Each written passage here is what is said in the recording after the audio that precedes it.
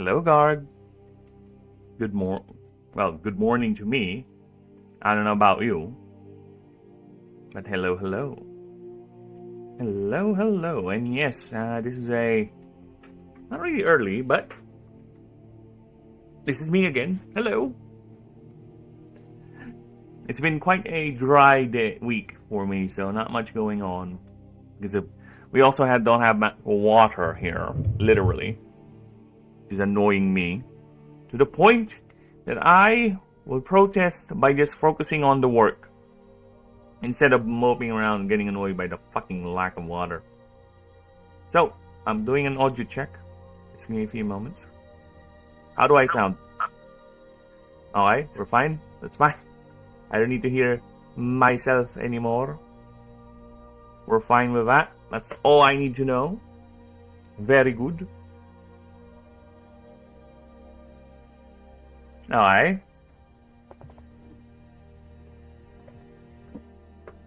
Go ahead. Test my random question knowledge. I dare you. I double dare you. I triple dare you, Gar. Now, why do we have this pulled up? Because I want to double check before we continue. There's a nagging thing in my brain. Alright? There's a nagging thing in my brain regarding status effects. I want to check to reduce some of the cognitive load of what they do. Alright? Try to create some sort of a linearity towards them. A sort of familiarity. Alright?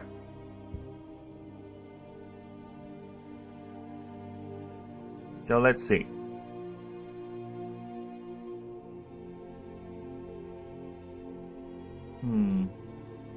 The Toxic already has this scaling to the enemy's level, right? And the decay has been reduced to 2 instead of 3.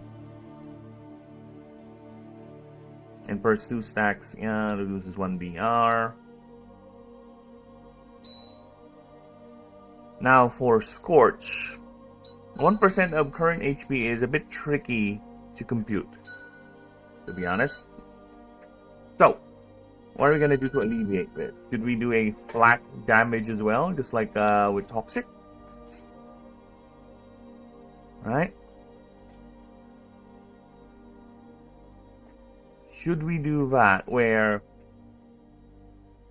every time a creature with Scorch gets hit, it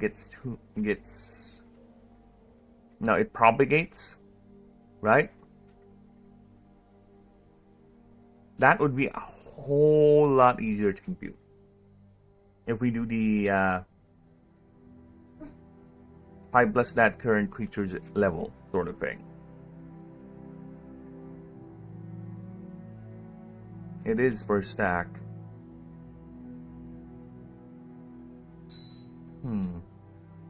Yeah, the percentile things is okay if we have a program that would compute this for us, right? But since the game is going to be first played at tabletop, I think it's time we need to change the way Scorch is computed. So I'm just leaning on the fact that it's going to be this as well. Alright.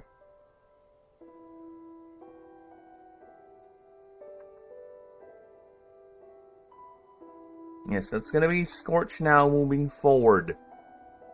It's going to be flat damage 5 plus that creature's current level. And now, I need to make it unique. Right?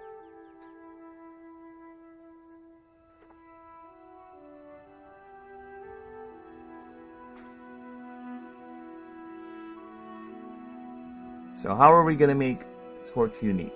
This is how we're going to make it unique.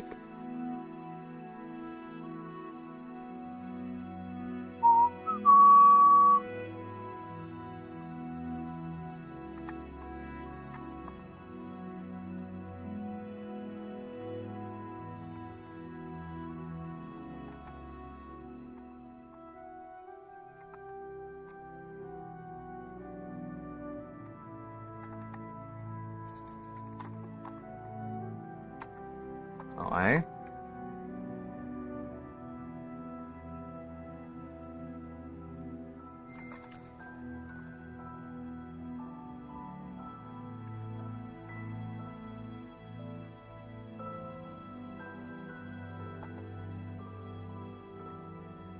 There you go.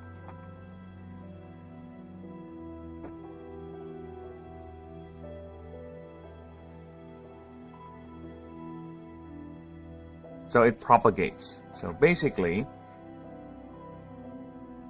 Scorch doesn't just go away. It just keeps on piling up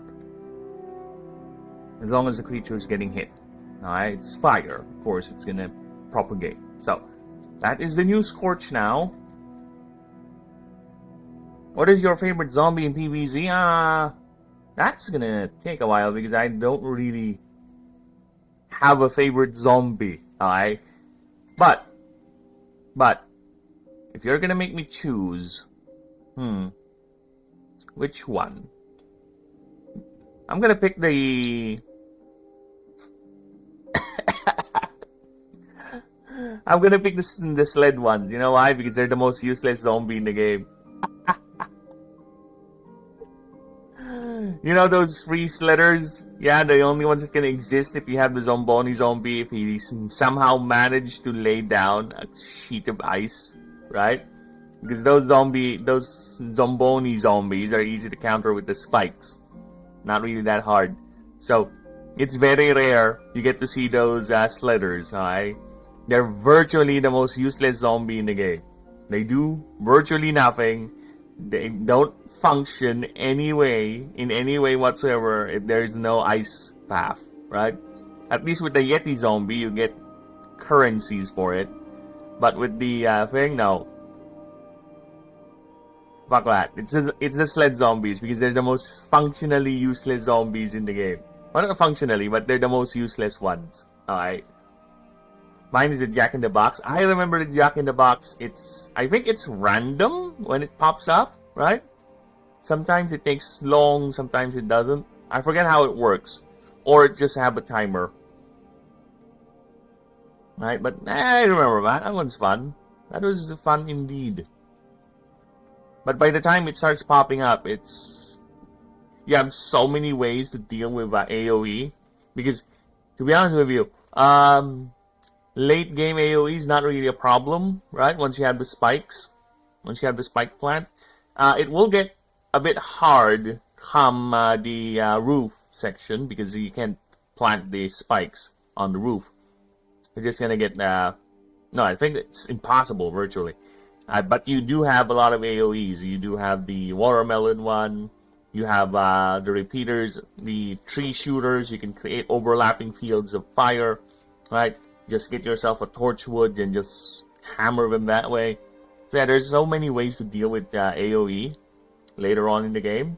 So they're not that effective. Actually, I think the only zombie that I had trouble with every time that I need to watch out for.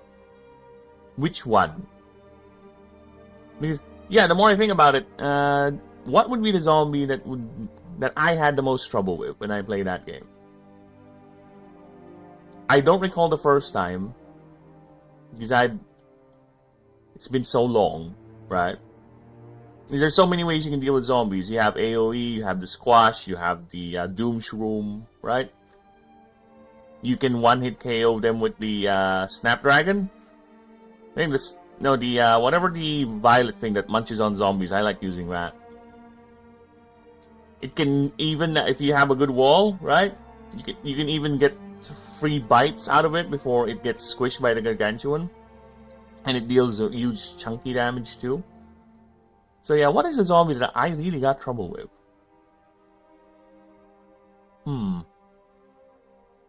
The dolphin? Not really. The tunneler? Not really, once I had the magnet on. Once I finally utilized the magnet and I had the coffee bean, it's not really a problem.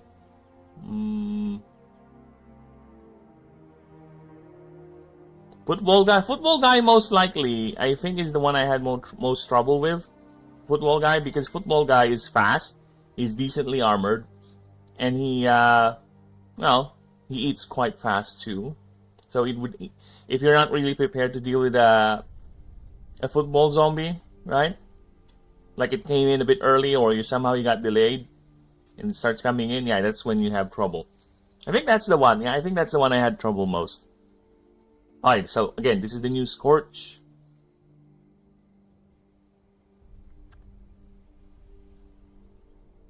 Because doing the percentage damage is already too much. Alright, loses 2 stacks at the end of the creature's turn, but it gets more the more it gets hit. Alright, so it propagates. It doesn't do DR reduction like Toxic, right?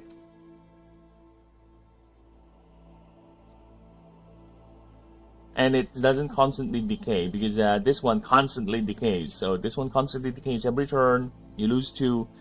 Toxic only starts decaying once it gets to 10 plus. So it's consistently dealing 50, right? 50 damage every end of turn. And that's a -5 DR too. So I think we're fine with that. Now let's see what other things we can modify here. I think lethargic.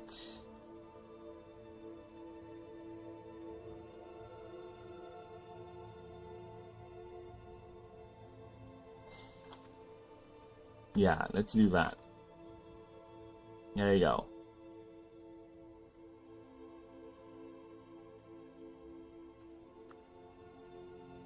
So lethargic now reduces speed by 1 and PWR by 2. No. Yeah.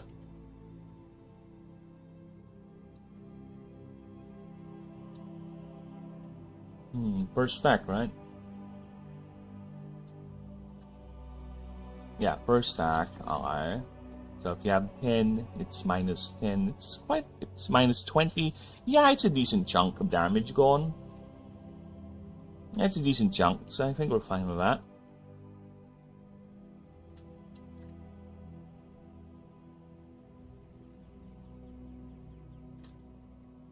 One of my trouble zombie is the ladders. Oh, the ladder zombie. Yeah, I can see that being trouble, but like I said, once you have the magnet mushroom, it's not really a problem. I learned how to use the magnet mushroom, even if I recall correctly, even when I first started the game, because the first thing whenever I play games, okay, you have to understand this. Whenever I first play a game, the first thing I would look for is how to break it. How to put in the least minimum effort to win. Basically, just trying to exploit the game as much as I can.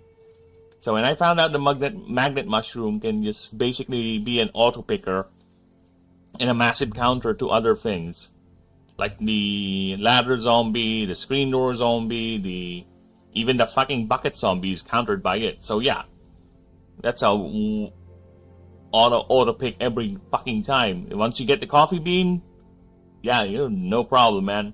No fucking problem. But the ladder zombie, yeah, it can get you, especially if you're not prepared for it. That is correct. But and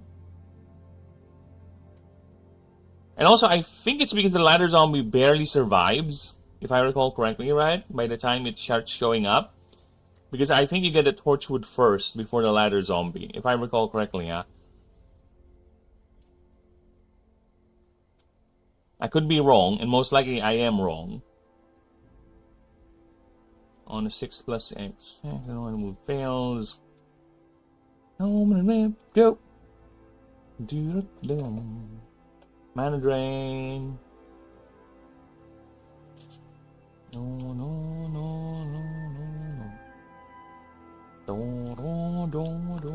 It's quite hard to build up. Rupture, yeah. We're changing that. Likes to roll around. I'm never in one place. I roam from town to town. Like myself, falling for some girl. Yeah, in a car, then drive down the world. I'm a wanderer. Yeah, wanderer. around, around, around, around. He's gonna wander.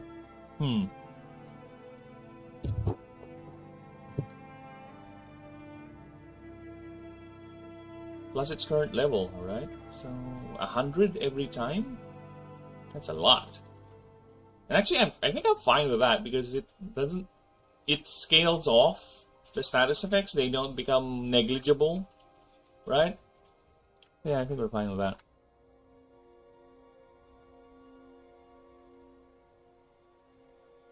Yeah, we're fine with that. There's barely any moves that apply a lot of leech anyway. I think it's usually 2 free stacks of leech. So yeah, I think we're fine with that. Void Touch!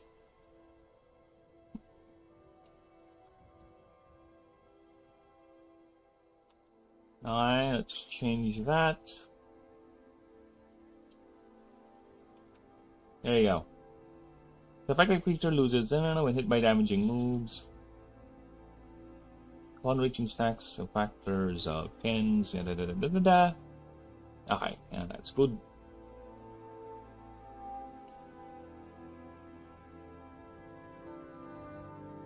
Uh, 20 HP per stack. So instead of the 1%, it's going to be flat. So you are receiving reduced 20 healing per stack of shield. So I think that's better.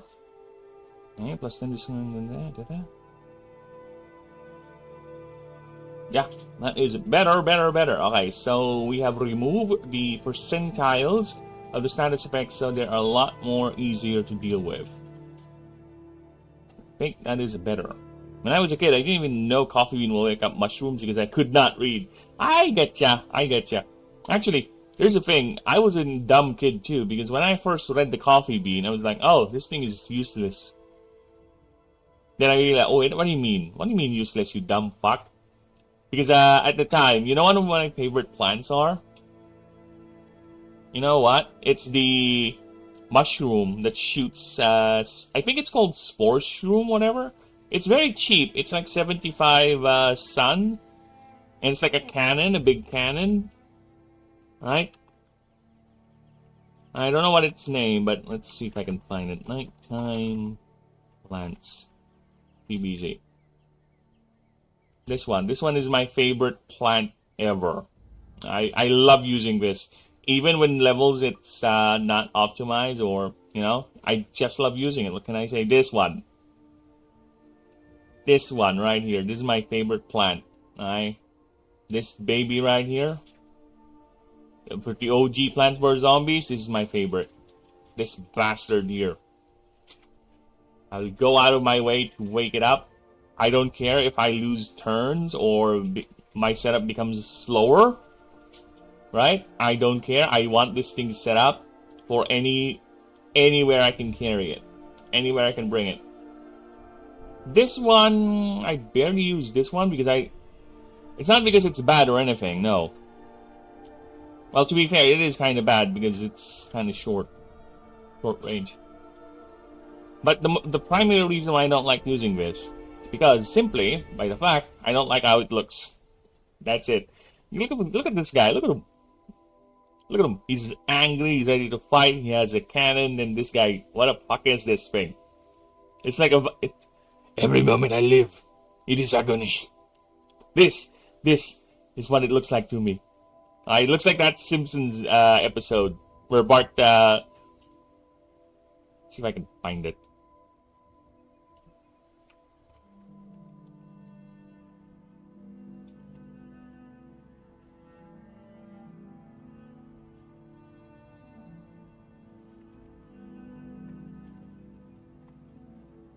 Frog Prince. This one. Hocus Crocus. Oh, excellent, Lisa. A+. And we'll discuss your grade over breakfast. Yes. Quite. Rather. Well, Bart, did you study your spell book last night? Or did your fairy godmother die again? I studied. Abraca. Turn into a prince guy. Kill me. Every moment I live. It is agony. Sloppy work as usual. Lisa's casting spells at an 8th grade level. You've sinned against nature. Please kill me. Get in there. Wow. They cut it. Because YouTube is a tism. Every my moment I live, it is agony. That's the one. Alright, so now let's go back to what I was actually doing. Well, actually, let me just show you guys what I did offline. So, offline, right, I managed to complete Terraphylax. So we're good with this boy right here. Creature profile and everything. Next up I was working on is Cryophylax. Oh. Need to change that. There you go. So Cryophylax is the next one in the list. I'm working on it. It's got its passive ability already, and it's...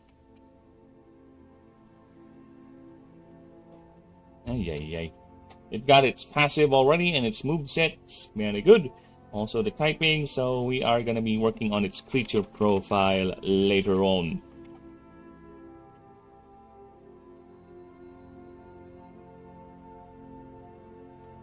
So I'll be going and working on that offline, no problem. Let me just save that. Yes, the work will continue. It does not stop. As long as I have time for it. We are now gonna go... Oh, fuck off. I hate this double click. Alright. Now, let's go back to where we were yesterday. Yesterday, we were able to do 5 creatures yesterday, which I am very, very happy. We have accomplished so much. Right? I was able to do Mirrorlops, Skyracosaur, Proceratron, Jolteal, and Hoaxuatl. Now, let's move to the final stage, which is Almagosi. So we can finally move on from the Thaumaturge Spear and into the Vase Spear. Now let's see what it has for us.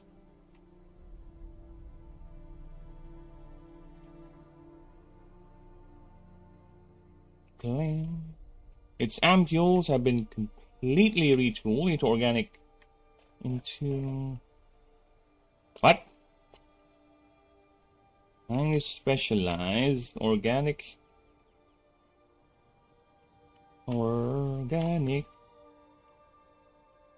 energy siphons, emitters, and storage. Okay.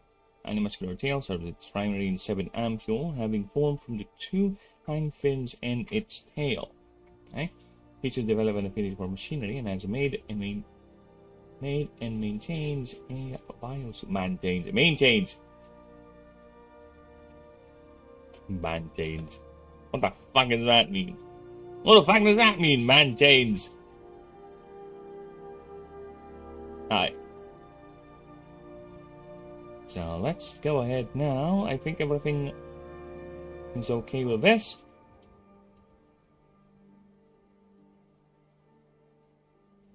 Oh yeah, I have not yet uploaded the perks for the Phylaxes to the Pylax list, or to the perk list, the perk master list.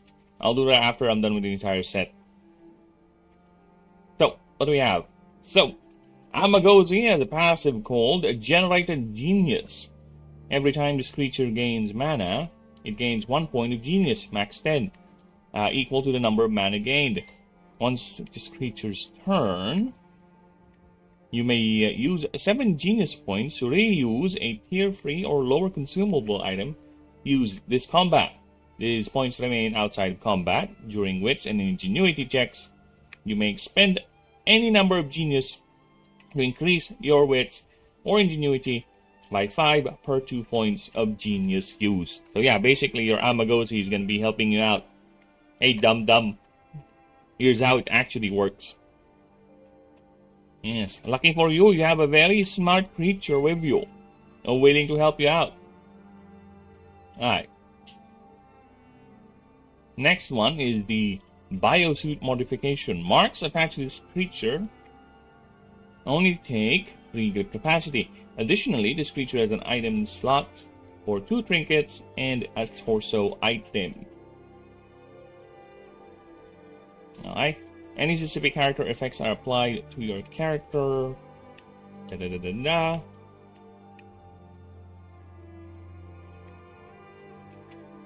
This creature has -1 energy per tier of the equipped items. These debuffs reverse once the items are unequipped. Yeah, basically you can turn it into a weapons platform if you want, right? Yo, Mega Hobbit! Hello, hello, welcome, welcome. So yes, imagine this thing rocking because, to be honest with you, debuff strats. There is that. There is a layer of that in the game, indeed. It really is up to you which approach you want to go. I really want to make as many possible routes for dealing with enemies in this game. Right? It's not just who gets to move faster, right? If you would just roll back the stream a bit, I made the debuffs even more potent late game and reduced the cognitive load because they usually before they were like a lot of percentile things. Now they're fixed numbers, easy to track. Hello, Peter Pan. Welcome. I see you dropped by from Neverland. Where's Tinkerbell? I want some of that magic pixie dust. I want to fly around, be light as air, right? And not a care in the world. Actually, I just want it so I don't have to fall asleep. And I'll just focus on the work 100% of the day instead of worrying about sleeping for at least 5 hours. At least 5 hours. To be... So yes. Now, I am thinking 2 trinket slots and 1 torso item. Dude. I kinda want to add more.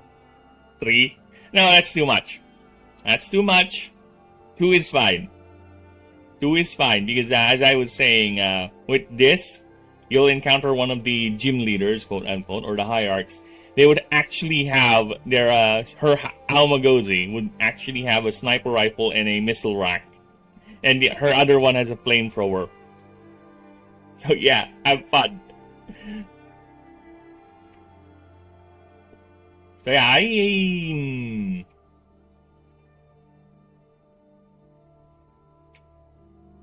no.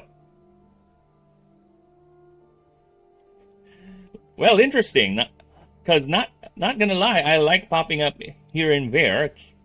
Cues at the end. I want to play this game. Oh, no problem. Thank you. And actually, Mega Hobbit, if you are really keen on finding out the game, actually, if you would check the links in the game, on the stream, there is the Discord.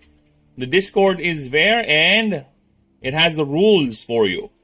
So, if you want to check out the rules, give me some feedback. They're here. They're all here. So, this Discord will also be the staging platform once I get to the beta phase of testing the game out and DMing games. So, if I want to organize games and I want to see who wants to join in, it's link is on. Just I'll message Discord, see who wants to join in. And now we'll do it there. So yeah. I am very, very close. Technically, the game is playable. I will say that. It is technically playable. I am confident the game is playable. However, the only thing missing is the assets. We have all the creatures, the starters, but I want to have at least a good roster to test. So 250 creatures are the target. So I'm making the creatures right now. I'm just doing a proofreading pass just to make sure they all read well. Because if I'm gonna have other people read this, the least thing I can do is to make sure it is readable. Okay? Shall be done. Oh, thank you. Julio, indeed. Yeah, it took a while to set that Discord up. Confident the game is playable. So, already 5 steps ahead of the Lord of the Rings Golem dip.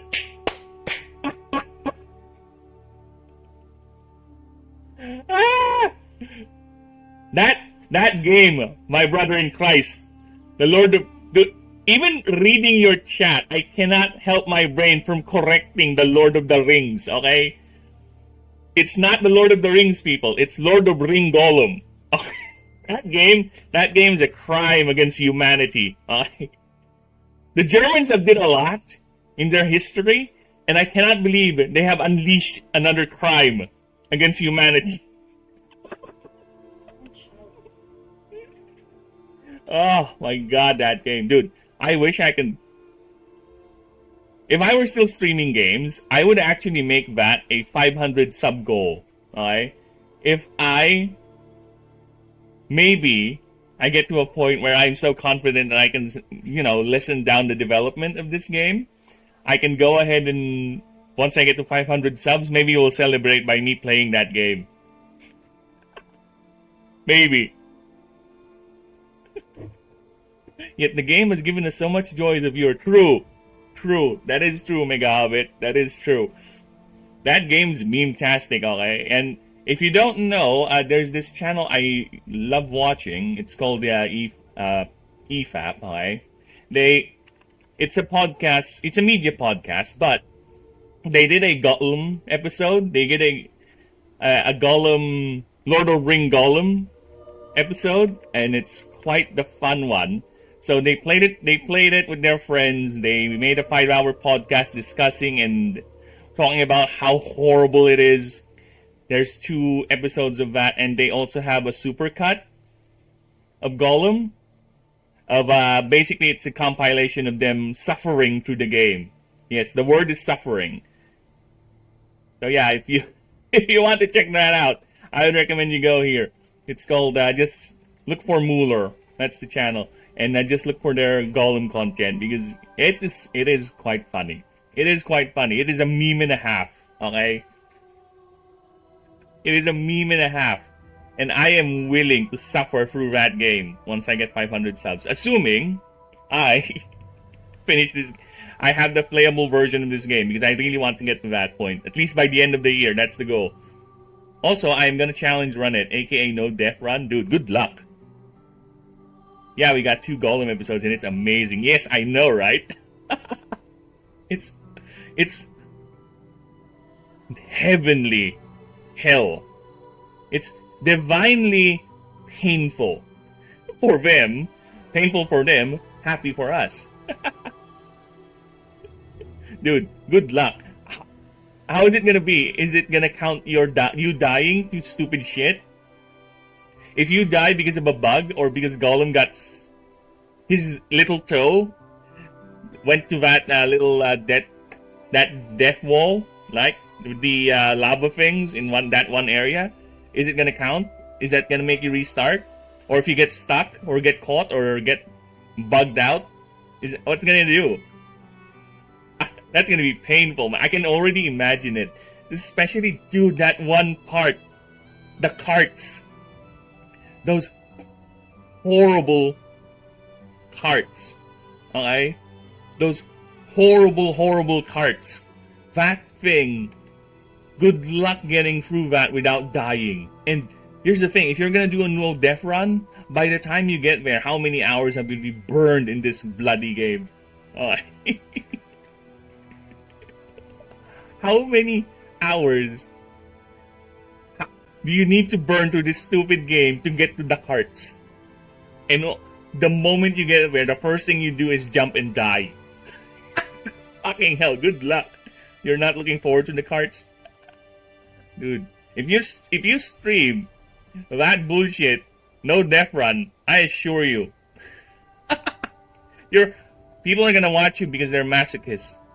Or you're a masochist, rather. I'll preach this. Lord of the Ring Gollum is true. You know why? Because Lord of the Ring Gollum... See, I did it again. I said Lord of the Ring. Lord of the Ring Gollum, at least there's a game in it. At least there's a game that you can break. There's some mechanics, heavy quotes on that you can play around with, right? There's actual, although funny and broken, gameplay. Right? Right? At least there is that. Mixtape is just a poser posing as a game. Done by a poser, posing is fake nostalgia over something he does not have or never had. Which again, to each their own, but I'm gonna say it how it is. I'd be struggling with IRL no def run, dude. I have no words to tell you how much I salute you for that and the endeavor, okay, of doing that. Just the sheer balls alone to go through Lord of Ring Gollum no def and spend so much time, okay, in that game is already, you have all the respect, okay. And the Germans should pay you reparations for doing that. Dude, how many people are playing Lord of Ring Gollum? And also, hello, Denisio. Hello. So, how many people are playing Lord of Ring Gollum right now? Are there... Dude, it's not even showing up. It's not even showing up. I have to type in Gollum. Or did I misspell Gollum? Gollum. There it is. Oh my god, really? Look how expensive this fucking game is. Dude, look how expensive this fucking game is. How much is this? $60? Fuck off. Fuck off. Suck my bird cock, bitch. How many people are playing? No one. If I see someone playing this, it's gonna be you, Mega Hobbit. If there's one person playing this game right now, that's you. I am 100% sure. Even though we're not friends in Steam, I know it's you. Fucking hell, it's expensive as shit. There's a thing called gameplay to begin with, and also Chris Stuckman type deep dives of the music in the game. Really?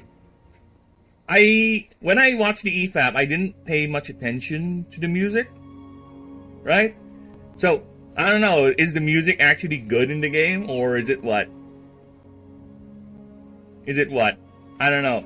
I never actually listened to the music, or never heard it play.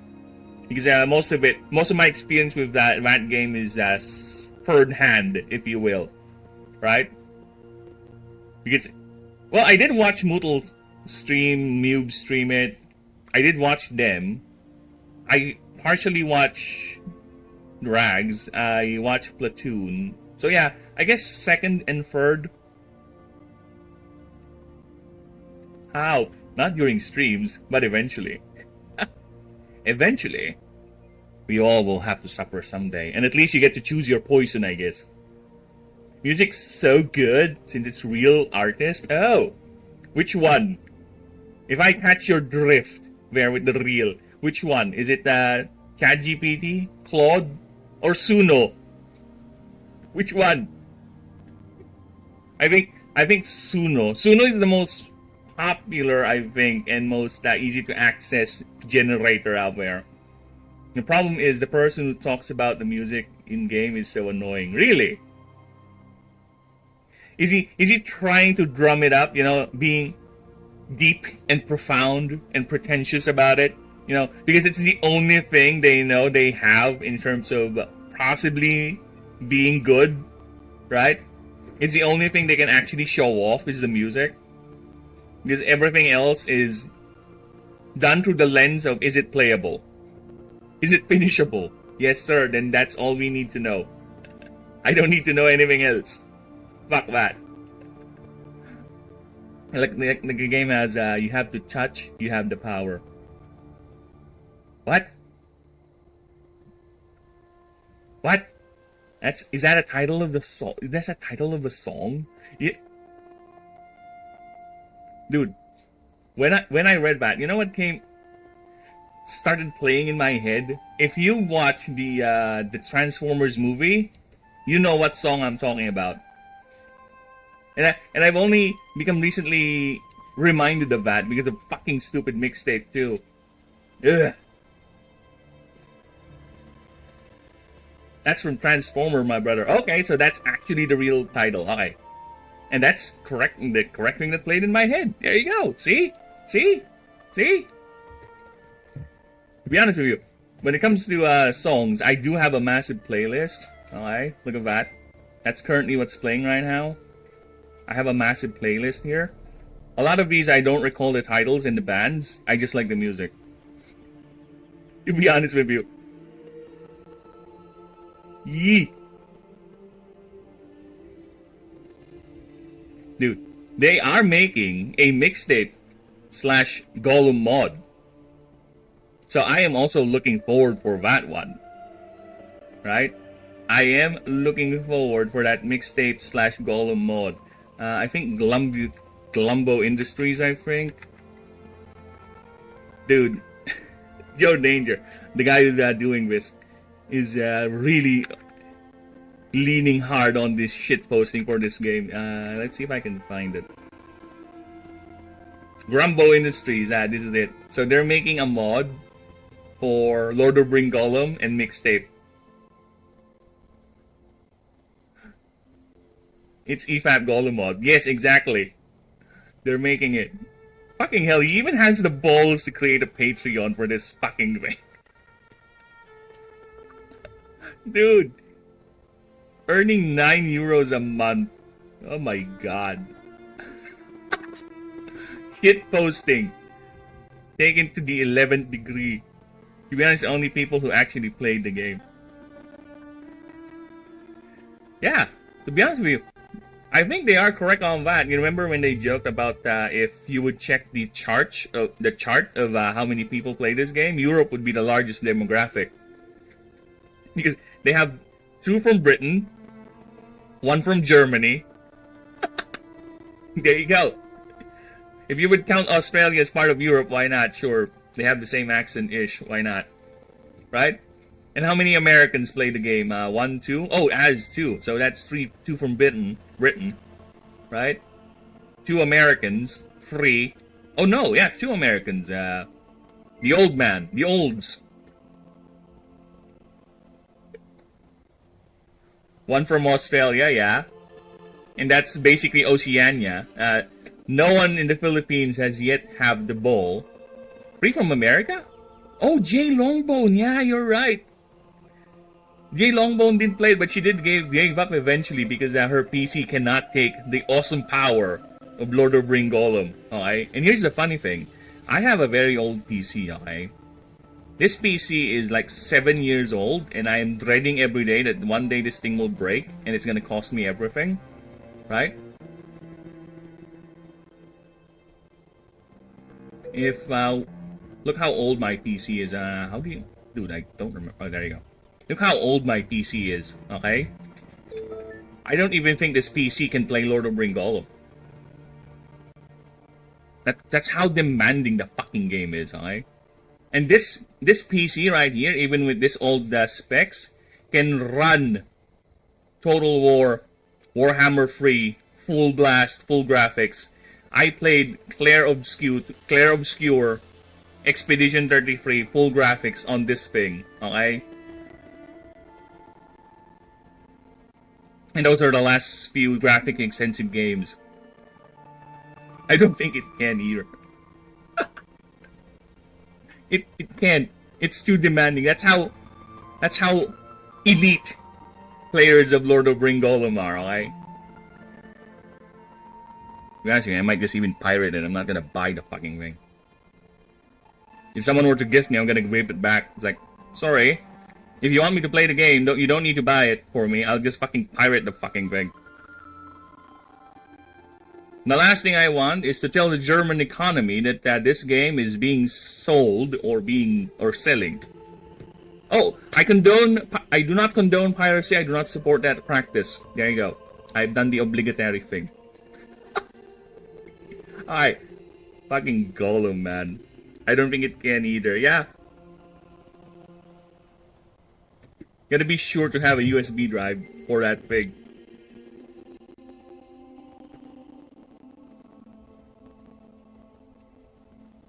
How dare you, Pirate Lord of Bringolum? How dare the fucking Germans create that stupid game? Alright? Who did the worst crime? Alright, we're gonna go with gravity of crime over here, okay? To justify my piracy, alright? Who did the worst? Who did the worst? They started it, alright?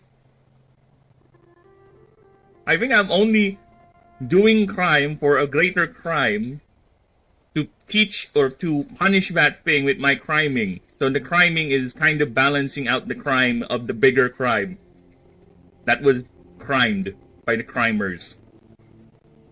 I love English so much.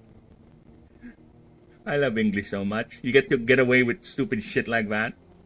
With the wordplay. It's not even good wordplay, it's just me putting in the end of it. But still, it kinda haphazardly worked. Alright. I am now gonna be continuing my presentation and proofreading for Amagosi. Now, here's the thing. Amagosi is quite long. I don't think I can add anything more to this fucking thing without me having to lose my brain with the formatting. So, let's continue. Or I might just end up reducing it, then we'll see. Genius is a descriptive term reserved only for sapiens races. Yet there are few creatures that challenge this notion. The Almagosi is among these specimens. Or, see, there you go. No. As the creatures...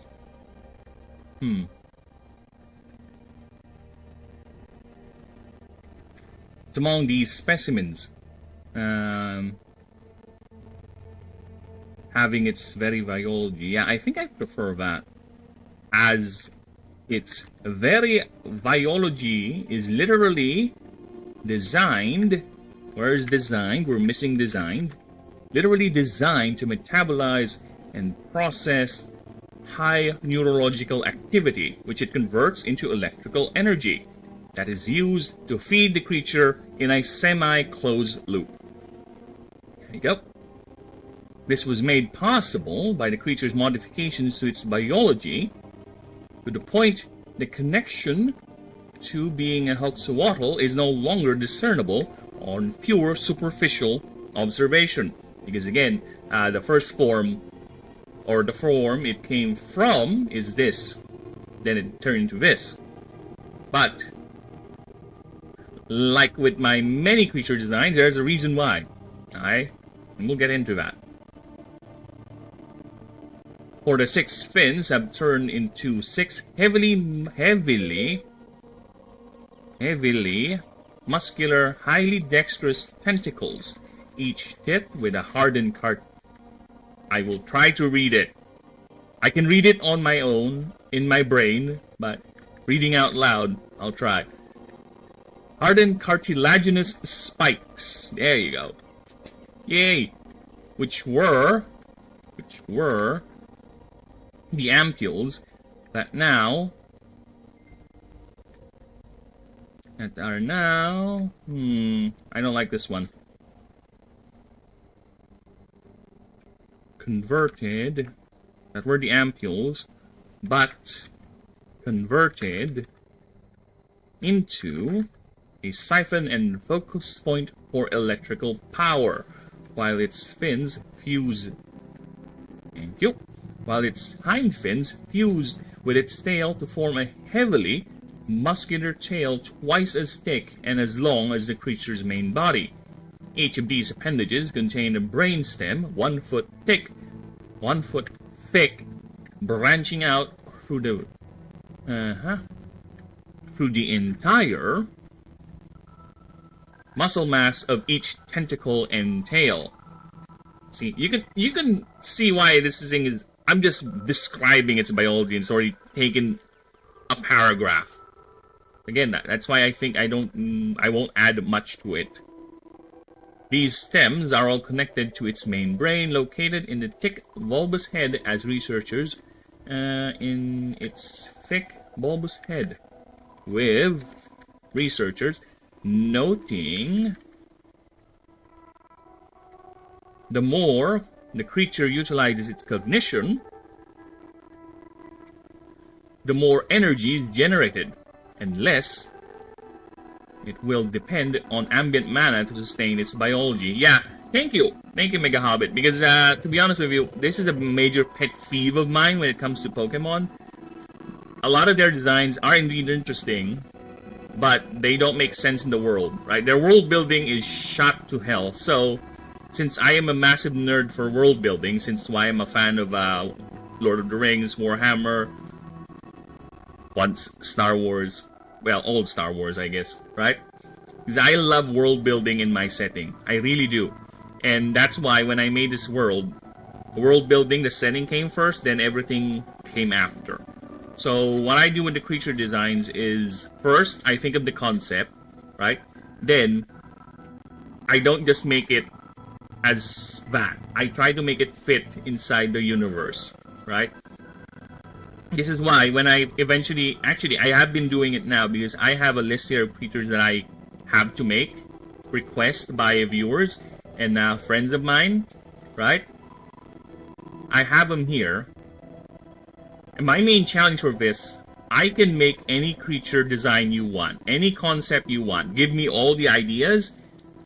It's up to me how to make them fit, right? Someone requested for me to make a creature based on the Real Steel movies. I'm like, oh, I can do that. I can make that. Someone jokingly wanted me to design a creature based on diarrhea. I was like, you fucker, you think I won't do that? I'll do it. See, it's in the list, right? Someone recently, I got challenged into making a creature based on Armored Core, right? Because he just keeps on glazing Armored Core on the Discord. It's like, you know, fuck you, my imagination has been ignited. I'm gonna make a creature based on Armored Core. So yeah. The thing is, it's not gonna be one for one. No, I said this before, I don't like doing the Digimon route of designing creatures where it's one for one, right? It's so obvious that it's that. It's that idea, it's that design, right? I will make it fit inside the world with its flavor, because otherwise it's gonna stand out. Okay? So you won't expect me to make a totally sexy Sakuyamon design. No. The closest thing is maybe to more like akin to a Gardevoir, but it's not gonna be over-sexualized. Well, depends on the creature, I guess, because I have an idea for a Siren slash Prixie Fey creature. Actually, I need to put that in there. So, could you make a creature based on Nanto-Psyken users? Dude, no marewa. No Shinderu. That's among my favorite memes, you fuck, you bastard. Dude, that is a very old school meme that even before I became actively in the internet, that meme has lived inside my brain for so long, and I think that's the reason why I still remember it to this day. And yeah, sure, why not? I can make that. I can definitely make that. I'm gonna put that into the list. Right? Let's do that. Let us put that in the list. Actually, there are two things I need to put in the list. And again, my goal is at least 250 for the initial roster. And I think with all these, I think I'm breaking 100 already. So that's good. Okay? Fey, Verdant, Siren creature. Put that in there. Fist of the North Star. Inspired design. I will think on that, but the concept is gonna be. Didn't want to put too much on you, dude. It's fine. That is my challenge, okay? The challenge is for me to make that concept work. Because I have cyborgs, as you will see later. This creature is an artifice type, right? This is the artifice. This is a voltaic artifice type. This is the starter for the voltaic type. But you'll see how I can get away with biotechnology and all sorts of cyborg. If you saw last stream yesterday, the starter for the Artifice type is literally a cyborg Triceratops. Let me just quickly show you. Alright, so I can get away with doing all sorts of things like that. And there are creatures that are literally eldritch horror. Artifice type, yes. They're basically, think of it this way. Artifice types are blurring the line between robot and creature, animal. Think of them as like cyborgs. They're still creatures in the setting. You can bond with them. They have a biological component, but they are built to literally be cyborgs. Well, a lot of them are, not really a lot of them, most of them. Some of them is like relying on gadgets. Like I do have a Batman creature here as well called Nightfling. But yes, this is the starter for the Artifice type. And yes, it can create drones. It can control 6 drones. Actually, its unique move is basically it making drones, depending on how many mana you put into it. So yes, it's a cyborg floating fortress shield generating drone controlling Triceratops. That's the starter for the Artifice types. And its second form is basically a solar powered jet fighter patrol aircraft. So yeah, I can get away with shit like this. And actually, here's an example of how I would do references. This is an anime reference that I put into the game, right? This is my homage / reference to JoJo Bizarre Adventure. This is the final form of the martial type starter. Okay, as you can see, it has a stand. It creates magical, semi-corporeal floating fist, 7 of them. 7 is on the back, but 6 is visible, right? Okay, this is how I do my references. I'm not gonna 1-for-1 make JoJo right there, Joestar, whomever, right? This is how I do my reference. It's close to the idea. It's an inspiration to the idea. Okay, so yeah. Unfortunate for those people who are requesting for a design or a concept, right? That's 1-for-1. That I cannot do that. Otherwise, it's gonna stand out, right? I don't want it to stand out. I don't want to do the Digimon again. The Digimon where looking sick. Thank you. Actually, I do like that design as well. And yes, the sexual dimorphism between the male and the female. The female is red, male is blue. Actually, the move was actually named, the unique move is actually named Blue Star Barrage, but I changed it because of the sexual dimorphism. Because the females are red and their special move is going to be called Blue Star Barrage, so it doesn't make sense. So I did change it to Astral Star Barrage, but the concept or the feeling is still there, I think. So yeah, that's how I would do my references. My inspiration. Okay, one last. Here's another example out of a non-anime reference I made. This is my Dune reference. Yes, I'm that much of a nerd. Okay, I can't help it. I have a Dune reference in my game. This is the Earth starter creature. Modibi, which is basically wearing a still suit. Okay. The idea of Modibi is that it's wearing a still suit where instead of it cycles water, it collects water through magic or through normal means. It drinks the water, then it perspires, then it actually, this shell, the armored shell, actually has moss growing inside it, and that's how it feeds itself. And it's named Muad'Dib because it's the Muad'Dib, the little mouse in Dune. And they do have the Chiss knife, the Chris knife. And the second form is the Mad Rider, because this is the Madi, riding the Dune sandworms, which in my setting is not really a sandworm. This is not a separate creature. No, this is a construct. They made this. It's called a Shade Hauler. So they made this artificially using their magic, their geomancy. I won't get too much with the lore, but yeah, again, that's how I do it. But yeah, it's not 1-for-1 Dune, right? It's not riding a sandworm. It's not literally a profit thing, but the reference is there. You can see it. That's why it's named Mad Rider, the Mahdi.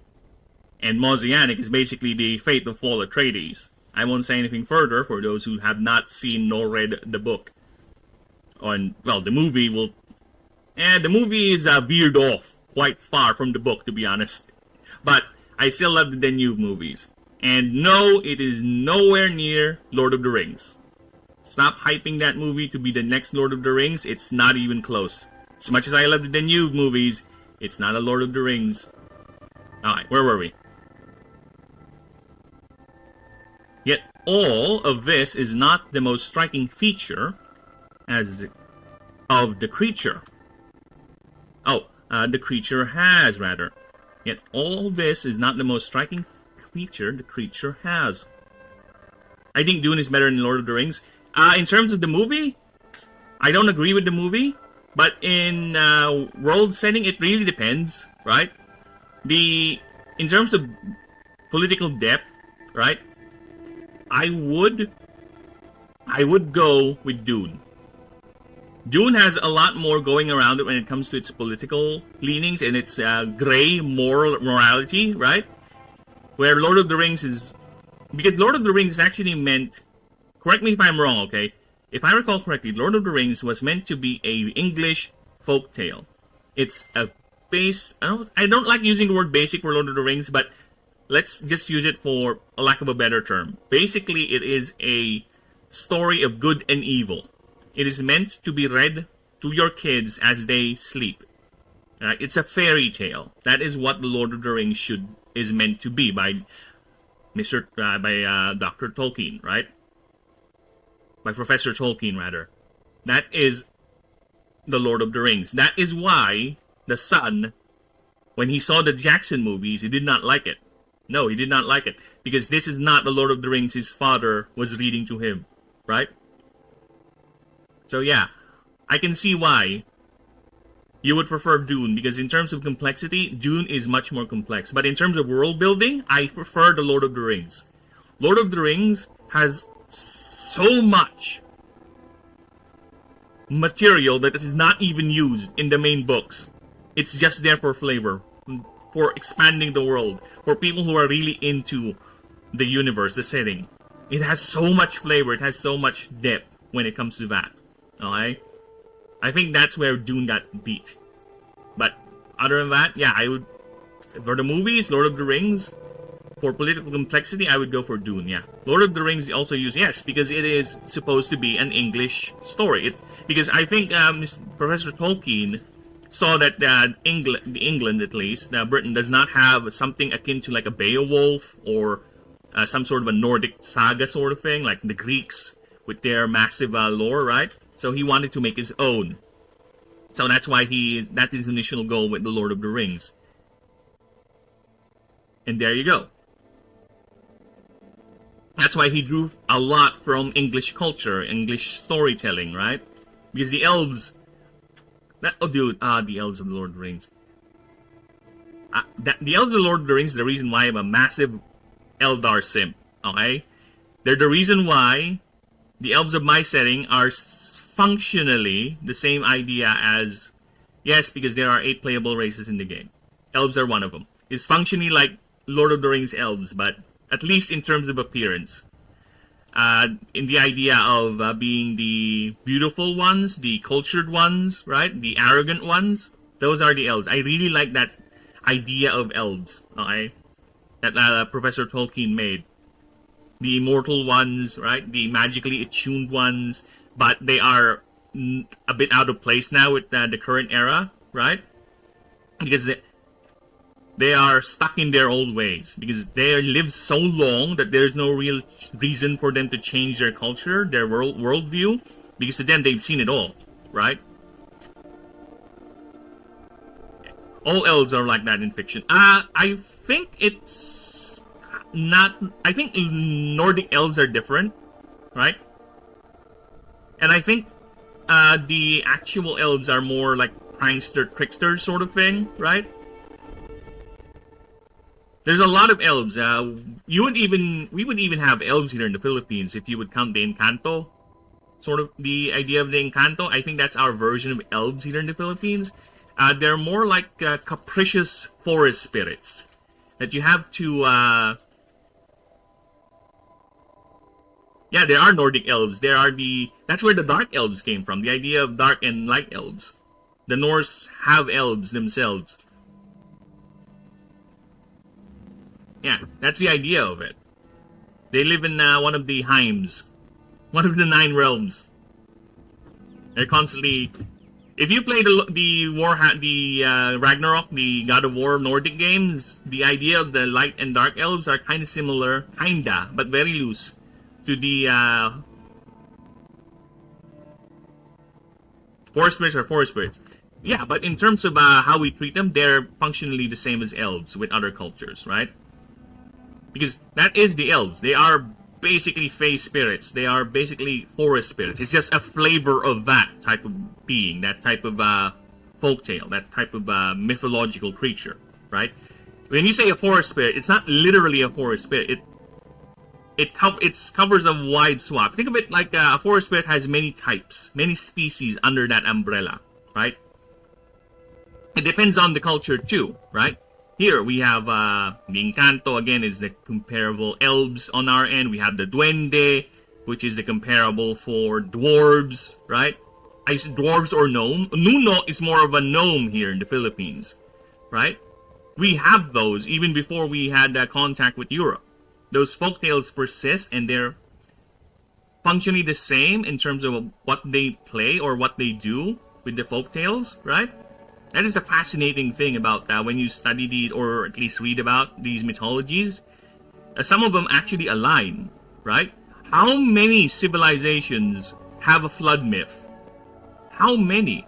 And those civilizations don't even have contact with one another, but they all have their own flood myth, their own flood origin myth, right? Like a certain Celtic tribe or a certain Irish tribe would have some sort of a flood myth that destroyed the race of giants. And you go to Mesopotamia, they also have a flood myth. Basically destroyed the ancient race or something, wiped out ancient humans sort of thing. Even the Greeks, if I recall correctly, have their own version of a flood myth. Right? It is fascinating how we humans are, even our early stage, we are very, very creative. And I really am a proponent of the idea humans are not functionally dumb at our early stage. We just haven't yet discovered the tools and the tech, right?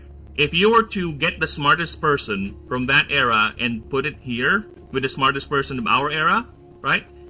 They have the same tools, they would learn in the same way, they would be functionally, or at least be at the same level, right? That is the idea, right?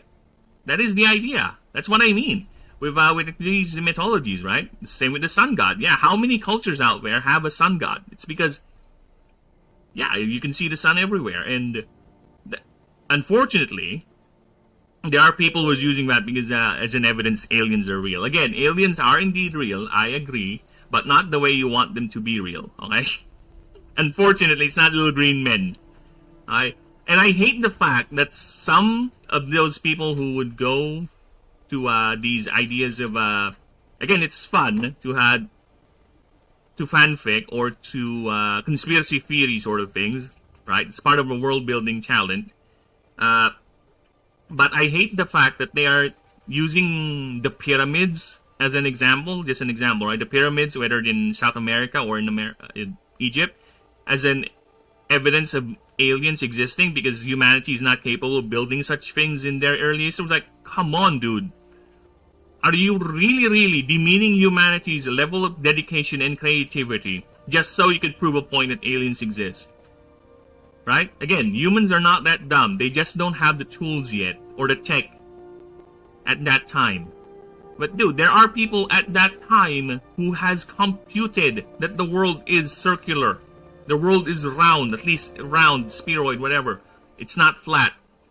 The idea that the world is flat, only just recently confirmed, is not true. There are people out there who has computed, just with looking at the motion of the stars and the curvature of the horizon, some sort of mathematical computation, they are able to figure out the world is round. Okay? That is the fun thing. That is the amazing thing when it comes to us humans, when it comes to our creative output, to our imagination, if you will, to our creativity. It's just that a lot lately, and here's where I get sad, is being a lot of our people is being consumed by the cheapness of information nowadays. A lot of people don't like thinking for themselves anymore. A lot of people nowadays just want to do technology to do the thinking for them, to do the learning for them, which is the sad thing. It really is. Information has become so cheap that learning has become tertiary to them now. They don't care about it. Maybe it's because I also live... let's just say, when you grew up in a society or in a culture where being smart, you're immediately getting dismissed because, you're just being a know-it-all. Whatever, man. I don't care. Yet you're the ones who are constantly listening to these so-called idols of yours and not really thinking about what they're saying. Your tribalism is strong. Yeah, maybe it's because of that. Maybe because I grew in a culture like that. It's quite anti-intellectual. Now, where was I?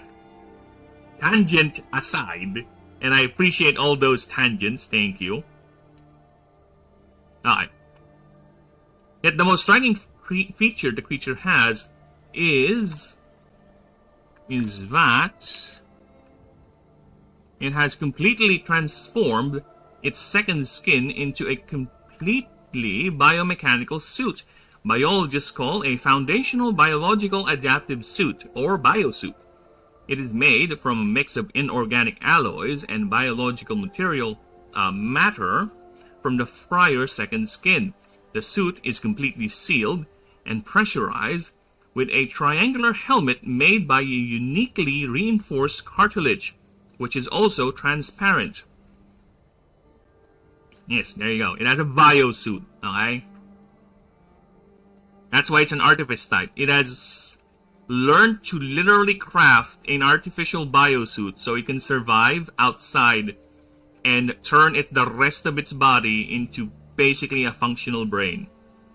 It's a massive brain encased in a jar with tentacles that it uses to interface with the world. That's the Almagosi. It turned from a muscular eel to a floating psychological warfare weapon to a floating brain in a jar that generates electricity the more it thinks. Puzzlingly, females and males have different suits. Males have ruby-encrusted power gems, while with females prefer amethyst. The reasoning escapes modern experts, as both gemstones resonate at the same arcane frequency. These suits... I think we're fine with that. The suits function as a protection for its soft tissues, allowing it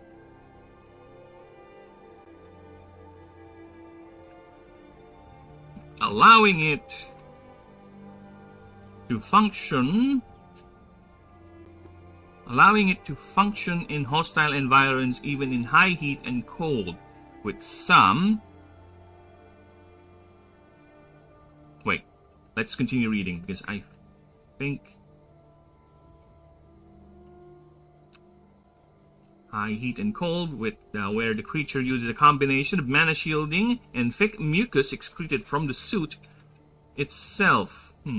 Excreted from the suit. I don't need to put in self there, so I think we're fine. Excreted from the suit with some specimens, some breeds are used in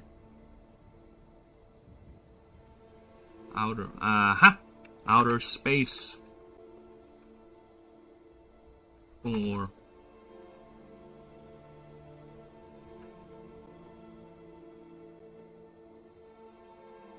logistical maintenance and logistical staff. If we're gonna call them, what are they? Okay, I need my thesaurus on that one.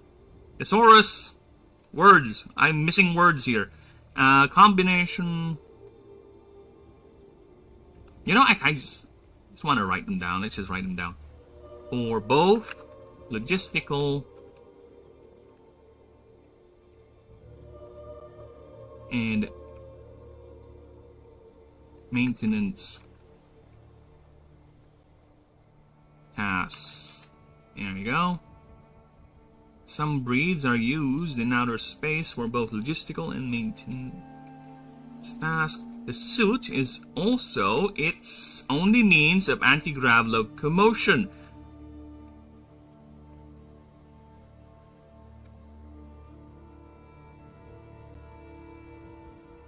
Generating the field that allows at least 3 feet of levitation. Levitation. Oh my god. Ah, no! Shit! This is what I'm dreading. If I keep adding, it's gonna fuck up the formatting.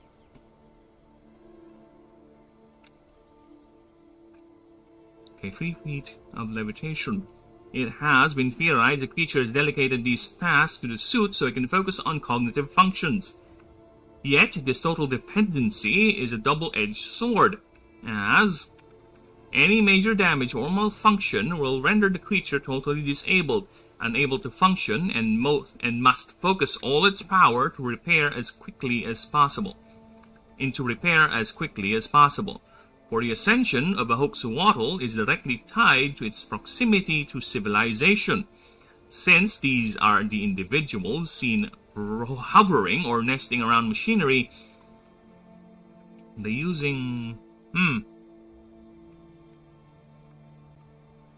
And using those same machinery and enough stored mana to synthesize the biosuit. To eventually synthesize its biosuit and ascend. This trigger is what biologists say is direct proof that the ancients tamper with the species, since the creature is highly sought after by...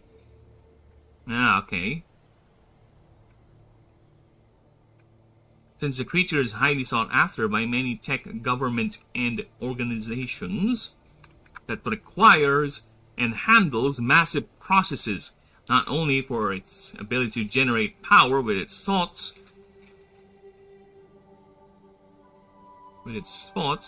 but for its ability to learn and perform these duties on a completely ceaseless and low-maintenance level. With the sights of an Almagozi locked in a dimly lit control room, with only its ambient emissions and the light and the screen illuminating the room, tirelessly doing the monotonous task over and over again is a common sight in many facilities of Ashen. So yes, it's if this thing exists in the real world right now, a lot of people won't like this creature because it's going to steal a lot of office jobs, office work, right? Basic maintenance, basic computation. It's a living computer that you don't need to pay or feed, right? And it generates its own power too. So yeah.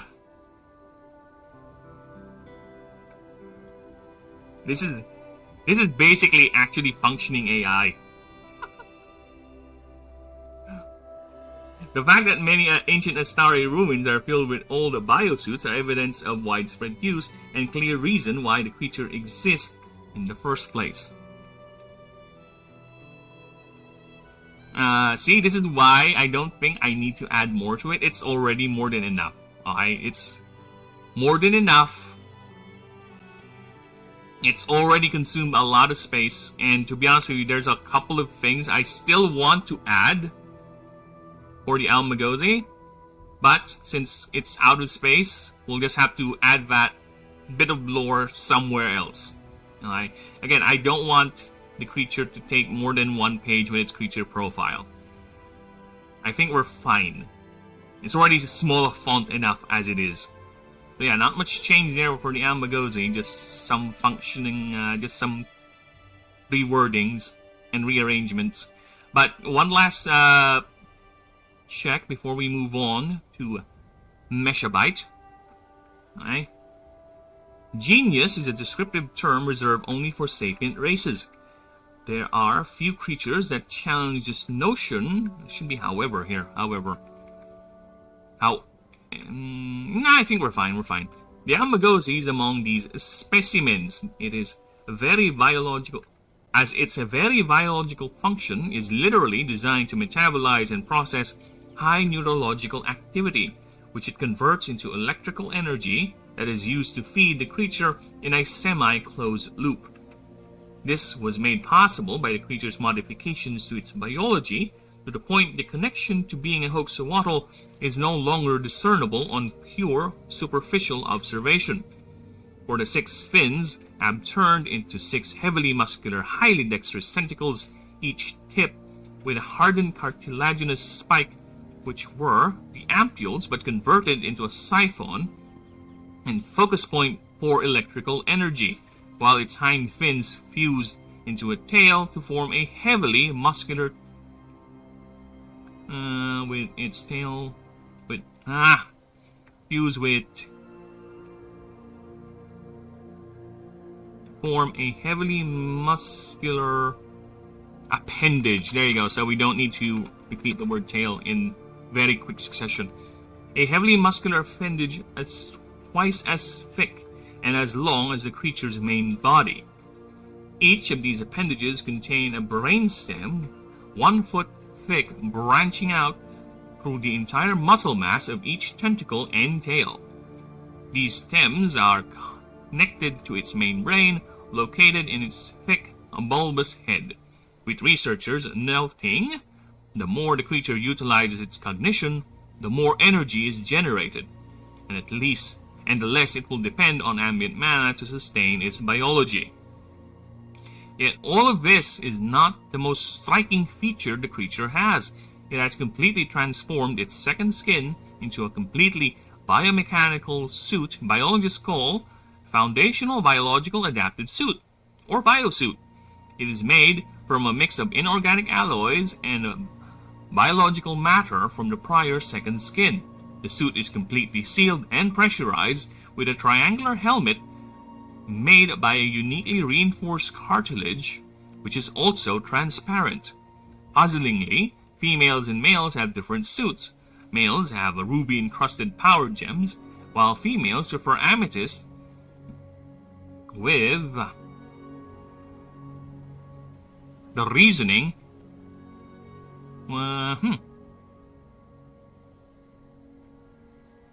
whose reasoning actually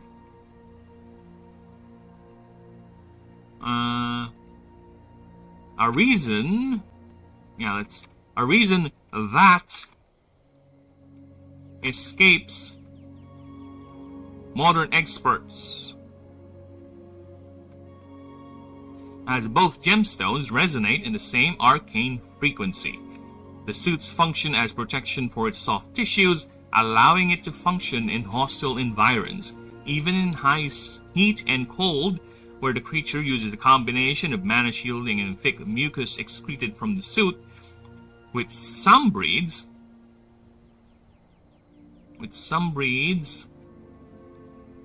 being used in outer space for both logistical and maintenance tasks. The first sentence in this paragraph is very weird. Which one? Which paragraph? There's a couple. It has. Oh, it has 2 it has? Where's that? Dude, I just read past it. It has 2 it has. You're on. The one I'm on. Okay. So you're saying it has 2 it has? The person in this paragraph is very weird. Well, the one after the first comma is that it has. Is that it has. It's that it has. Is that it has. As both gemstones resonate. Right after that comma. Is that it has. I'm looking for that it has. Okay, let's read it. Triangular made by the uniquely reinforced cartridges. Possibly females have different cooking terms. Females prefer parameters for some reason. In this case, modern experts as both. The very first in this long ass paragraph. Oh yeah, I see. I found it. You're reading from the middle. Oh, the very first one here? This one?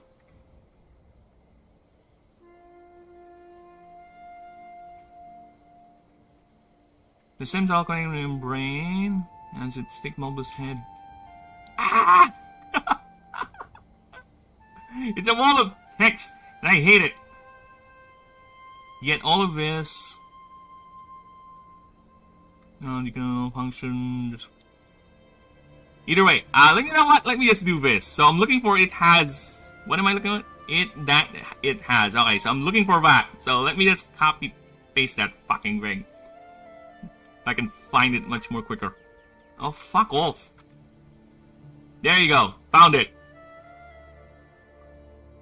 Well, keep her going, dude. I gotta go. Take care and see you at Discord. No problem. Thank you, Mega Hobbit. Appreciate you stopping by and making my brain all tismy. And thank you for joining Discord. Thank you. Just go ahead and chat if you want to check things out, ask questions and all that. No problem, Rumi. There you go. So, yet all of this is not the most striking feature the creature has. Oh, yeah, I see what you mean. Okay,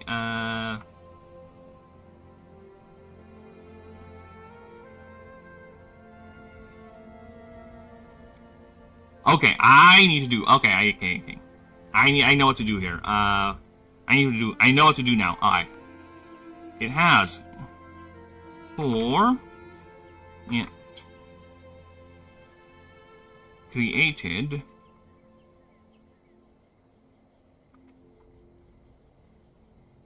Or it wears. There you go. It wears a what biologists call. There you go. For it wears what biologists call a functional biological adaptive suit or biosuit that it made, that the creature made from a mix. There you go. I think that flows better now. Right? Yet all of this is not from this.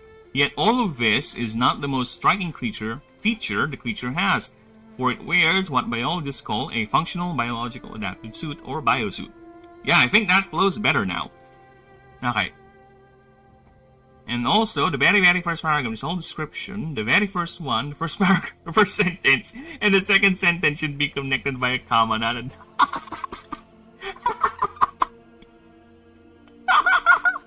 Dude, the detail on that one. Alright, the very first, and the second...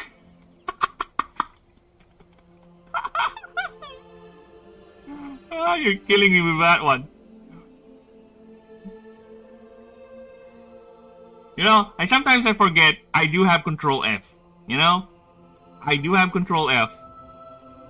I can at least Control F. Me and you.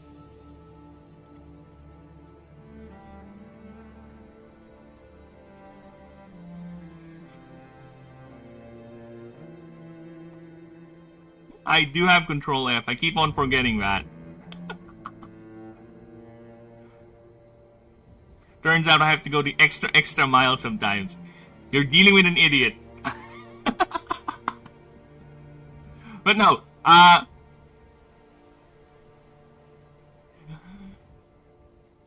have to remember that I do have Control F. So next time you have a phrase or something, right?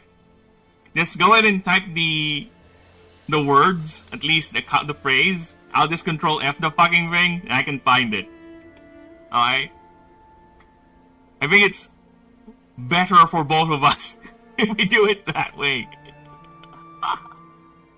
Oh my god, this is why. This is why people who do proofreading for a living ask for a pig. And this is why I have to proofread. Alright? Because, look at me. I'm missing a lot of things, even with my proofreading pass. Alright? And I'm okay with that. Alright, where were we? The suit is completely sealed and pressurized with a triangular helmet made by a uniquely reinforced cartilage, which also... You know, I don't want this here. Made by a transparent...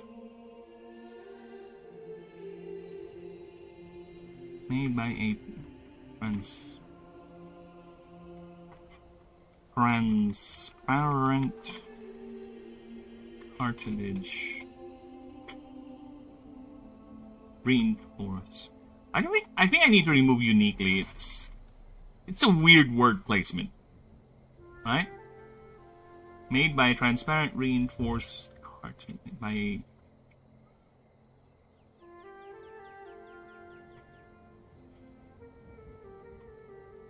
uniquely reinforced transparent cartilage. Yeah, okay. Uniquely being reinforced transparent cartilage. There you go. Puzzlingly, this one... Puzzlingly, male and females have different suits. Males have ruby-encrusted power gems, while females prefer an amethyst reason. The reasoning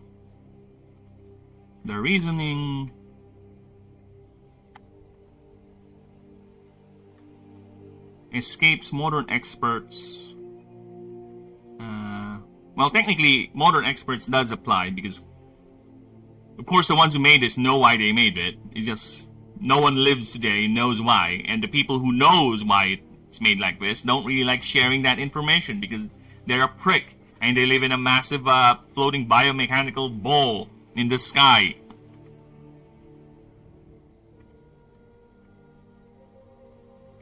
The reasoning escapes modern experts, as both gemstones resonate at the same arcane frequency. The suits.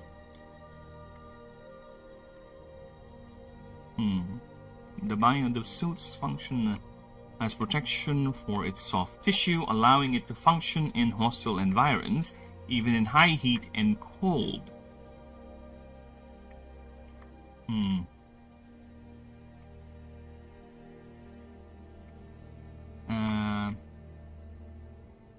Made possible, there you go. Made possible by a combination of mana shielding and thick mucus excreted from the suit. Okay, now that sounds better. Alright. With some breeds being used in outer space for both logistical and maintenance tasks. The suit is also its only means of anti-grav locomotion, generating the field that allows at least 3 feet of levitation. It has been theorized the creature has delegated these tasks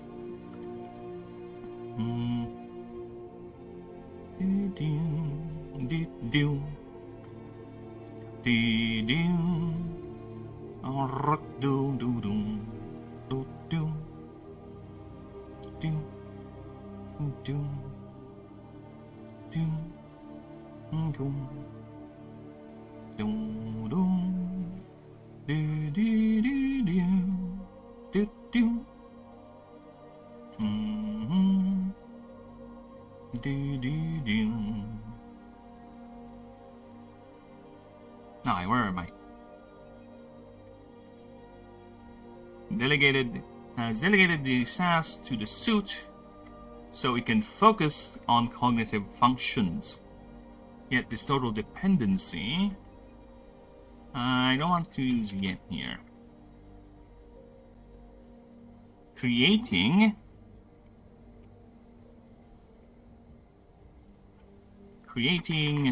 hello, pal. How you doing, man?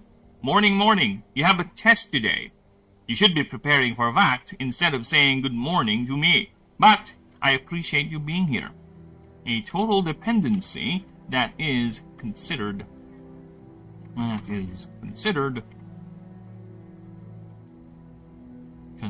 fuck off. Considered a doubled edge. Considered a double-edged sword. As any major damage or malfunction will render the creature totally disabled, unable to function, and must focus all its power into repair as quickly as possible. Because I really do want to put in here that if an Almagozi would somehow lose its biosuit, you know what it's gonna look like? You know what blobfish. There you go. What a blobfish looks like when it's out of the water, right? That's how an Almagozi would look like. When it's out of its suit, it's basically gonna be like this, right? Imagine this, but with tentacles. I kind of want to make a drawing of an Almagozi without the suit as well, but I relented on doing that. For some reason, I forgot. But yeah, so this is how an Almagozi would look like if it somehow loses its suit. Just imagine it having its 6 tentacles and its tail all splayed out. But basically, that's how it looks like. Because it's nothing but muscle and brain now. Will focus all its power into repair as quickly as possible.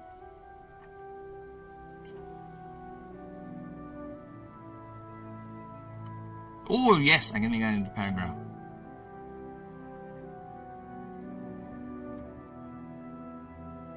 This level of technological dependency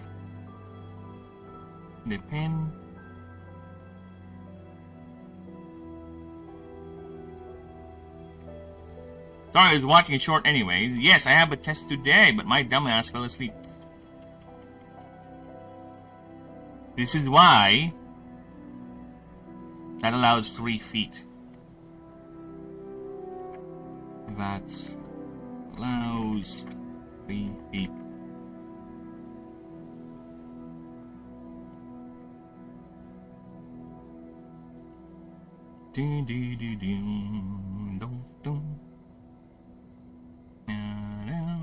Should be at least. Ah, yeah, I get what you mean. That allows at least. Yeah, you're right. I missed the at there. Why is that lightning art so anime? Because I wanted to make it like that. Why? You like it? You like the fact that he's channeling lightning energy throughout his tentacles and just blasting it with the mane? You want to change your starter now? Yeah, it looks cool. Well, that's the Almagozi for you. It's basically a brain that generates power. The more it thinks, the more lightning energy it creates, the more electrical energy it generates, and the more power it has. Ah, no, I'm keeping my seductress creature. Yeah, of course you want that one. This level of technological dependency is the trigger. Is the main reason for a Hoaxwaddle ascending. Oh, fuck off.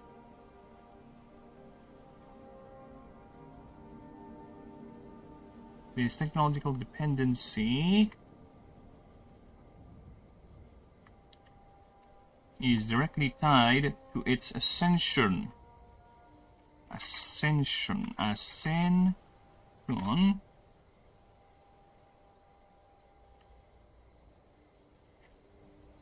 direct proximity. I need to lull a sense of calm for my teammates, whom I shall betray. Well, the Discord is growing. I gotta say, the Discord is growing. So who knows? You might have teammates to play with once we get to the testing. But I would also want to test it with solo players. So yeah, I actually am okay with testing it with the team. You sure? Go right ahead. Let's have fun. Let's do chaos. Alright? Again, pal, I'm not gonna police anyone. If someone wants to kick your ass and fucking derail the entire campaign because of you, right? Not my problem. Excreted should be excreted. Really? No, it's not exerted, it's excreted. As in, it's excretions, you know? I think it's misspelled, though.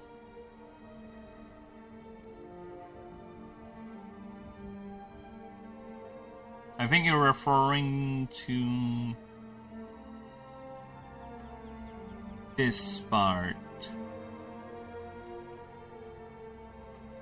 Maybe it's just a word I don't recognize. Excretion is excretion excreted is something that you squeeze out or something you flows out, right? So imagine you're sweating. You excrete sweat. There you go. But let me give you the term. There you go. See, it's used for influence to make something happen. So that's another word for it, right? So, excreted, there you go. To use or put forth strength, effort, power, or influence, right? Oh, you're right, excrete. Ah. Oh my god, this is what I mean. There you go, this is what I mean. It's to get rid of toxins unwanted. See, it's basically you expel it out. It's your body taking it out. There you go. Oh my god, what an idiot. Thank you. I think I have it misspelled though. Because I don't remember typing in a C when I type in excretion. Let me get back to it. Yes, I think that's why you don't recognize it, because I have it misspelled. Some breeds able to... Oh, no, it is correct. Oh, yeah, excreted. Yeah. You're right. So, yeah, there you go. It is excrete. It's meant to squeeze out.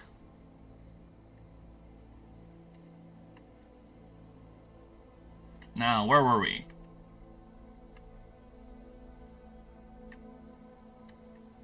Totally disabled unable to function, and will focus all its power into repair as quickly as possible.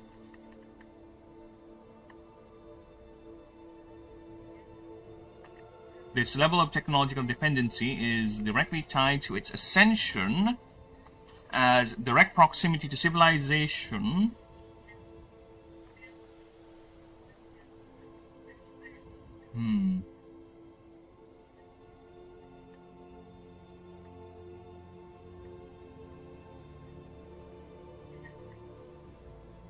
I think we need to we can remove this.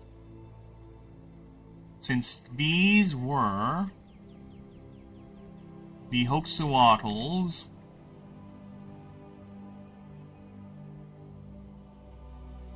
so hoaxawattles that lived in close proximity to civilization, bonded or otherwise. Oh my god, oh poor Meshabyte.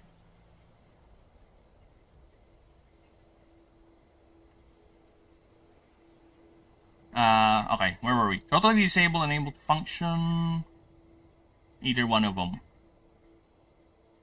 Okay. Totally disabled and unable to function.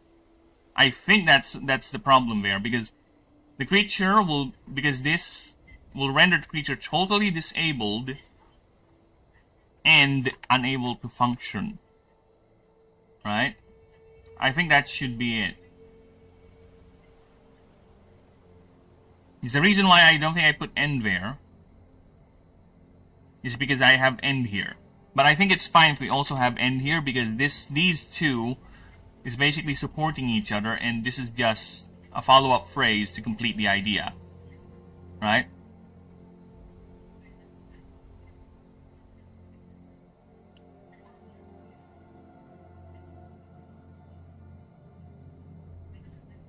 Creating a total dependency.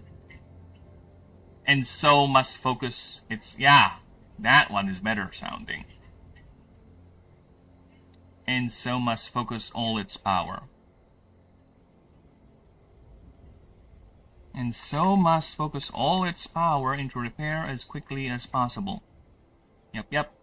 Okay, you know what? Fuck this. I'm gonna put another space here because Almagozi is turning out to be quite the intellectual exercise, which is fitting considering this is a creature meant to be a genius.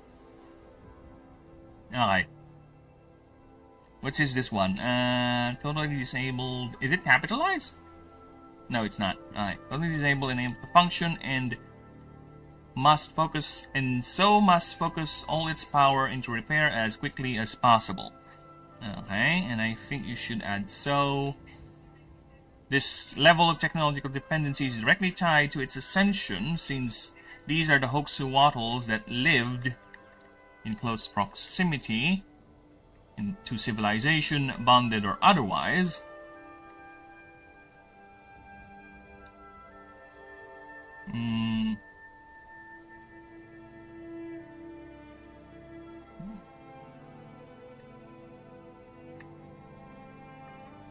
Let's remove hovering.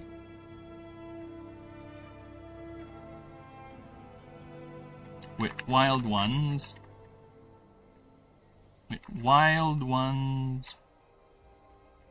Okay, how can we scrunch it?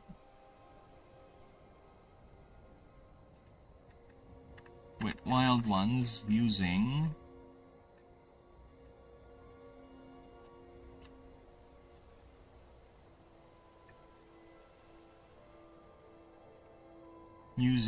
the same machinery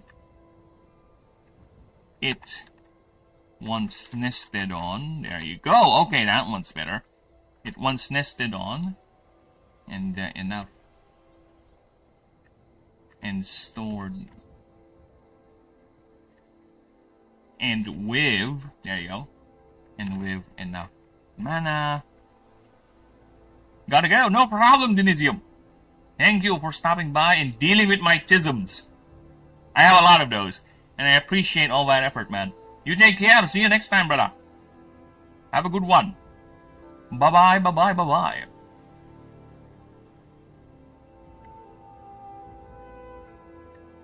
To eventually synthesize its biosuit and ascend. This trigger is what biologists say as the direct proof of the ancients' tampering with the species, since the creature is highly sought after by many tech governments and any organizations that require and handle massive amounts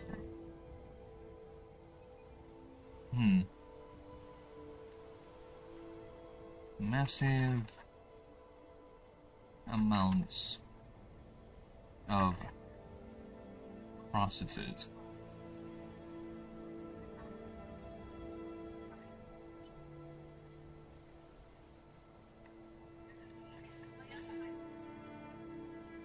Not only for its ability to generate power with its thoughts, but also its ability to learn and perform these duties on a completely ceaseless level and with very low maintenance.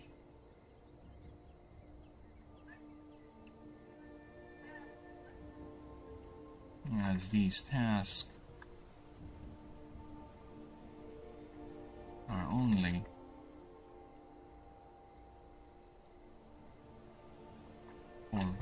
those that are devotees of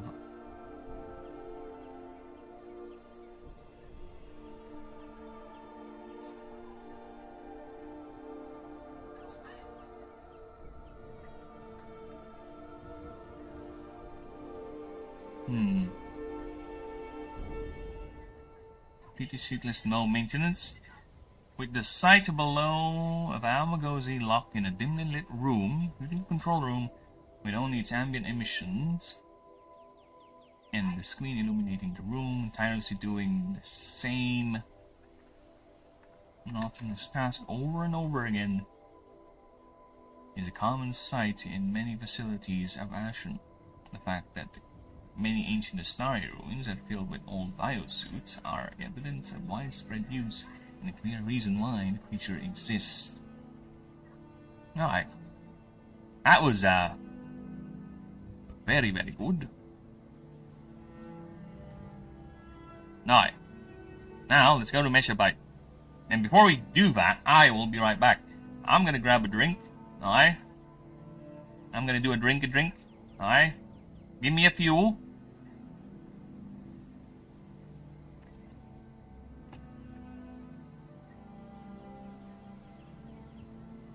Yeah.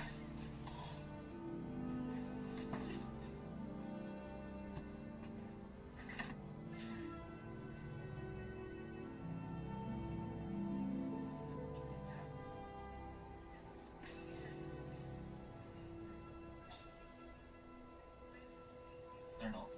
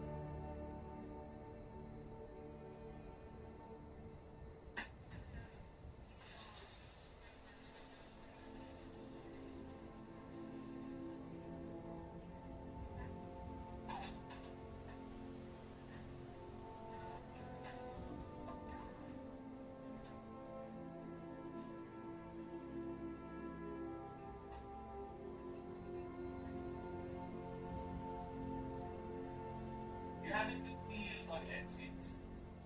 Yes, I.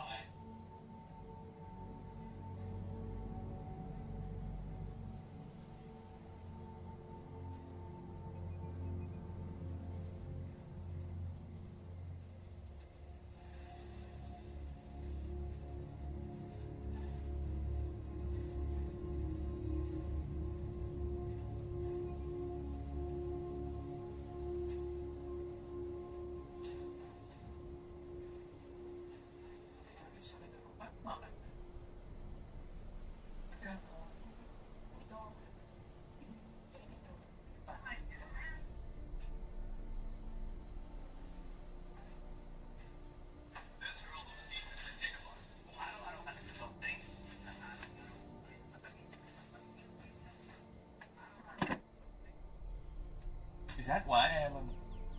Is it me liking sweets too much?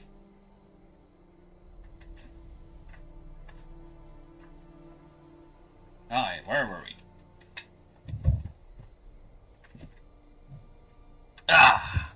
I'm back. And Pao is dead. He's gonna ace that exam so much.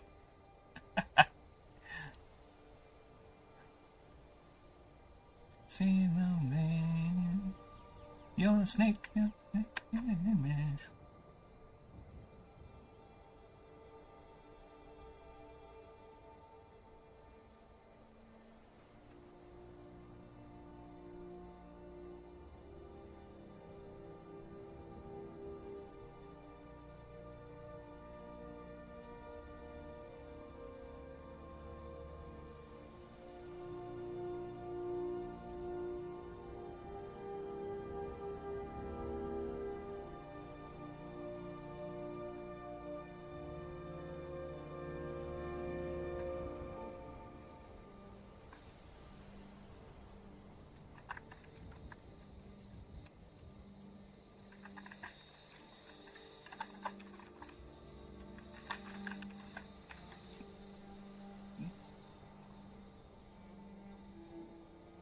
Alright.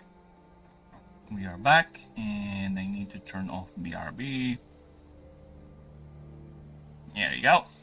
Last time I didn't remember doing that, because I'm a Chism brain. Alright.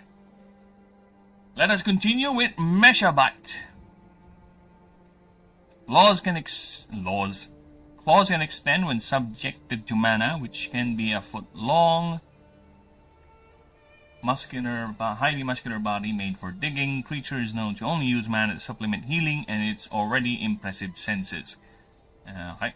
Where's the comparison thing? Really? No 5-foot comparison thing? I think I know why. Where's the 5-foot comparison thing? God damn it. God freaking damn it. Give me the 5-foot comparison thing. You tismer. You tismer. Alright. 5 foot comparison size. Comparison size. There you go.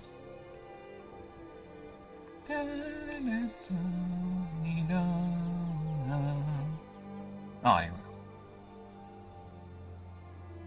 There you go. It's a base spear type. There you go. Colony builder. Now, what does it do? Before we get to Meshabite, my idea for Meshabite, this is the newbie friendly starter, believe it or not. That's my idea for it, but apparently with this ability, with this passive, it's gonna get complicated. But at least it does have simple passive, so it still can be a new friendly starter. Alright, Colony Builder. At the start of combat, before speed is calculated, this creature creates an object called a Shesh Den. It has 50 plus X. X equals to 5 per creature's level. The object has the ability called Dive for Shelter. When the creature you control is about to be damaged by an opposing creature's move,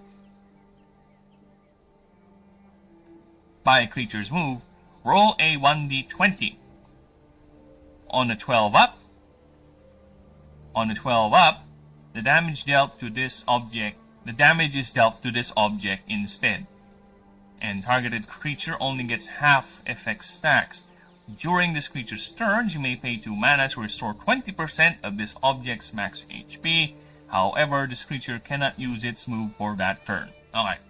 So, with the new ruling about healing, I'm gonna put in 20 plus 10%. Because, like I said, in lower levels, 20% of something means nothing. Okay? So, moving forward, all healing moves will now have the caveat of a base heal plus the additional. Okay? So that's how they work now. The healing moves.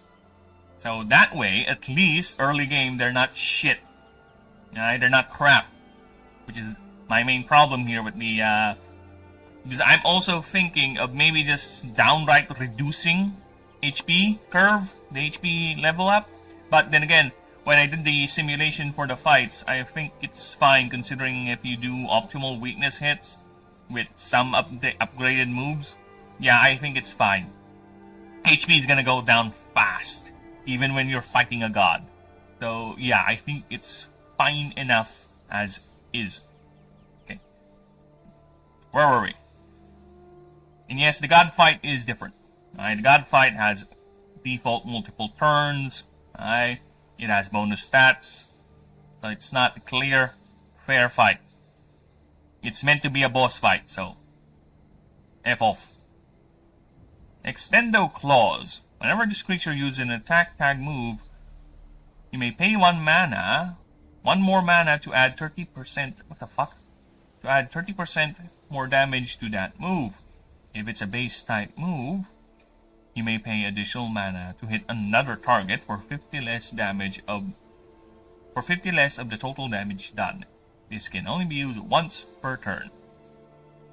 Base health, 10% more health. That's it. That is it. This is the new friendly passive right here.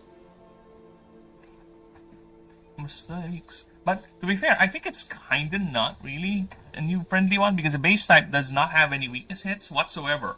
If you use a base type, you have a good spread in terms of resistance where no one resists or resists your moves. Or basically, wait. I think I'm getting this wrong. If you're a base type, you don't have much in terms of resistances, right? The only types that will resist you is Earth and Artifice, and that's it. And in terms of weakness, you don't deal weakness damage to everyone. True, but everyone else does normal damage to you. I think the only weakness type you have is Essence, if I recall the type matching table correctly. I think your base types are only weak against Essence, so you kinda do have a good defensive spread in a way where everyone is neutral, right? But base types are known to have very high HP pools, decently high, right? Not god level high, but high. Alright. We'll deal with that later. Typing. Just look at that. Everything is neutral. Actually, yeah, even Essence is not weak to it. Everything is neutral. Now, I don't trust the table that much, to be honest, and let me just go ahead and make sure. Keep on fighting till the end. We are the champions. We are the champions. See, base type. Yeah, you're right. No one. No one other than these two types resist you. Or free rather, Essence, Artifice, and Essence. Putang ina mo. Essence, Earth, and Artifice resist you. But no one deals weakness damage to you. Right? So you have a very good defensive spread by being neutral to everything else. And look at that. Ooh, among my favorite designs right there.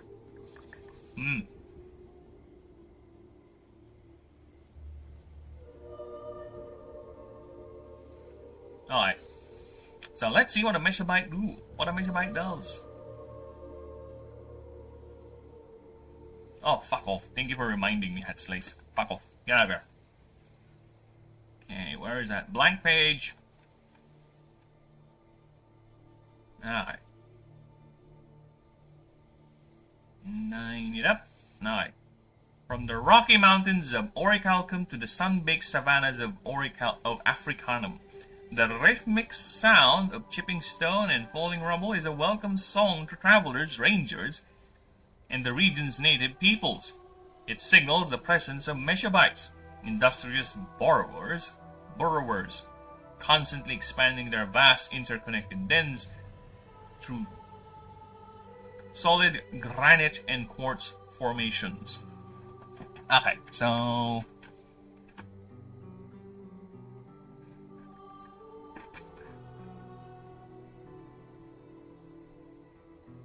which are typically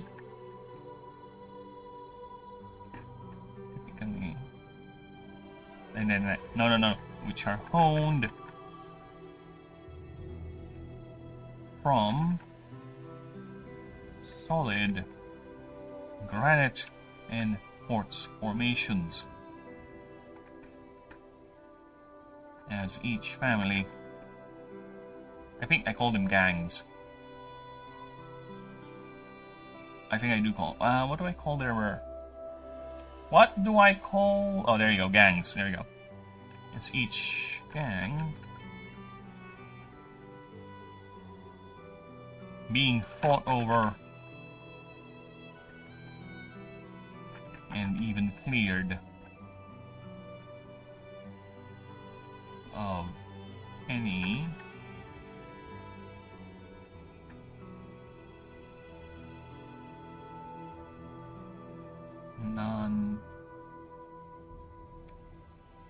any creature or animal larger than a megabyte.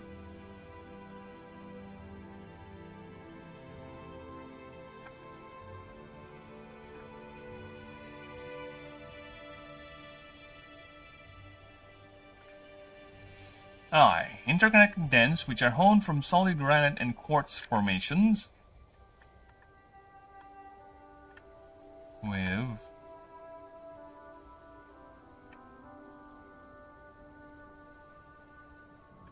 prime. All are considered.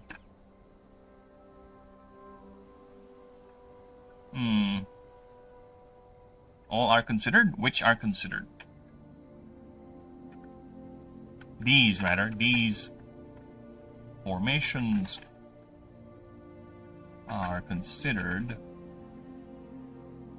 prime nest,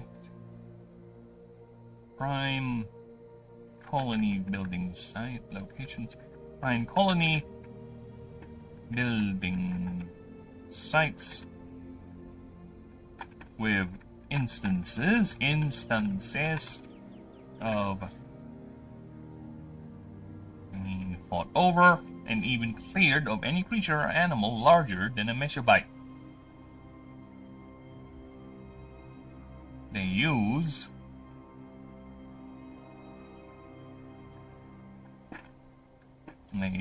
their highly specialized claws, that is strengthened by mana, increasing density and reinforcing their bodies to withstand the blowback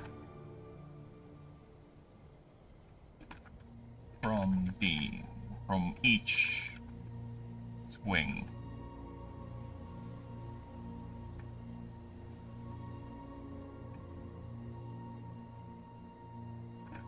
With these,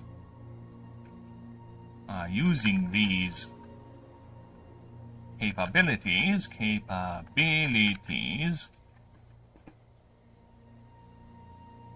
they are able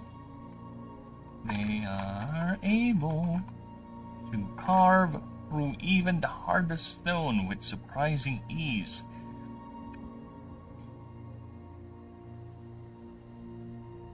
Living in family groups or gangs of 5 to 20 individuals, they fiercely defend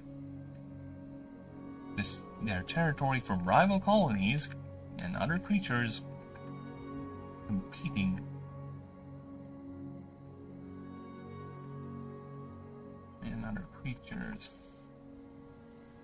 They will fiercely defend.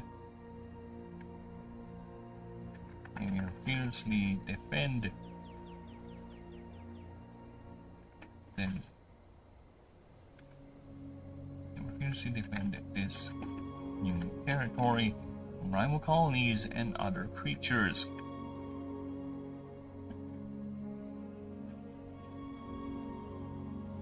Known to gang up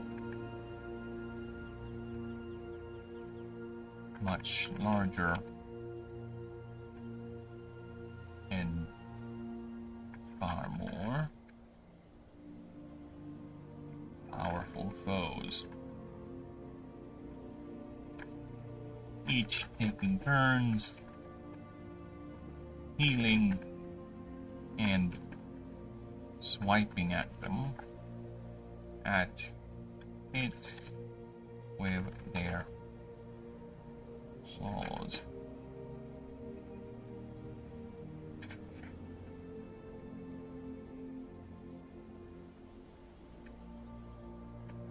Yet despite their territorial nature, travelers often prefer passing through megabyte territory, as the creature's constant vigilance makes it one of the safest places to travel.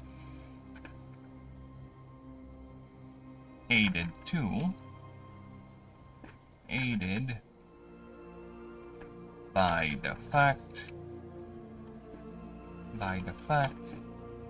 Meshabites are not openly hostile to any sentient being,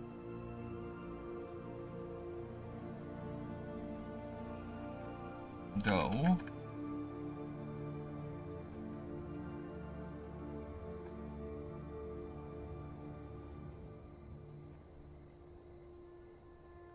unless provoked.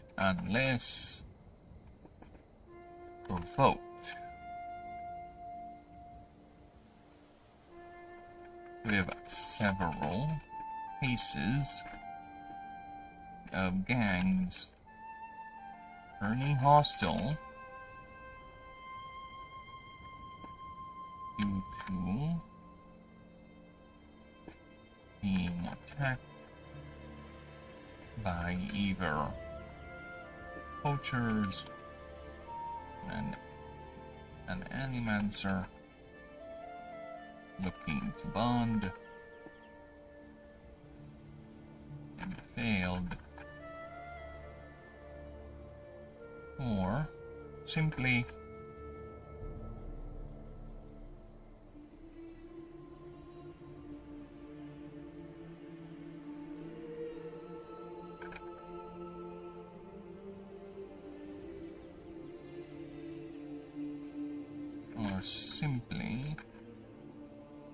a traveler accidentally damaging their dens.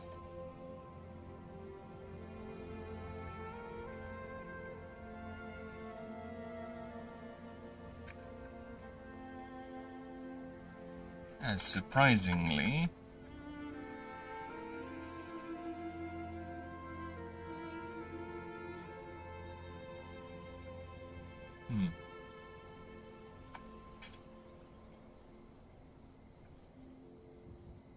this hostility can be, if displayed,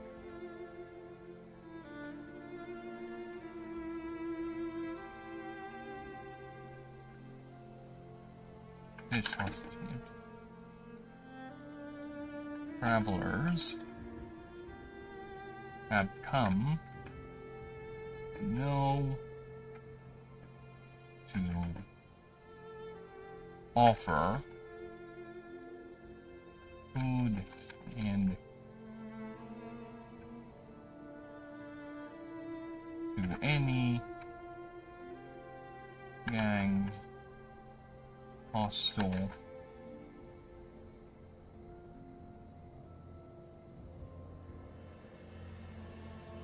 any gang showing these signs as a means to appease them. Appease. And once again, allow travel. Safe travel. There you go.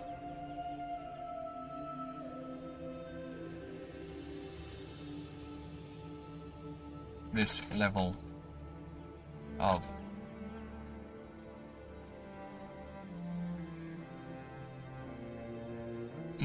what's the word I would go for? Accidental? Not really accidental. Like cooperation, but not really, right? Mutual cooperation?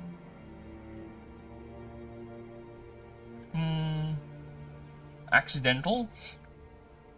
Is it accidental? Is accidental the right word for it? Where they are kind of cooperating, but not really, right? It's like a contractual sort of thing.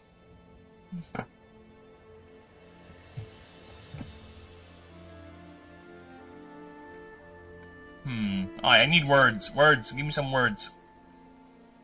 Words for a level of cooperation that's not complete and only partial. I don't know the word for it.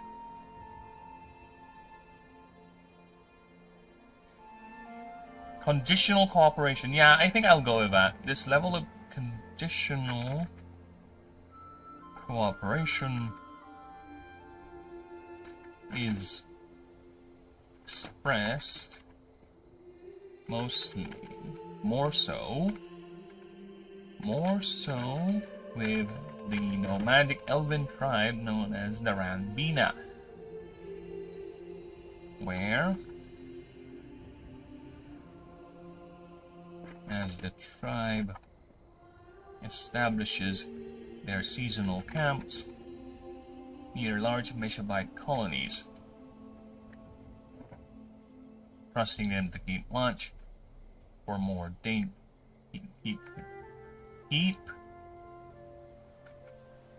watch and eat, and sometimes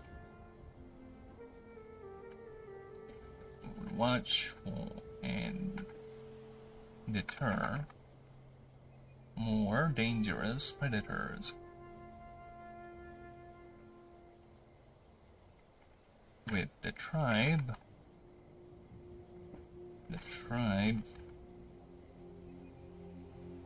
helping out in feeding or even repairing colonies.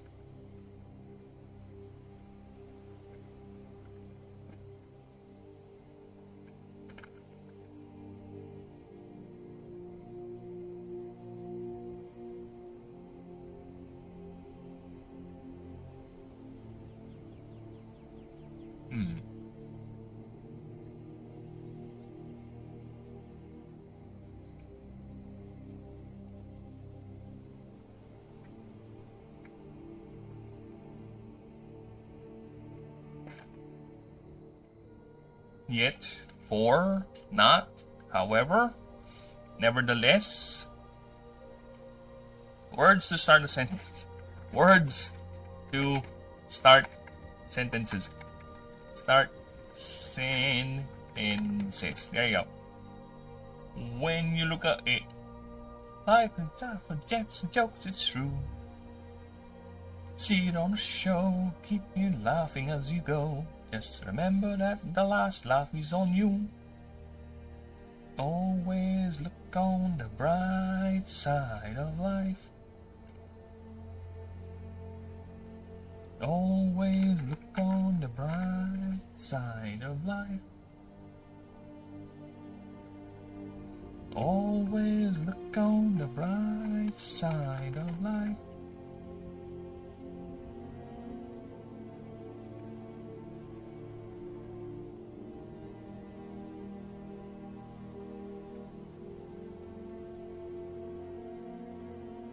Side of life. Always look on the bright side of life. Alright, where are we?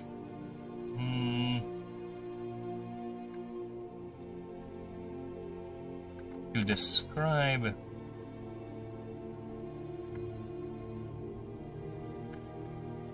these colonies,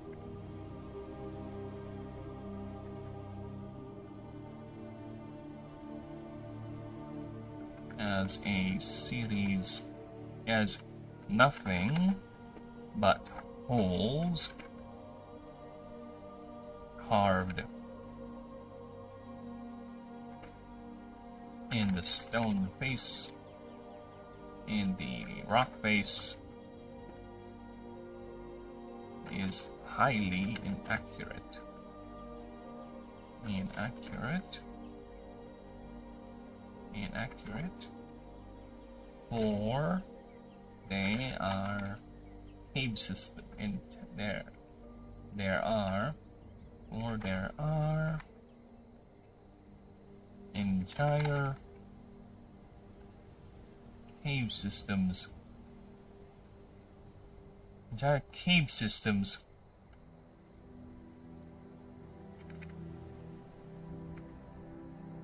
Entire cave systems carved.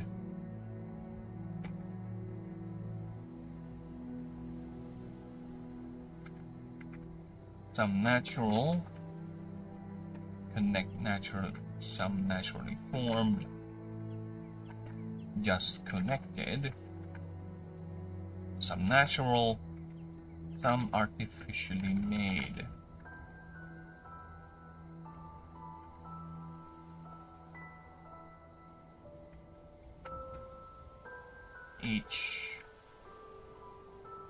With each a compartment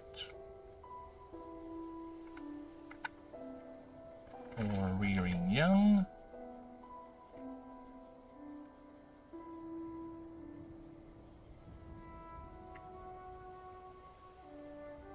storing food, and even places where males, where individuals gather to socialize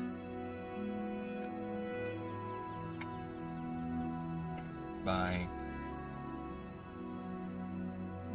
exchanging scent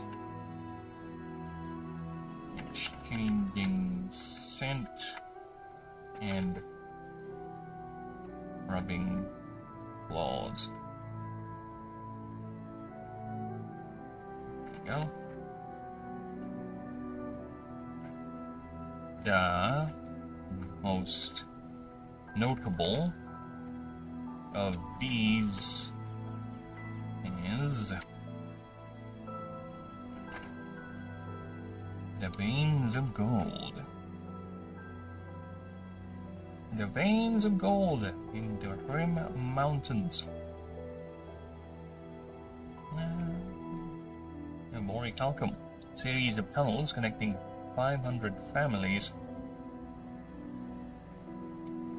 500 families of Meshavites across 3 different mountains, with the farthest points being 30 miles apart, and to this day is being maintained and repaired by those same families, which are estimated to be living there for 600 years. Life beneath the earth presents little challenge to Meshavites, as their acute sense of smell. Okay, so I can actually move that. I can actually take this away. Meshavites using their acute sense of smell, allows them to navigate vast tunnel networks with remarkable precision. While their eyes rapidly adapt to changing mana concentrations. Rapidly adapt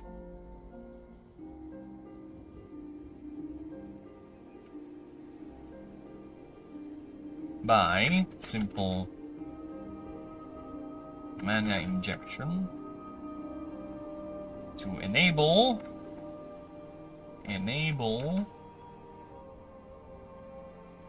them to seamlessly. Oh, yes, it is gay. That is true. Typing is gay, Ninja. How you do, man? I saw you earlier before I started the stream. You were still having fun with Mortal Shell. I guess that's your new game now. It replaced what's the other one you were playing the other day? Wow, you just went here and say gay and just leave. You're lucky I don't have cleavage to show on my thumbnails. You know what? I'm gonna draw me with cleavage, alright? So that way you can stay. Because I know it works. It made me stay. Just kidding. Don't mean any disrespect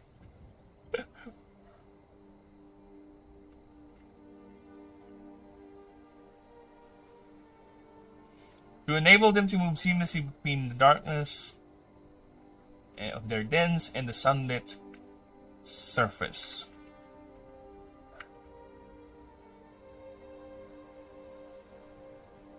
Okay.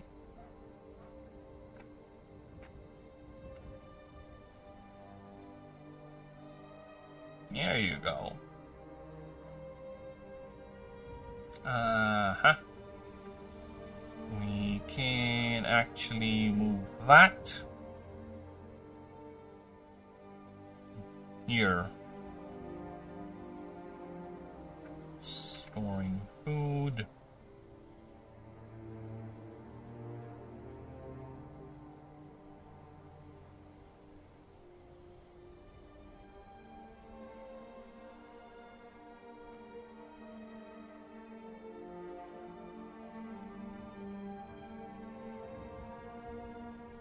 Storing food.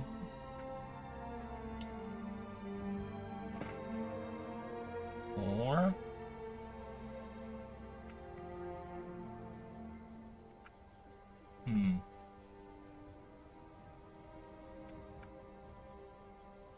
I.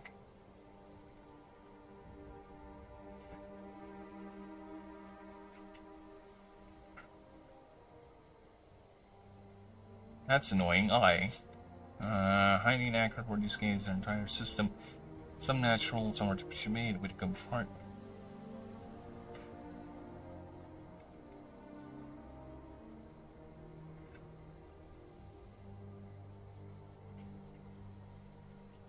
While some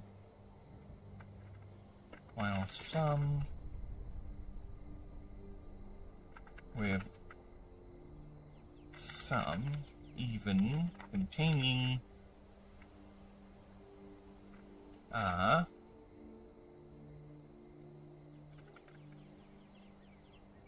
central chamber. There you go. Containing a central chamber where the family gathers.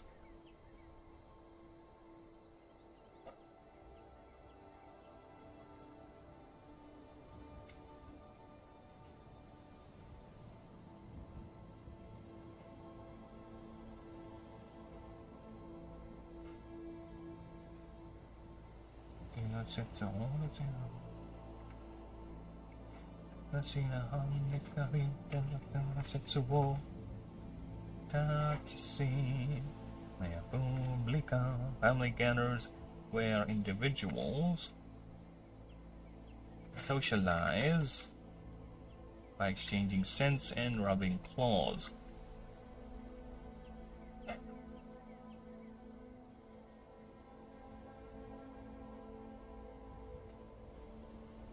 And serve as main storage for nuts, berries, and even meat. Small creatures and family hunts, with the meat stored in airtight stone storage units.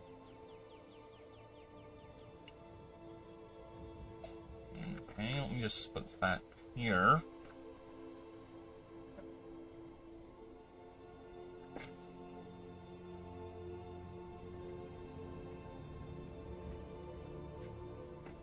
These jars hold hanop to.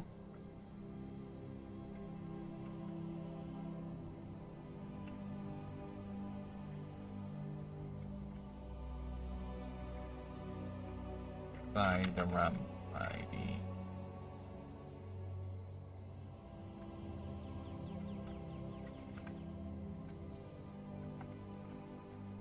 Being a tribe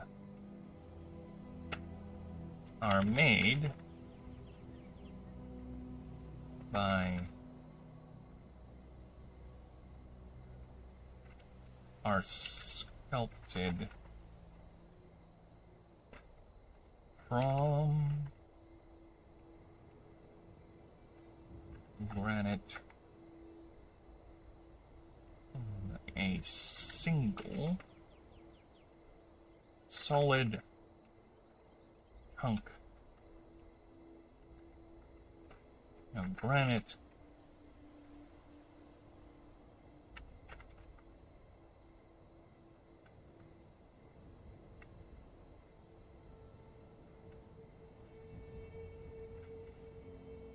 with single chunk of granite with while the lid is created by a precision with is crafted with a level of precision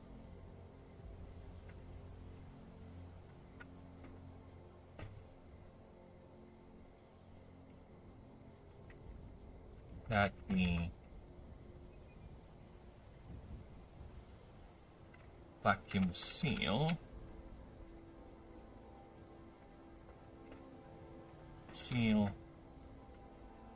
allows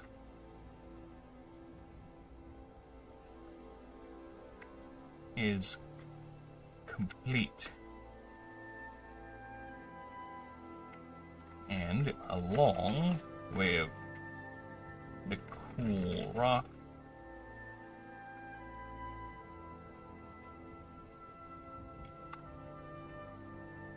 meat is preserved for extreme the long periods,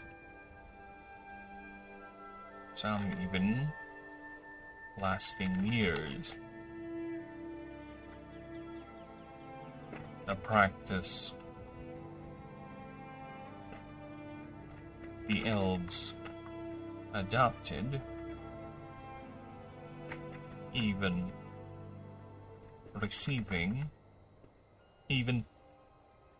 using their own bonded megabytes to create the jars which they use for their own needs and recipes. There you go. Gotta win. Bam. Zone needs and recipes.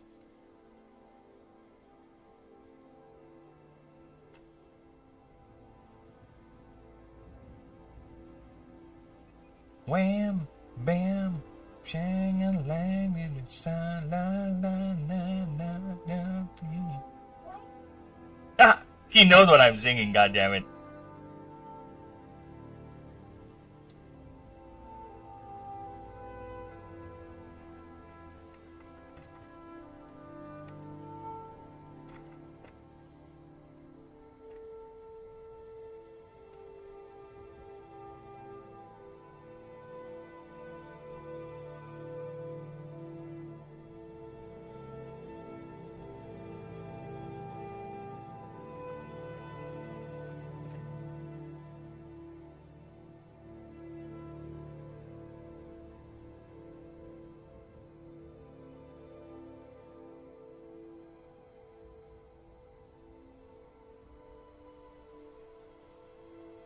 Where's my OBS? There you go. Alright. Expand like that? That's not gonna be a good idea. Look at that. Ugh. Ew. Actually, no. Ew.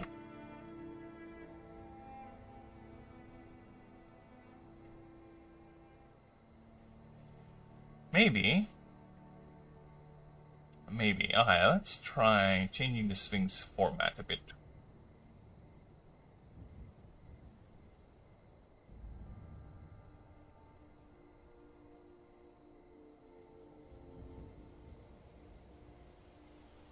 Nah.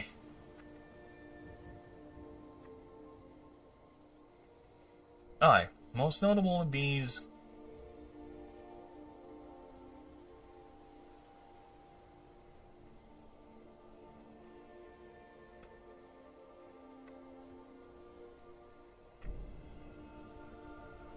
Eesh, that's my problem right there.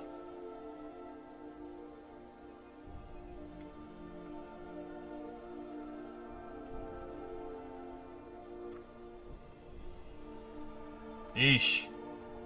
So much wasted space over here. Alright. I have an idea. Give me a few moments. Give me a few moments. I have an idea.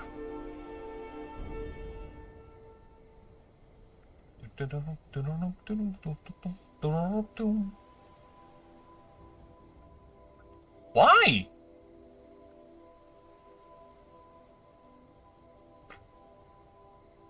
Just watch what I'm going to do, alright? This is some grade A shit.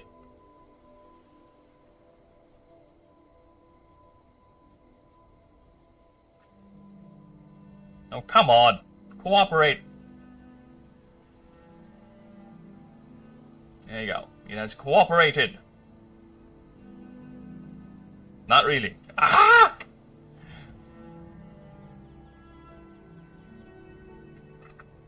Let me do this, you fuck!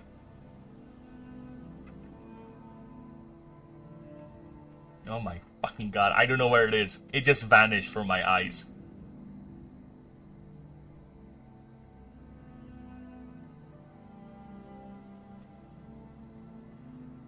Ay, ay, ay. Ay, ay, ay. Diyos por santo. Can you not? You're fixed position, right? Why are you not being fixed in that fucking position?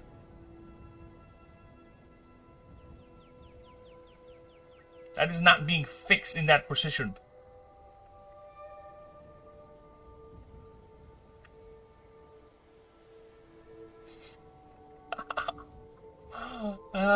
Formatting in fucking Word is always a fun thing to do.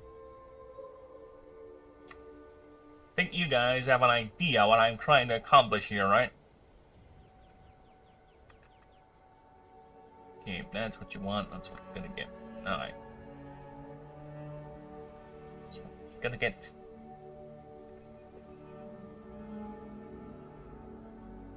That is what you're gonna get.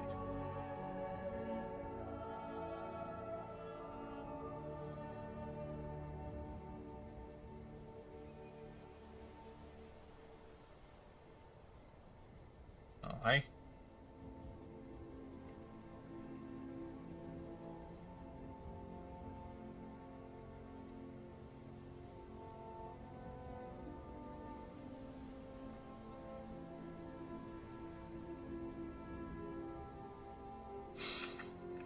I can't deal with this. I can't deal with this. I have little patience for the tism of Word. This is 9. Oh my god, it's 9 already.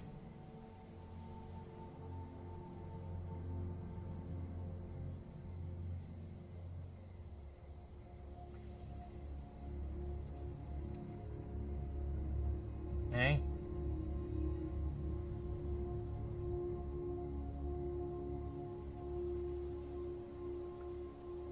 Alright. So what? Something I can deal with. I can work with that.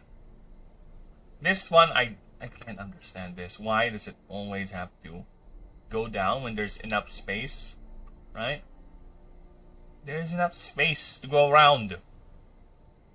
Tell myself for a good time. I'm alive. In the world turning inside out. Yeah. Running around in ecstasy. Stop me now. Don't stop me. I'm having a good time. In the sky like a dragon, by the laws of the gravity. There's the sky, there's the fire, like a cadaver. Oh, no road, no stopping me. Into the sky, yeah.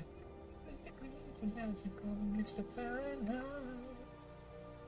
You have the speed of light, and you wanna make it supersonic. What are you? Don't stop me now. Oh my god, yes, finally. Got it. I got it. I got it. Time. Making a call. Don't stop me now. Most notable of these is the veins of gold in the Rim Mountains. Therefore, a calculum, a series of tunnels connecting 500 megabyte families of gangs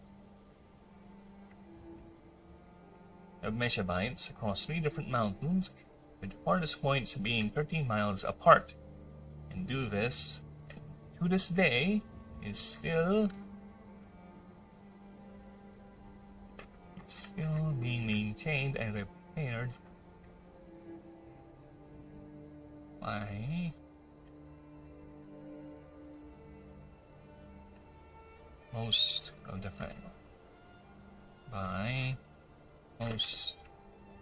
the same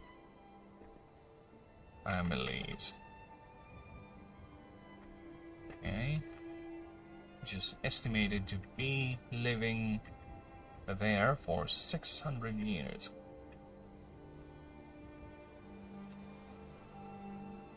This activity has been estimated to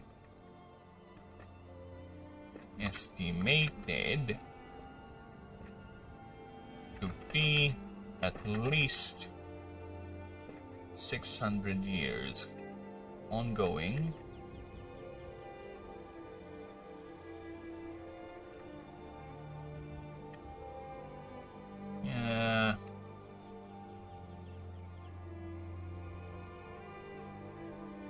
Which has been estimated to be at least 600 years,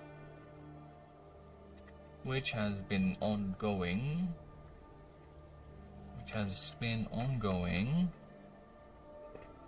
for at least 600 years. As life beneath the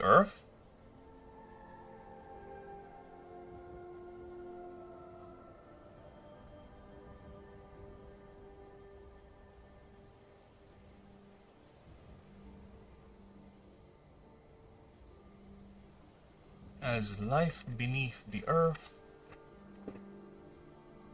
presents little challenge to mesobites.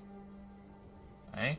Using their acute sense of smell allows them to navigate the vast tunnel networks with remarkable precision, while their eyes rapidly adapt to changing by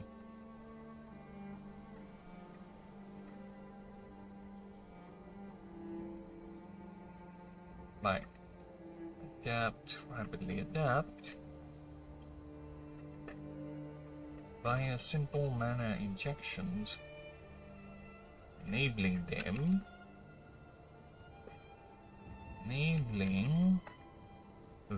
to move seamlessly between the darkness of the dens and the sunlit surface. Yet families may form interconnected tunnels.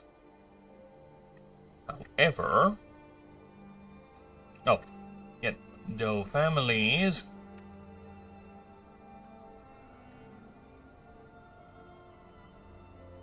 even as gangs form interconnected tunnels, they never share resources except in breeding seasons, where female transfers from one family to another as long as the receiving family can pay the amount of resources to the female's family.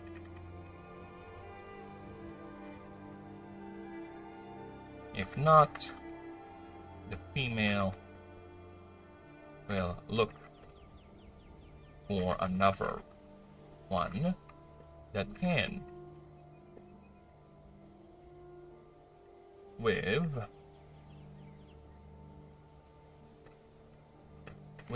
the determining value is still hotly still debated by biologists to this day. Because of this reluctance for inter-family cooperation.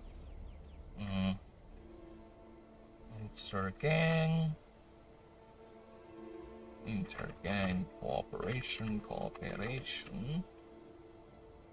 is the main reason friction between families are common. I'll just leave it that, where some raid other others to steal food and females, and even steal the network.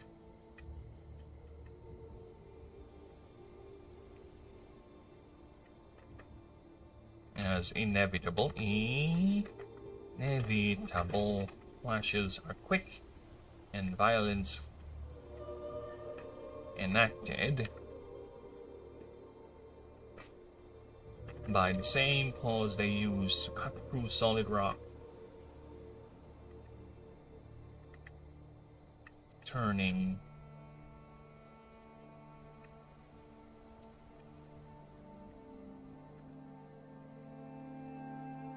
slashing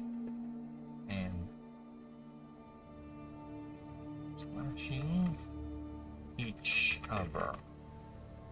Cut through solid rock by slashing each other.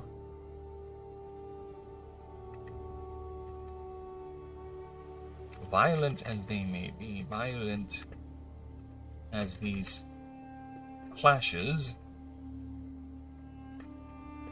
may be, casualties are uncommon, but injuries are always a guarantee.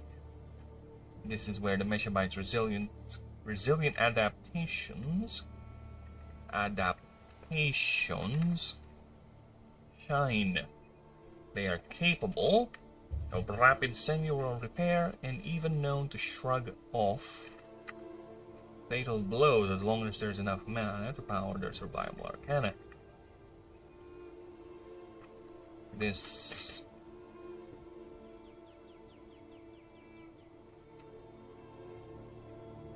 an arcana, and this is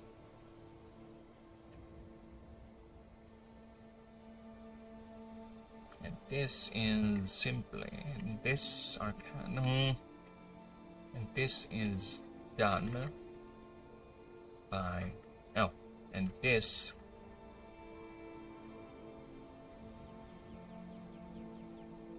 survival arcana, which is enhanced regeneration,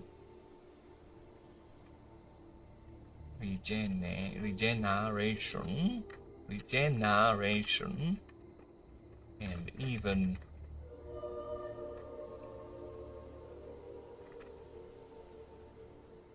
capable of sealing fatal wounds,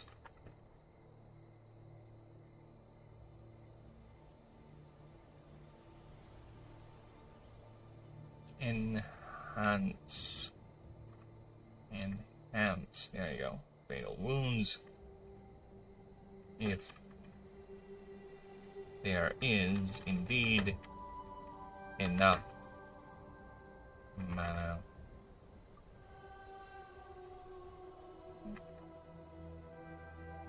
channeled.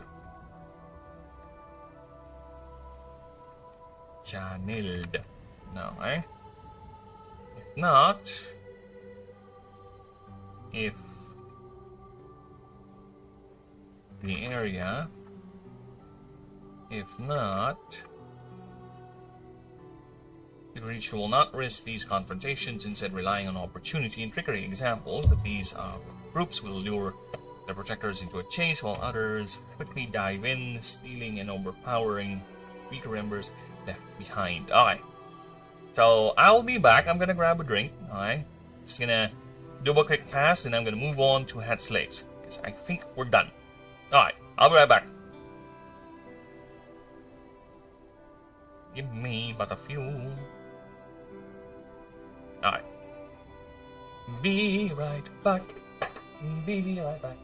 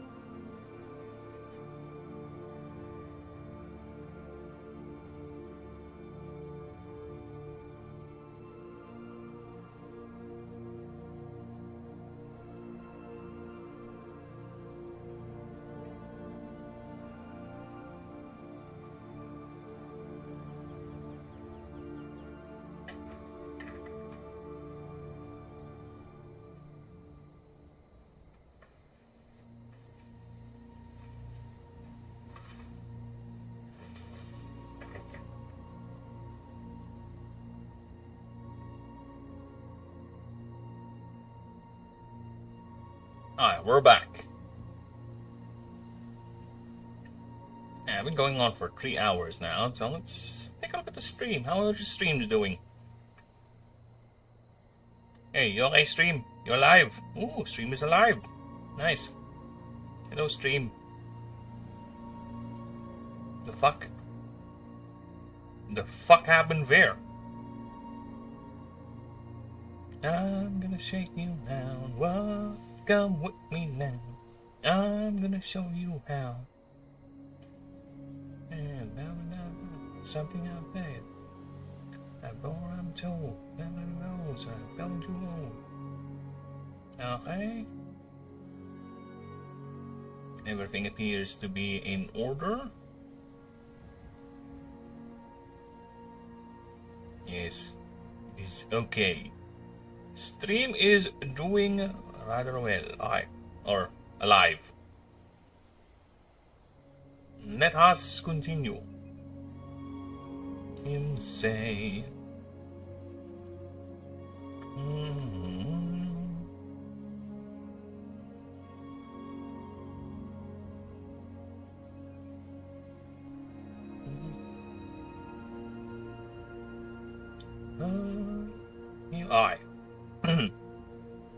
Hello, I am back. With me now. I'm gonna show you how. Where were we? Yes, the reading. The Rocky Mountains of Orichalcum to the sun-baked savannas of Africanum. There should be. The rhythmic sound of chipping stone and falling rubble is a welcome song to travelers, rangers, and the region's native peoples. It signals the presence of Meshabites, industrious borrowers, constantly expanding their vast interconnected dens.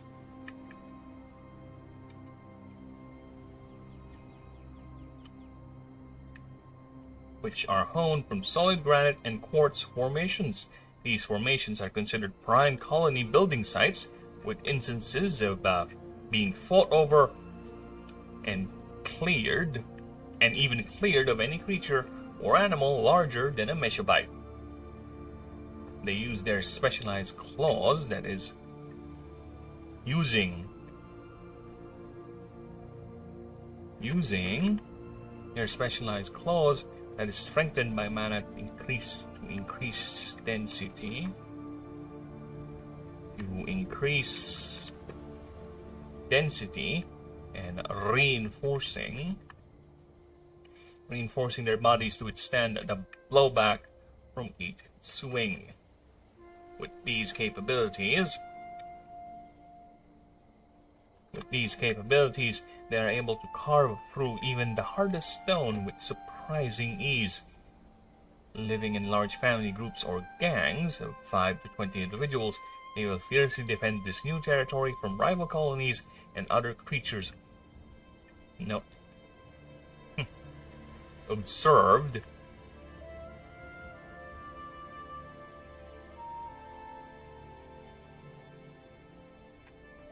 They are observed. Observe to gang up, to mob, to surround,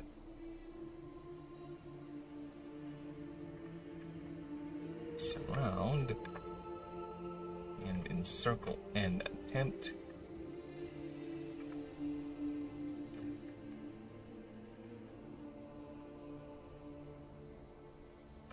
Serve to use their numbers to surround much larger and far more powerful foes, each taking turns healing and swiping at it with their claws.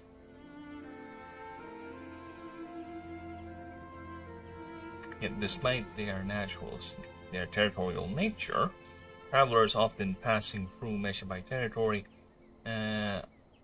often prefer passing through Meshabite territory, as the creature's constant vigilance make it one of the safest places to travel, aided by the fact Meshabites are not openly hostile to any sentient being, unless provoked, with several cases of gangs turning hostile to their due to being attacked, either by poachers, an animancer looking to bond and failed, or simply a traveler accidentally damaging their dens.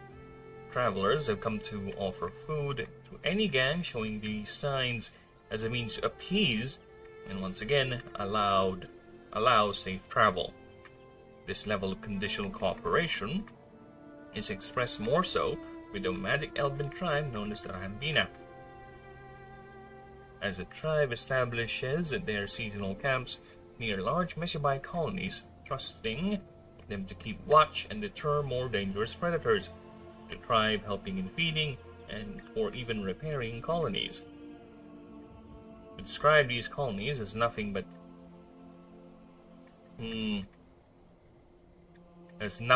carved into the rock face, carved holes or niches in the rock face is highly inaccurate, for they are entire cave systems, some natural, some artificially made, with each compartment for rearing young, storing food, and even cleaning, and with some even containing a central chamber where the family gathers.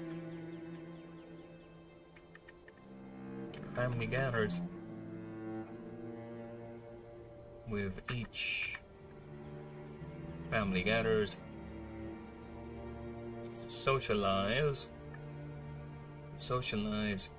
by exchanging scents and rubbing claws,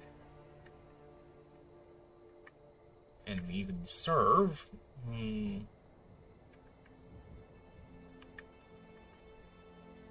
This central chamber even serves as a main food storage for nuts, berries, and even meat from smaller creatures the family hunts. With the meat stored in tight stone storage units,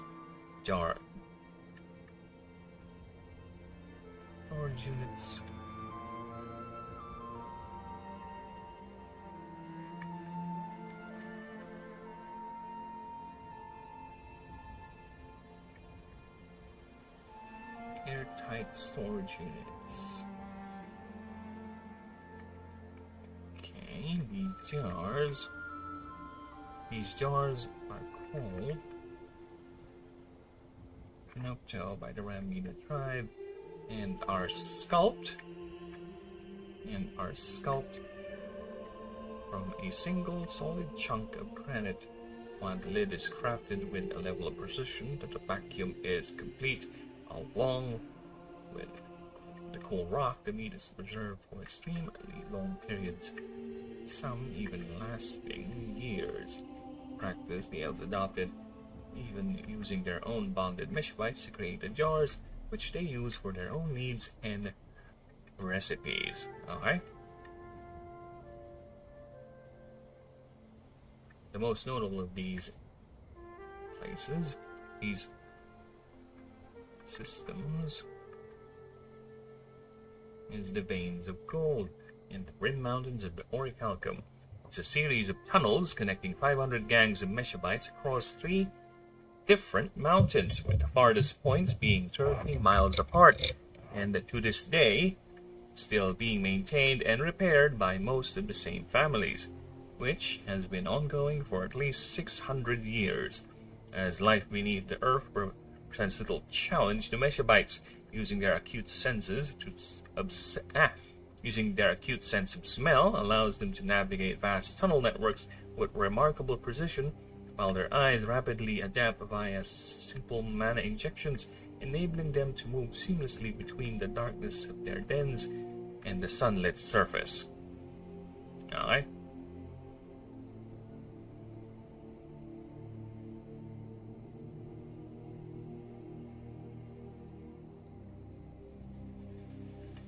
Okay. Even as gangs form in interconnected tunnels, They never share resources, except in breeding seasons, where the female transfers from one family to another, where the female transfers from one family to another. As long as the receiving family can pay an amount of resources to the female's family. If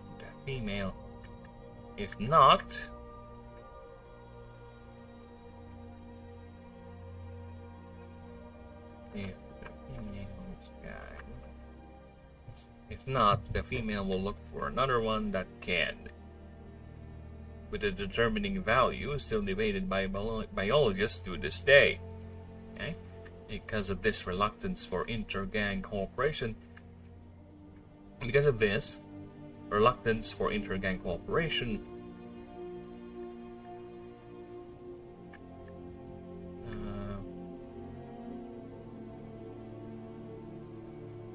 friction between families are common, where some raid others to steal food, females, and even steal the network, as inevitable clashes are quick and violence enacted by the same clause. Quick and violent.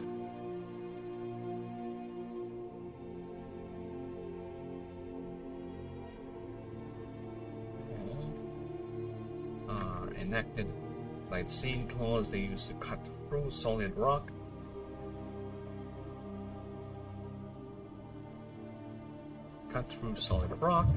This time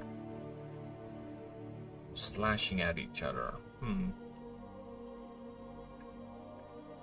This time to slash.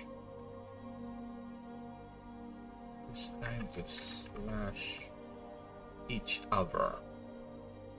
Violent as these clashes may be, casualties are uncommon, but injuries are always a guarantee. This is where the Meshabite's resilient adaptations shine. They are capable of rapid cellular repair and even known to shrug off fatal blows, as long as there is mana to power this survival arcana. This enhanced regeneration, capable of sealing fatal wounds. I think this is actually redundant. Very redundant. We don't need that. Power this survival arcana. Yep. If not, the creature will not risk these confrontations. Instead, relying on opportunity and triggering. Examples of these where a group would lure protectors into a chase while others quickly dive in. The weaker members left behind. With Prime as Prime cave systems. Systems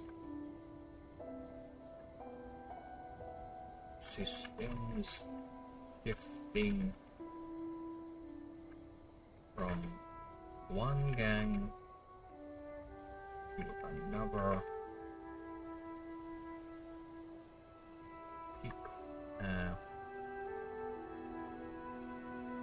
Frequently.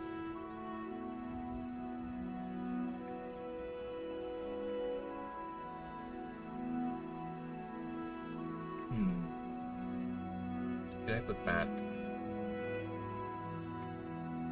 Spike and shifting from one gang to another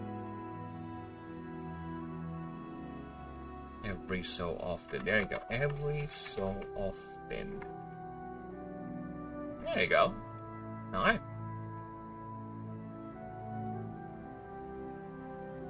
Nice.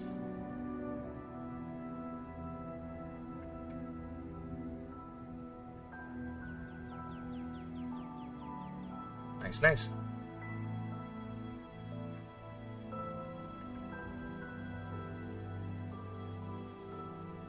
Yeah, very nice. Alright, let's move on to the next one.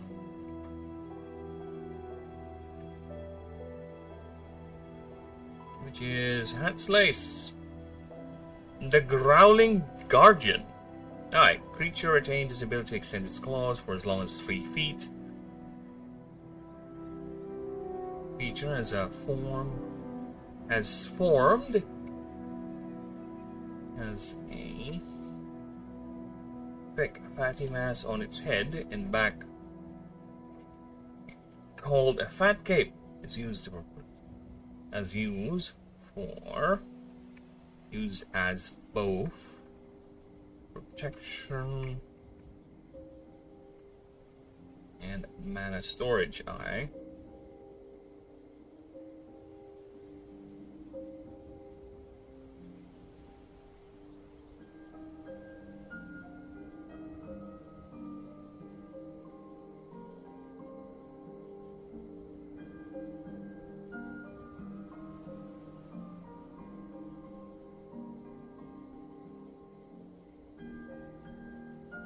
Creature has enhanced muscle mass used for fighting rivals and prey. Okay. I think that's fine. Can you stop doing that word? You annoying fuck. Okay. Wait, did I change any of the wordings for Almagoli? I don't think I did. Oh yes, I did change some wordings here real quick. So let me just get this.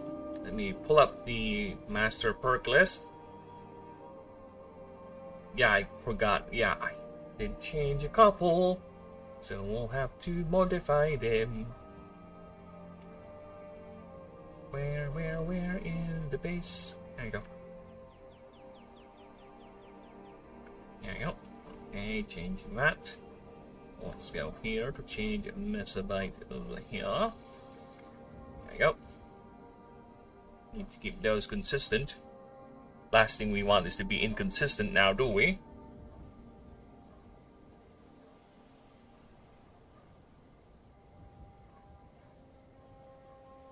Alright. Male only. Andros. This creature gets 20% more DR. As long as this creature is in the field, your opponents... Your opponents cannot target any other creature without this passive. With their attack tag moves. If there is a creature in your field with the passive Krios, both creatures receive any healing the other receives. Okay? Krios. Female only. This creature gets 20% more energy. If the opponent creature with more with any move if you target an opponent creature with any move, this creature may pay 1 mana to roll 1d20 or 12 up. This creature deals air type damage 10 plus X. It's this creature's level, not affected by the PWR. There's a creature called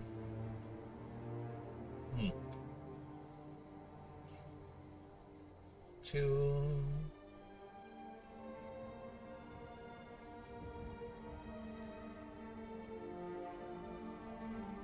what?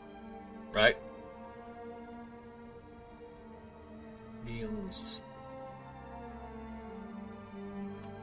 to that same target. There you go. If there is a creature with a passive called Andros in the field, in the field, in the field, in the field, in the field,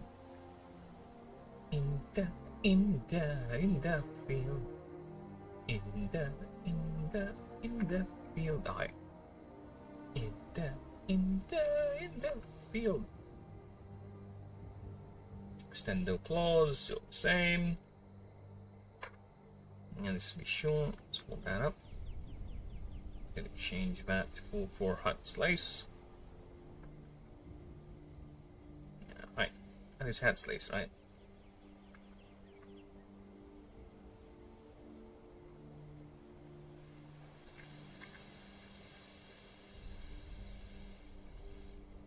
That is hat slice.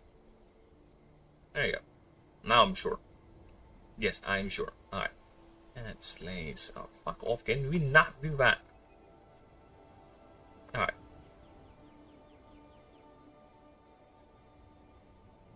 Where is the word? Hello, I am the word.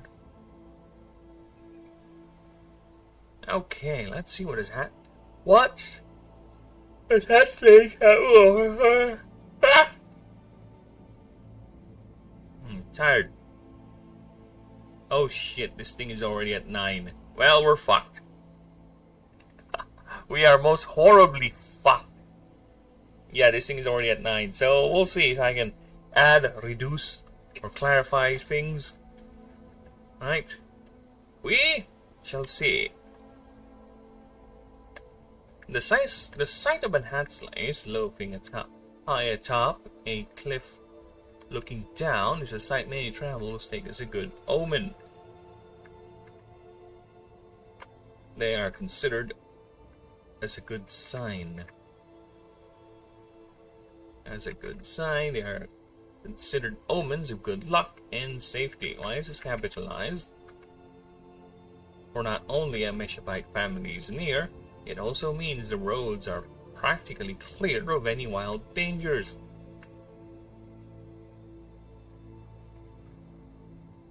As Meshabites,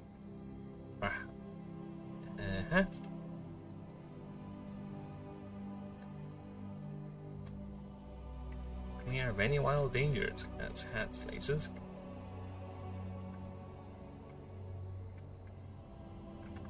As the Hatslace are the family's ever vigilant and stalwart watchers.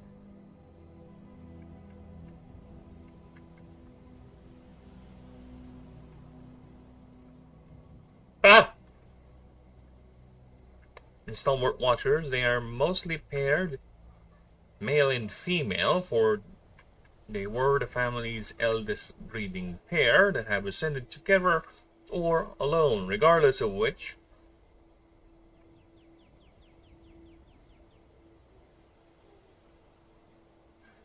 I don't need to put alone. Ascended together, regardless of which these Hatslaces were once the alpha creatures of their respected family. Biologists noted that this trigger for ascension is not through environmental pressures or competition, but rather the family's overall prosperity, where the old alpha gives way to the new generation and ascends. For once a Meshabite ascends to a Hatslace, they are never seen within 100 feet near of their familial mounds.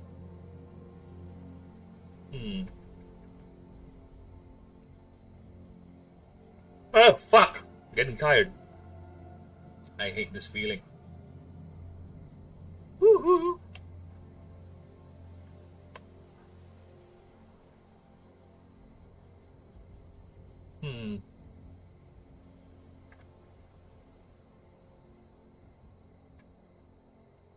Another documented reason. Documented reason is replacement for the old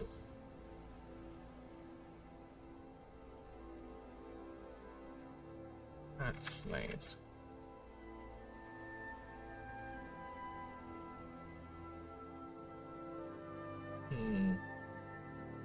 The replacement as a replacement, or if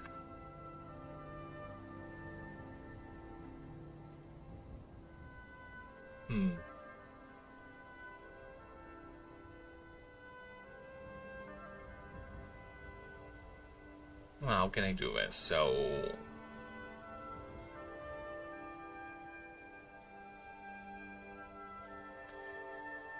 because I'm thinking a Hatslace, should it stop ascending? It should not, right? It should keep on.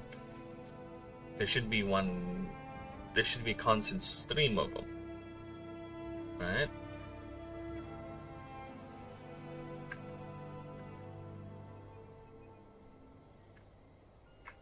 With some of the larger families, larger and more successful, whole families or gangs having multiple snaces.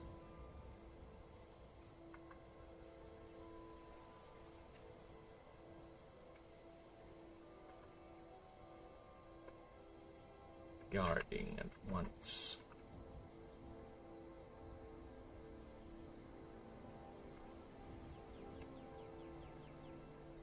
Guard watching multiple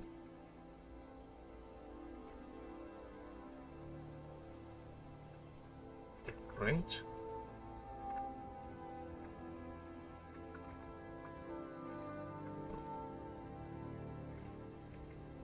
points around their territory. Alright.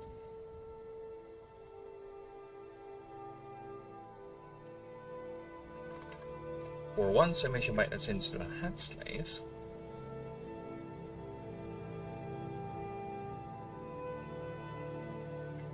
For one summation bite ascend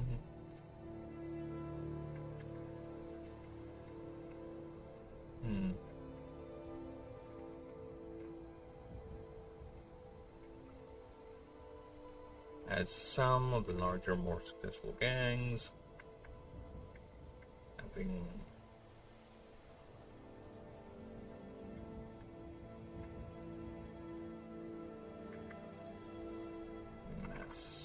multiple pairs. Paris. No, not Paris. Just pairs. Pairs of ant-slays watching multiple different points around their territory. Or once. Licensed ant-slays they are never seen. Whatever. Goodbye.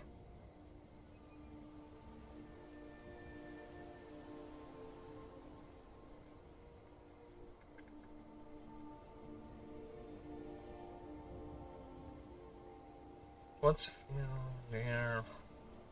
Never seen within at least 100 feet near their familiar mounds there. Dare. I dare you. I dare you! The creature now lives in the perimeter, ever watching and becoming the family's vanguard against rivals and predators. They will feed, they will fend for themselves. However, if their families have enough, fend for themselves.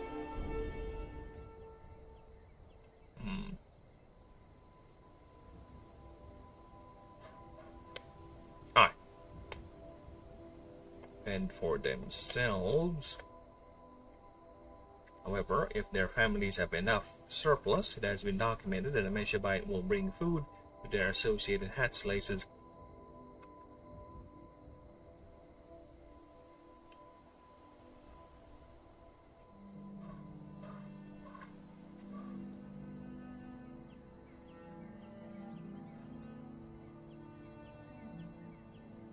Maintaining, allowing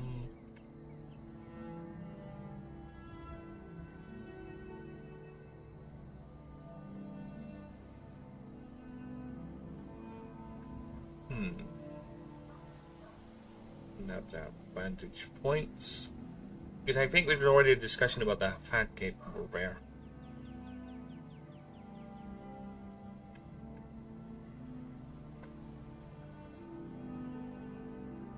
Allowing them to continue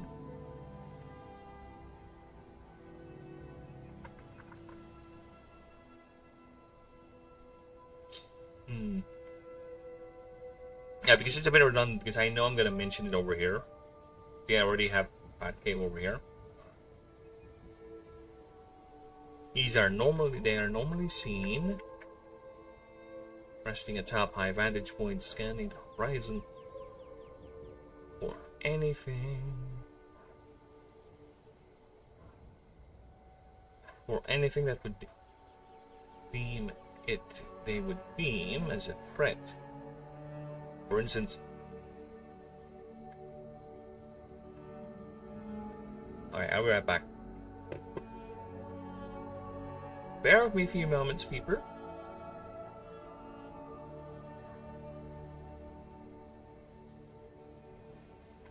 Yeah.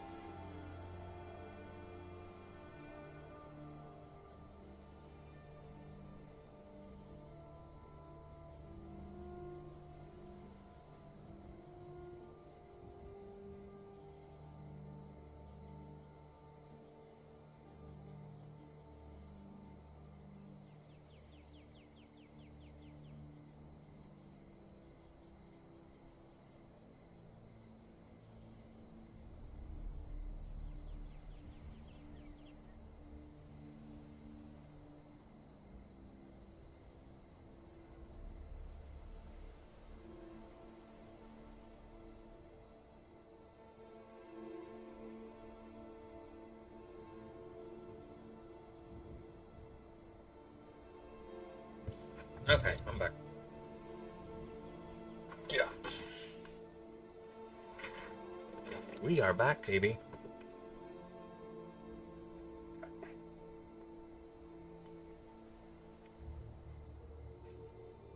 Where am I? I don't know. Where are you? There you go. Alright, where am I? They would beam as a threat.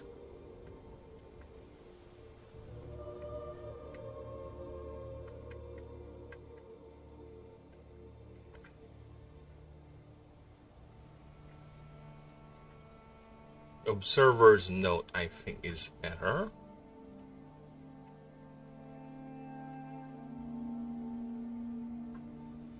However, if a family has enough surplus, several documented instances of a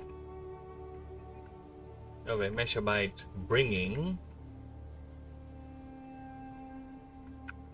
food to each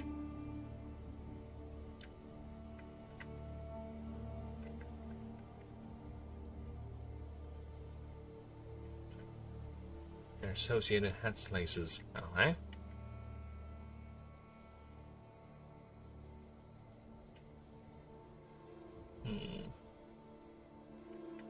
They are normally seen resting atop high vantage points, scanning the horizon for anything they would deem as a threat. In any instance, a threat was found, be it a opposing family, a predator, a hat slice does not hesitate and will immediately go on the offensive.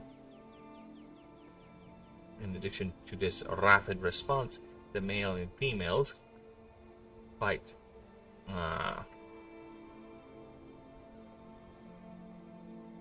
In addition to this rapid response, male and females, aside from their physical differences, this should have been said before.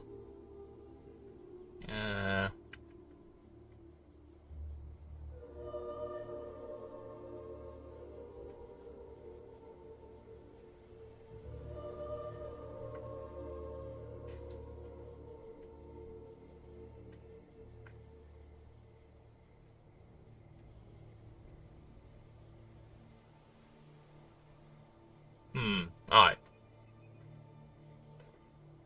In addition to this rapid response, the male and females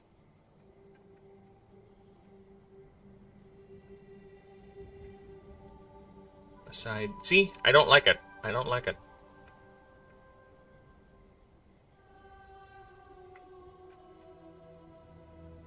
Okay. Let's think this. Have each develop their own unique strategy in dealing with these trespassers. Males prefer to get in close and use raw physical power to intimidate, scare, or in rare cases, fight, while females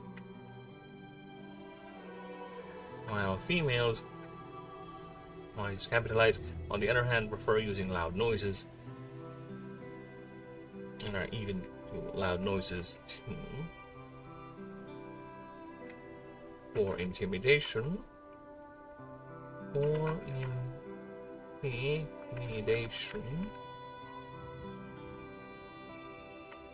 and are even capable of limited aromatic projection, blasting the unfortunate target.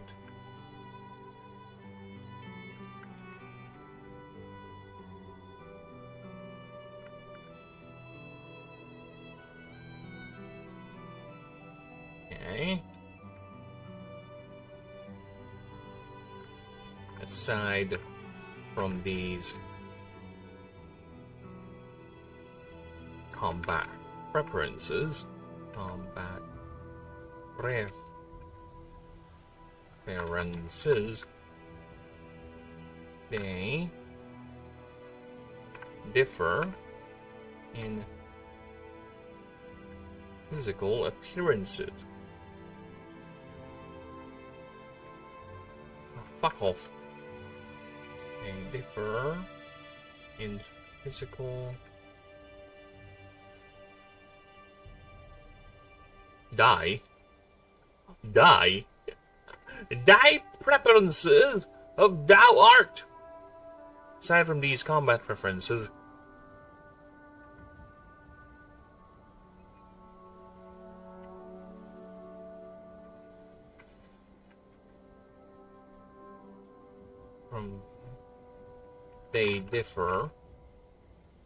they further differ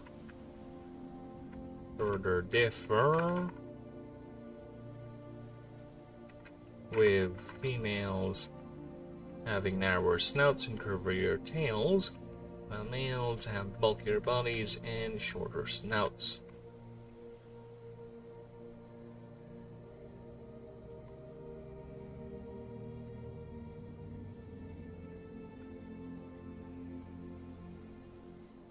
Though formidable on their own,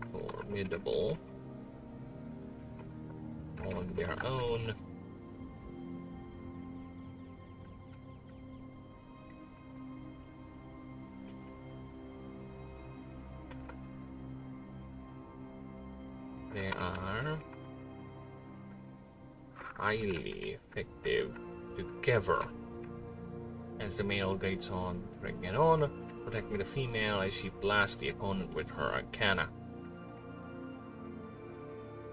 covering for the male as well.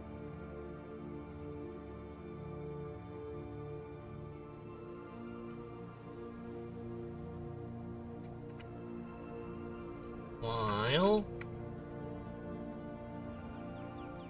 the female covers him, while the female provides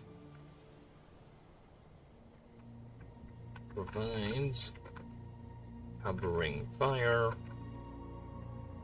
covering blast with her,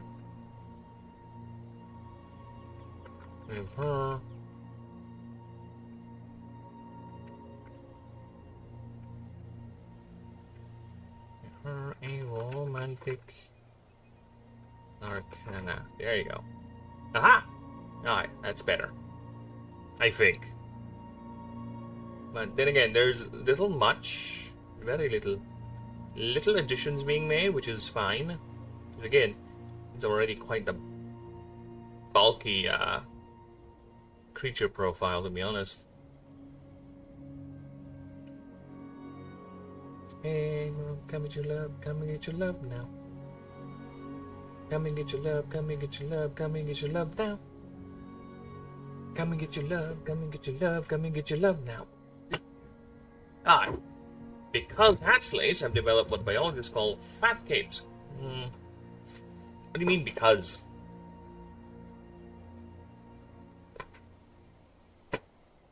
What do you mean because? What do you mean by because, huh? That does not make a whole lick of sense. Why because?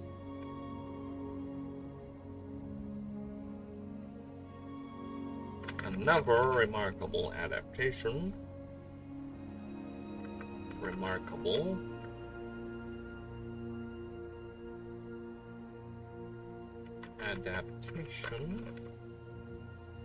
Is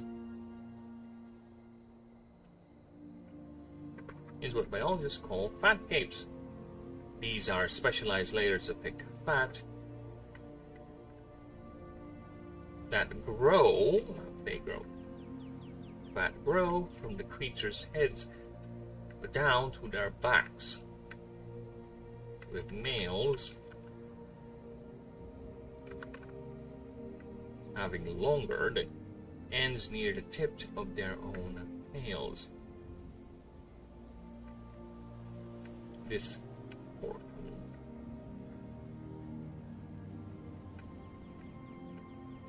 The organ serves namely as protection and insulation from direct sunlight, doubling as nutrient storage and even mana repositories.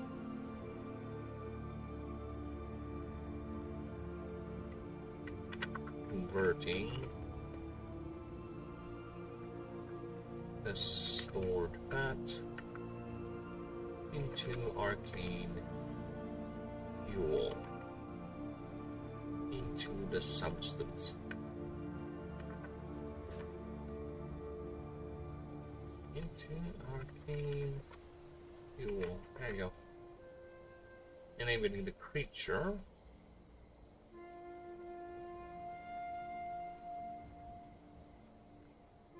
storing. Enabling the creature to perform extended periods without leaving its post, and even enduring prolonged engagements.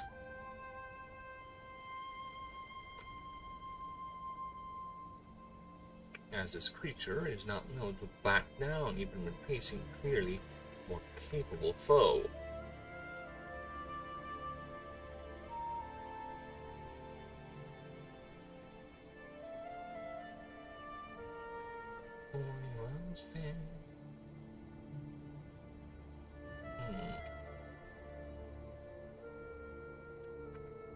With even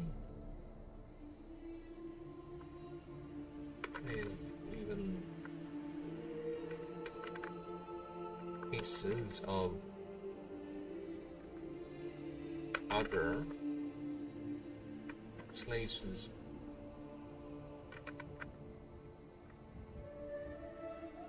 from other postings joining in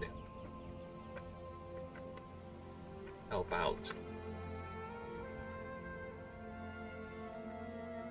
but never inter-family, inter-gang.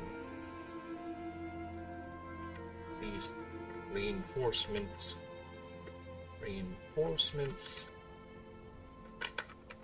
are always the same, are always from the same family. Okay?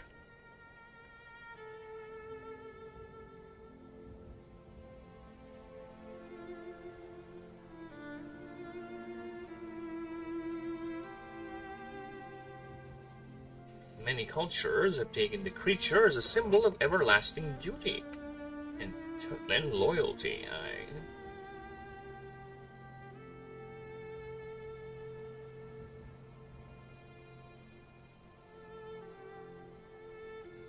Many cultures have taken the creature as a symbol of everlasting duty and loyalty to one's kin, like the bushrangers of Africanum naming their field officers Hatias. However, it's known.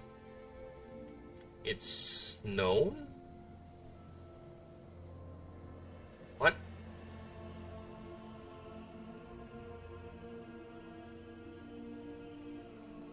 It's not always.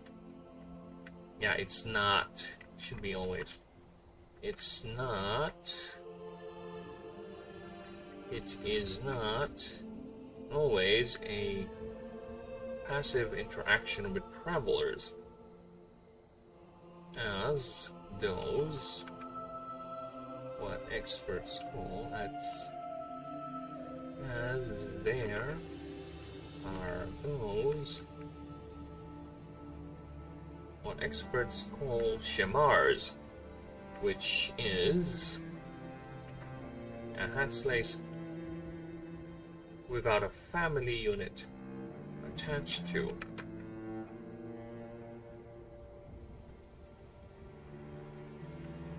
Which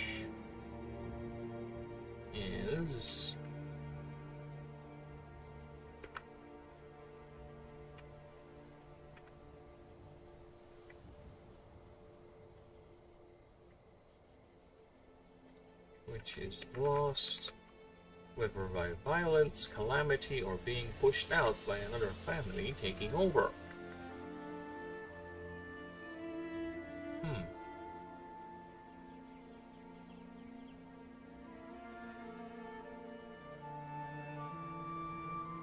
That doesn't make sense. The family pushes out a Meshabite family in that area. Right? I think would the Hatslays move out with the same family, right?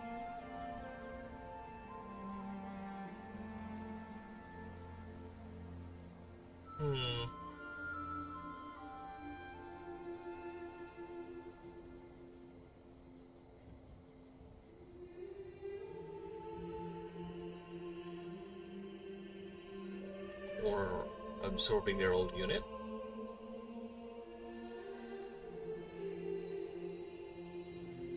This should be ended. And absorbing the old unit.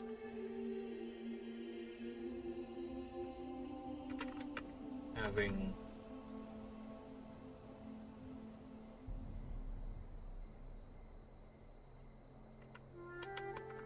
their own places. Replace them.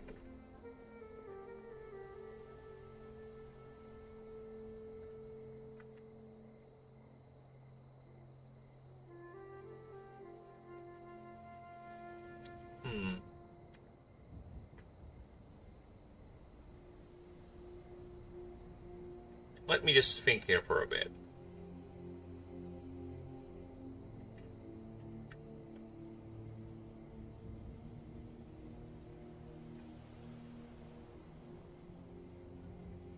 Replace these. Displacing, there you go. Displacing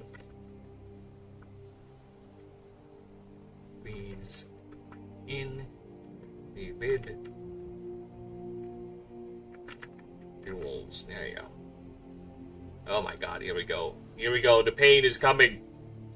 The pain is coming.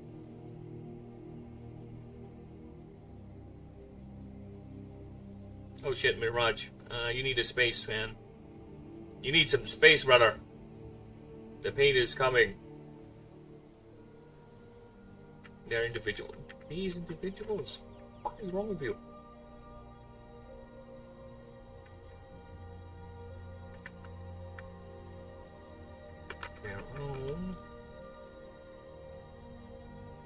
The word being derived from the local dialect of Arth, meaning unbound. The Shamars would local dialect of Africanum. Local dialect of one of the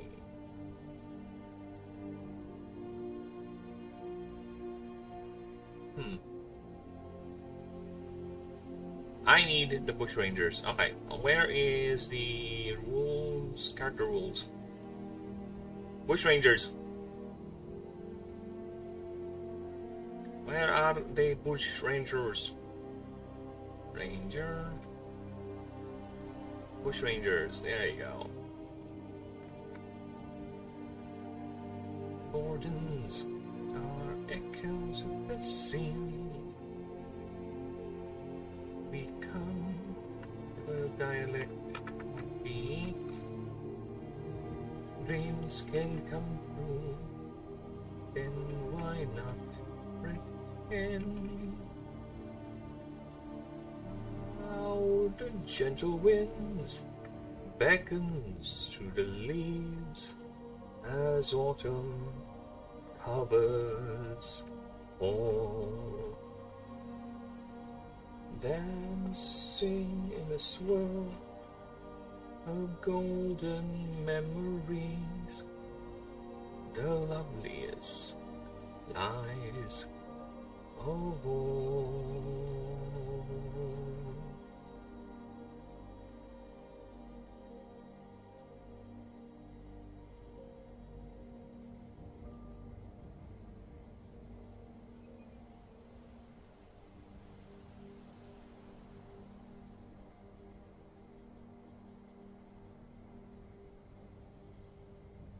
Okay.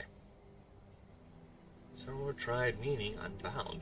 These Shamars would pick locations frequented by travelers or more isolated locations, and in a surprising display of behavior, would bar sapient travelers from entering or passing their territories. Unless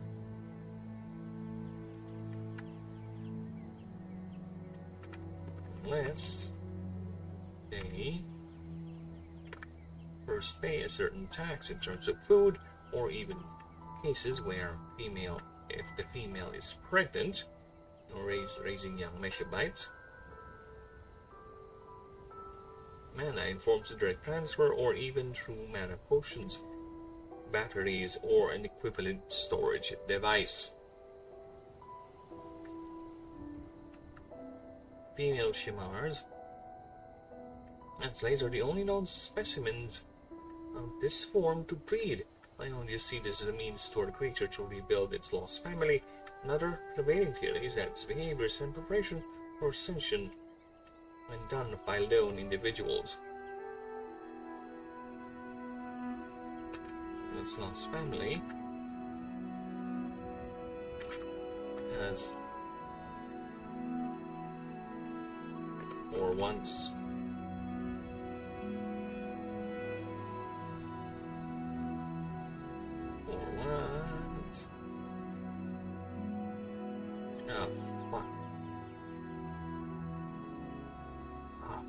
running out of space. Yeah, anything I add, it's gonna fuck it up. And that's gonna be quite the long sentence I'm gonna add. Right?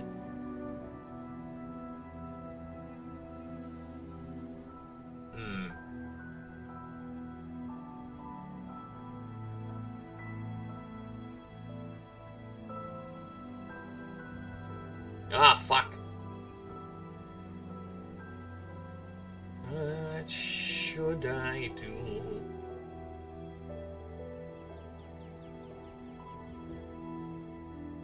Well, it's lost family. Means for the creature to rebuild its lost family. Well, you see, this means... How can I add without fucking up the formatting? Hey, I don't want to reduce the picture size anymore, that's the thing. But I might end up doing that. The sacrifices are real and annoying. Alright? Maybe I can cut something. Yeah, let's cut this. That means rebuild his family. Has these same Meshabites will be sent to either retake its lost colony or establish a new one. Establish a new one. If successful,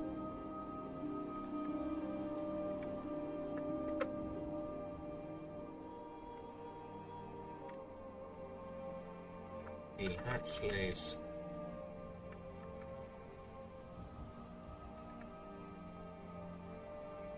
will once again shift its behavior into the more passive protector role. There you go. Okay, nice. I'll just move it up a bit. There you go. Unfortunately, I'm gonna reduce this picture just a bit. Just a bit. Alright. Now, let's go ahead and take a look.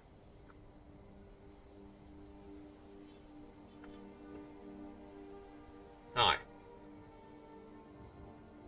The sight of a Hatslace loafing atop a cliff looking down is a sight many travelers have taken as a good sign. They are considered omens of good luck and safety for not only Ameshabite families near, it also means the roads are practically clear of any wild dangers, as Hatslaces are the gang's ever vigilant and stalwart watchers. They are mostly paired male and female, for they were the family's eldest breeding pair that ascended together. Regardless of which, these Hatslaces were the alpha creatures of their respective family units. Biologists noted that the trigger over the ascension is not through environmental pressures or competition, but rather the family's overall prosperity, where the old alpha gives way to a new generation and ascends as some of the larger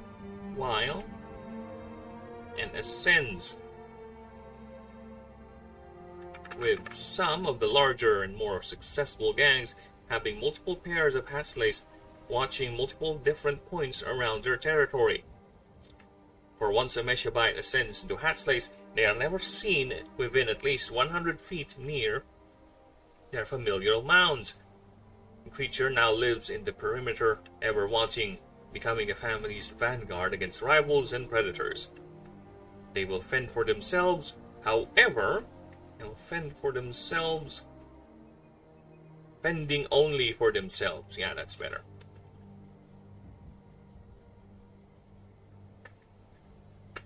Fending only for themselves. However, if the families have enough surplus, several documented instances of Meshabites bringing food to their respected Hatslaces. They are normally seen resting atop high vantage points, scanning the horizon for anything they would deem as a threat. In any instance,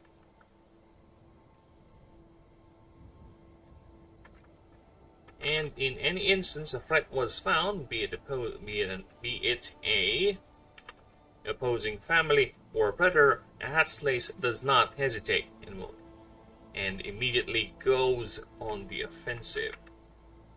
In addition to this rapid response, the male and female have each developed their own unique strategy in dealing with these trespassers.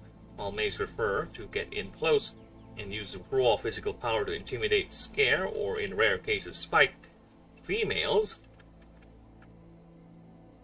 on the other hand, prefer using loud noises for intimidation and are even capable of limited aromantic projection, blasting the unfortunate target aside.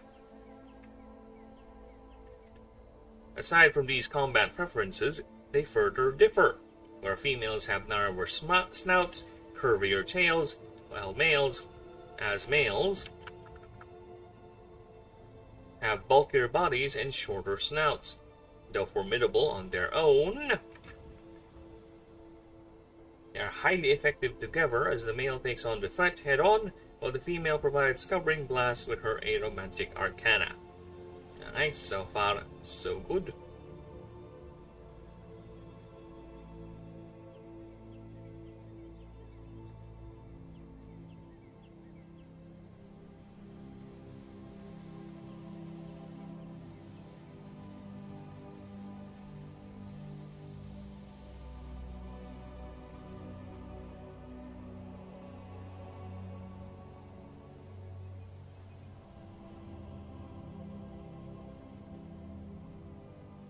Alright, another remarkable adaptation is what biologists call fat capes. These are specialized layers of thick fat that grow from the creature's heads down to their backs.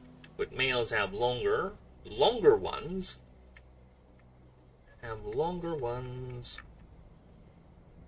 that ends near the tip of their tails.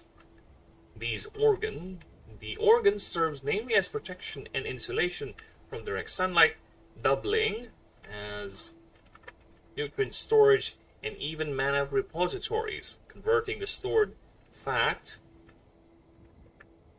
into arcane fuel, enabling the creature to perform extended periods without leaving its post. and even for enduring prolonged engagements, as this creature is known to not back down even when facing a clearly more capable foe, with cases of other hat slices from other posts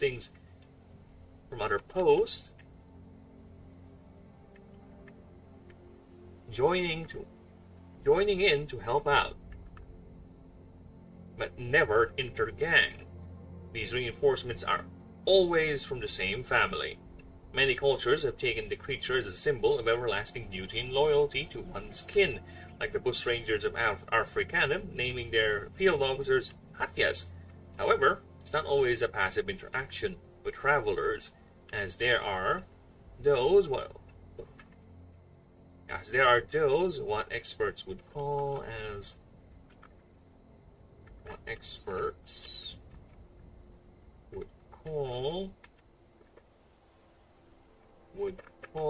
Shemars, which is a hat slice without a family unit attached to, which is lost whether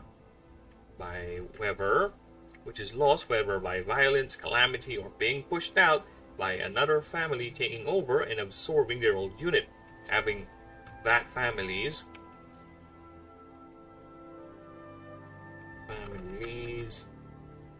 own hat slices, displacing these individuals. The word derived from the local dialect of the Sorrower tribe, meaning unbound.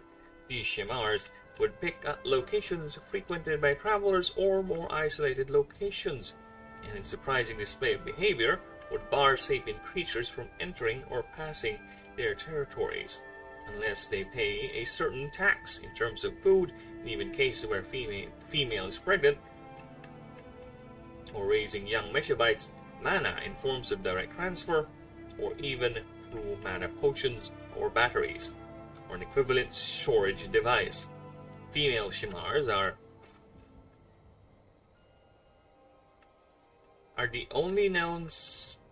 female Shemar Hatslays are the only known specimens of this form to breed.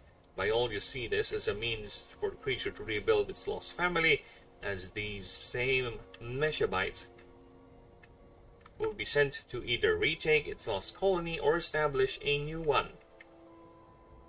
If successful, the Hatslays would once again shift its behavior into the more passive protector role. There you go. Yep, that's donezo. Now let's look at my... Ooh! Another favorite design of mine. Mirage. Hi. What dooby-doo you, Mirage? Heavily muscular frame hidden underneath layers of mana-sensitive and reinforced fur. Bone crests called Ragic horns act at arcane focal point, while also means to display dominance and intimidation. Creature has two sets of claws that act.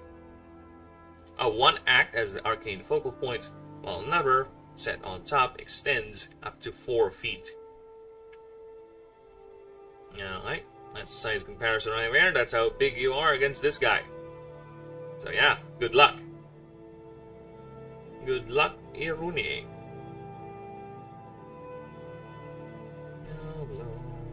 Loneliness, 'cause it's the thing yes the feelings on. Alright. Mihraj. The deified supremacy. This creature gets plus 10 power and gains 20 more experience for each creature with at least 5 levels lower than this creature, or any unascended middle ascension creatures, except Illuminate types. In the field, yours and the opponent's. This creature gets plus 5 more power and DR per creature if you have a...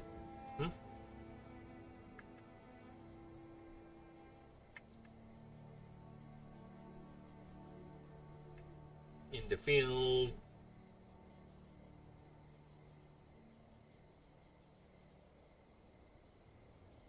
Huh?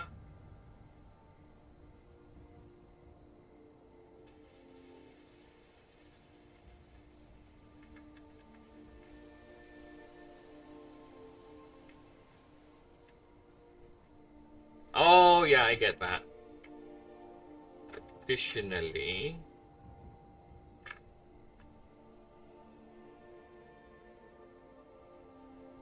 yeah, it's weirdly worded. The entire thing is weirdly worded.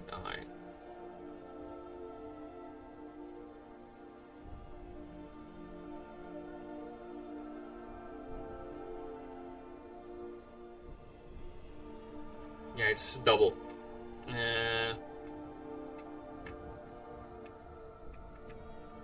As long as there are warning is in the middle stage creature. This creature gains.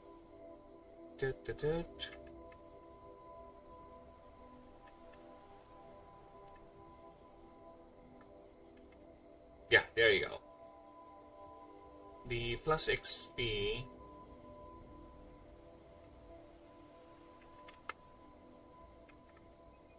Okay. And so I guess it gets 20% more XP on its own because it makes sense. It has to over level.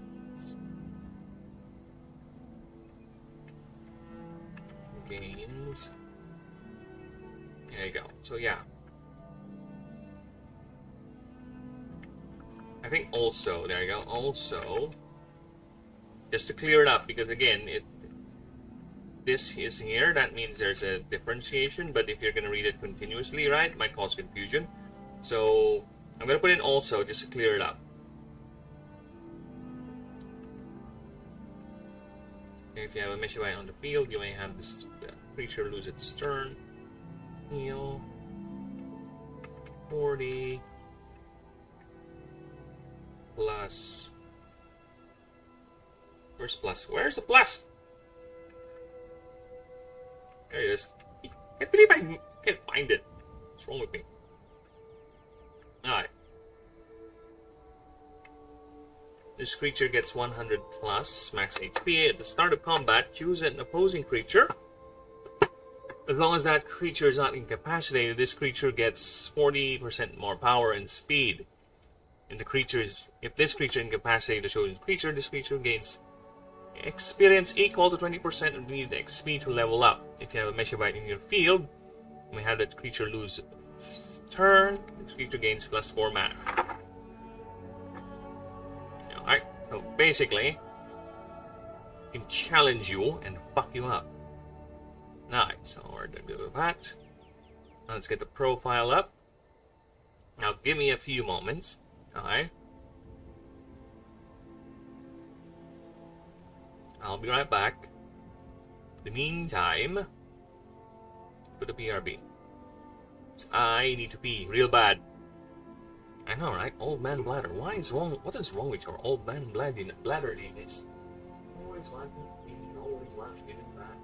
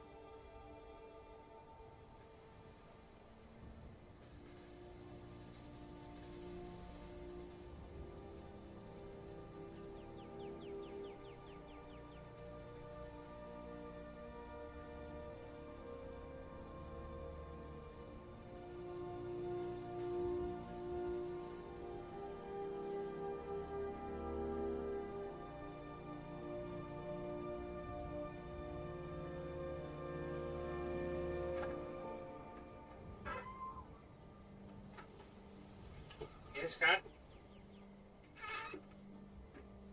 Doing. I just speed. You go back to your den. Go back. No talking, go back, kid. No back talking. Go back. Back to your den.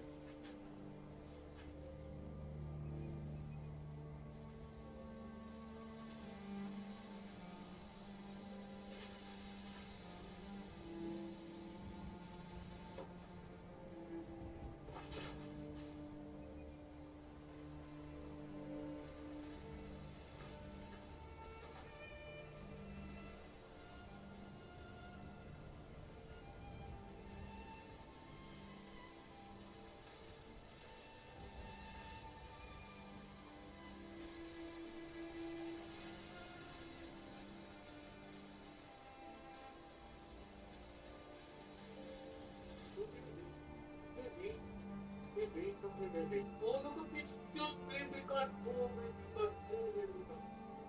I love this baby cat. This baby cat. You're my baby cat. I'm hugging the baby cat. I'm hugging the cat. Sorry, chat. You have to wait. I'm hugging the cat. I love this cat so much. It is cat. So cuddable. I will cuddleize you. Yes. For your mom.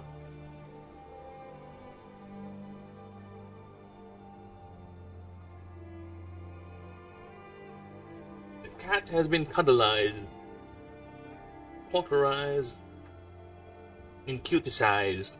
Hi.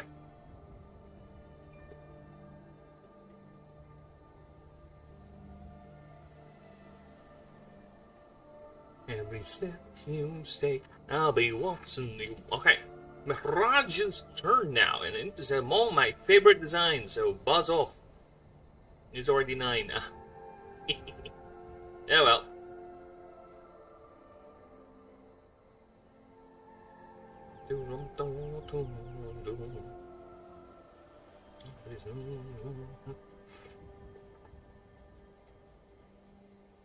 Okay, let's take a look.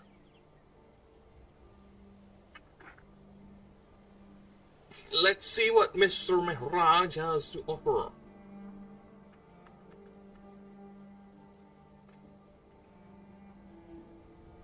The Bane of Aranak, Middle Claw, Golden Halo, and Ankh-Montep.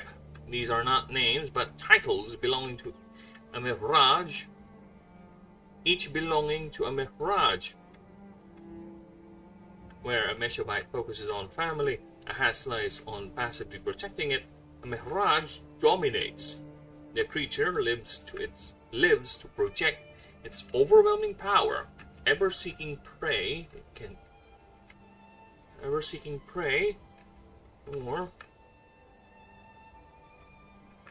or wait, let me just see. This is what, 10? This is 10. Alright, so we have space. We have space, everyone. Alright. Or, more accurately,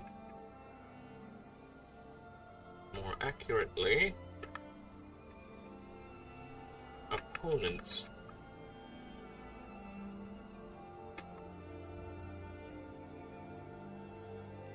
It can bring down in a straight up fight. Always wanting to be the big.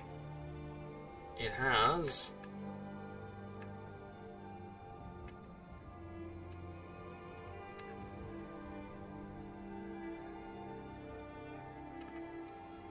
with this insatiable in how do you insatiable? How do you do that? How do you spell that? Insatiable. Insatiable. Did I get it right? No. Increasable? No, insatiable. Incessable.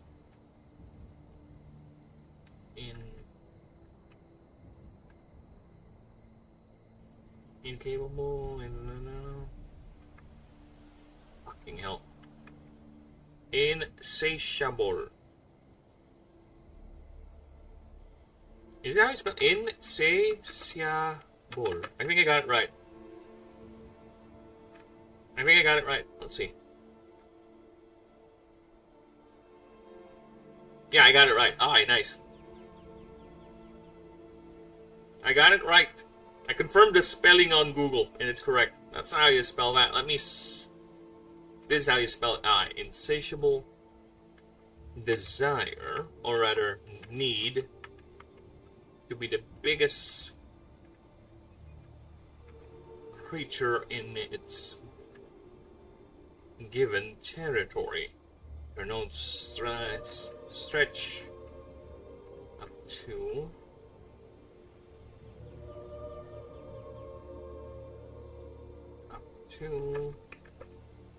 5 kilometers,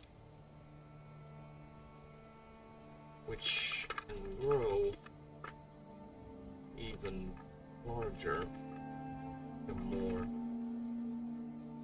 colonies it controls.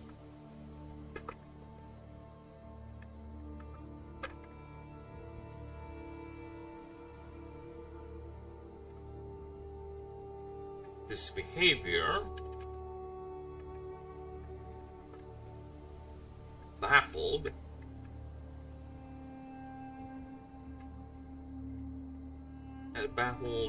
most biologists, till animancers notice the creature has a tendency to improve and learn from its victories at an accelerated rate.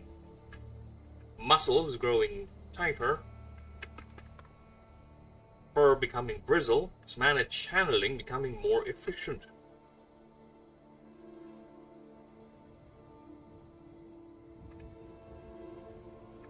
And its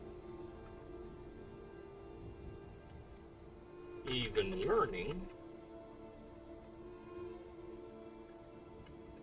moves to bring down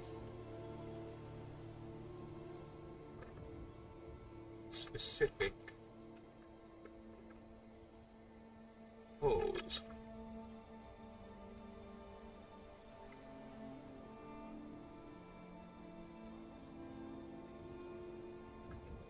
Many eyewitnesses' accounts of Mehraj battling creatures are themselves considered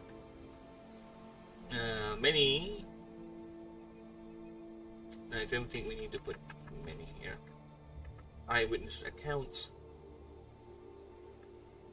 of Mehraj battling creatures which they themselves are considered an alpha on their own. These range, but not limited to,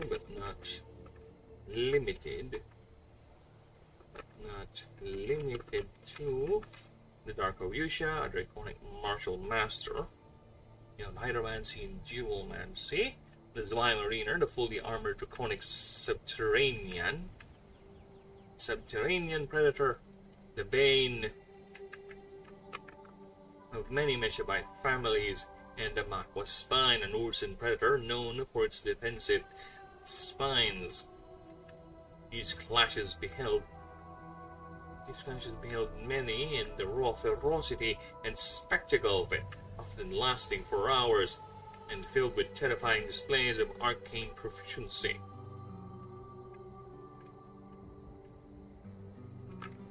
And raw primal violence, as even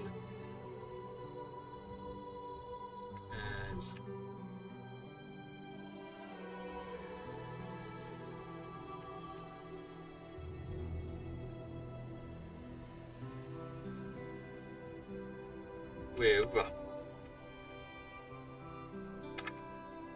with many countries like Africanum and Aranak Dunes advised or enacted laws to stay away from these clashes.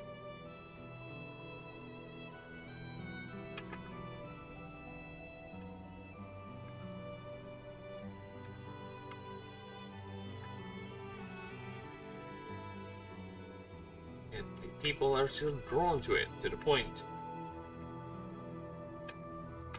Skirting and risking the law just to catch a glimpse of these legendary clashes, legendary duels. To the point, many animances prize the creature to a degree.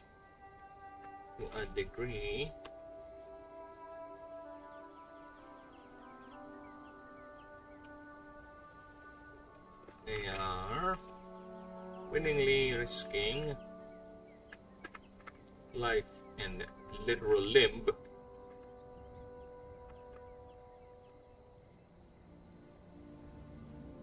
to bond with one in the wild rather than to waste one from a Meshabite.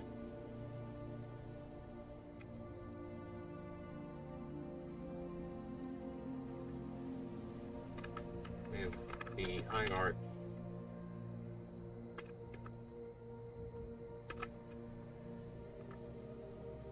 of the Valley of Miracles,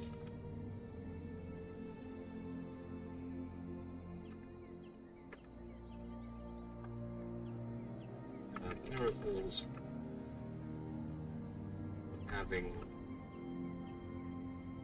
personally aimed or bonded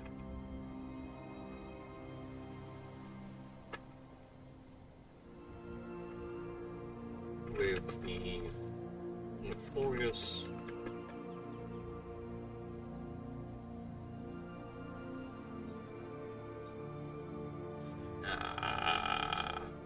name. I need a name. Notorious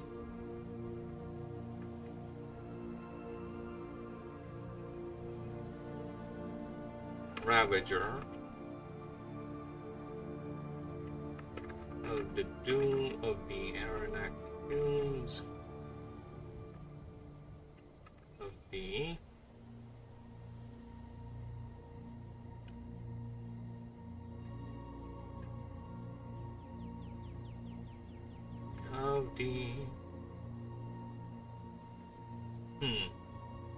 what's the name of the main city in Arrakis? Capital city of Arrakis. Arakin, okay. The Ravager of the Dunes of Arakin.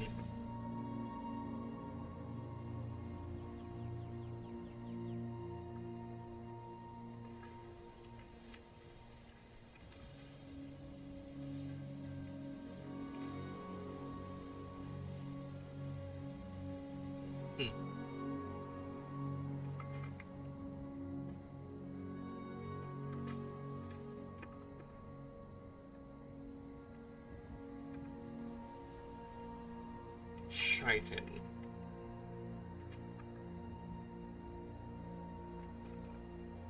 Which she tackles Jessica Albright.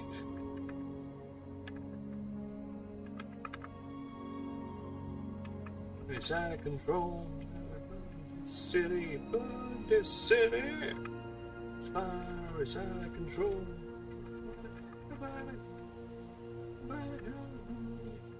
which she affectionately calls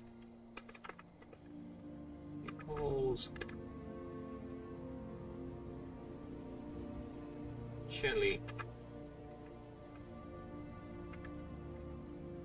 This particular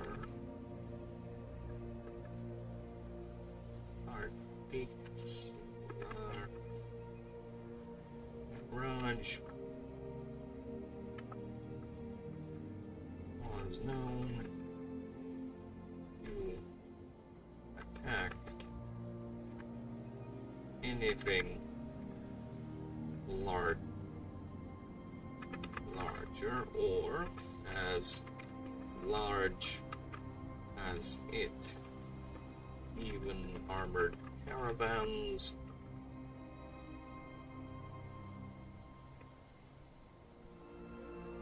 And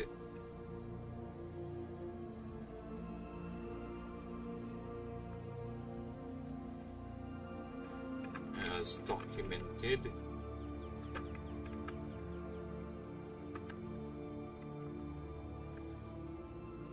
to decimate the swine mariner population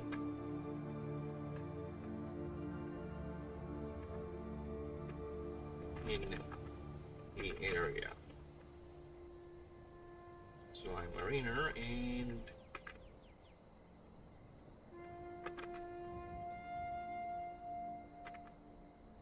Raj.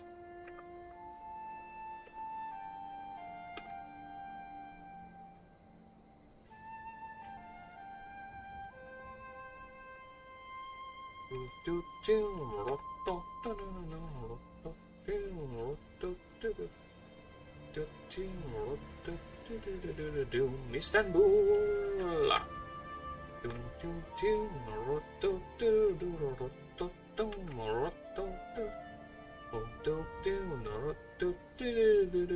Istanbul. Even old New York was once New Amsterdam. Why they change it, I can't say. People just liked it better that way.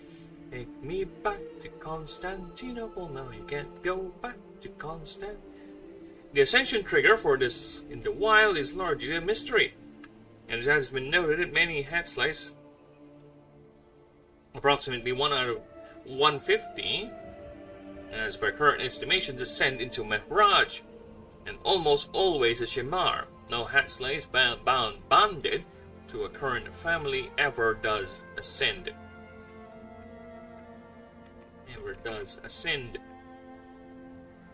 And it seems always to come from those isolated and out of observation, of conversation, observational coverage. Practical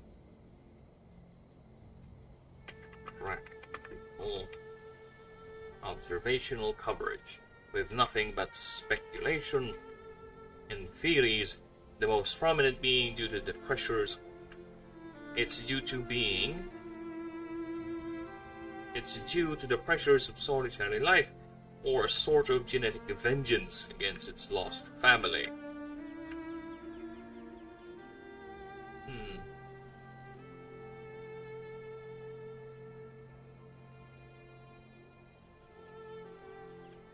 The most prominent being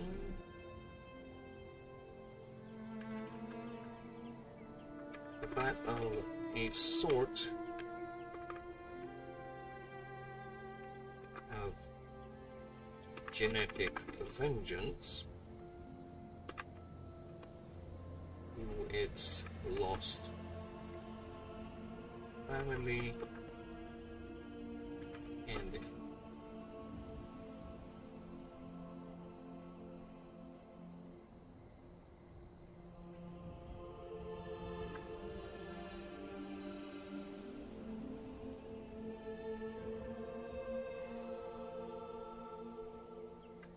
averting all that grief, all that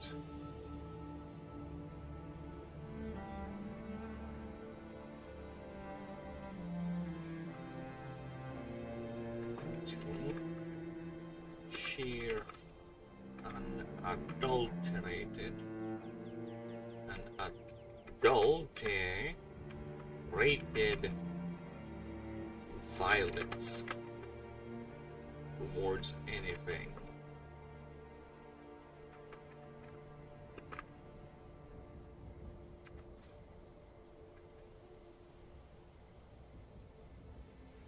Did you say birthing hole? Those are called vaginas. Oh!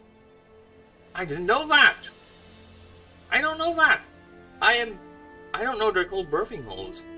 Apparently, so that's where I came from? That would explain why I stink. I smell a vagina.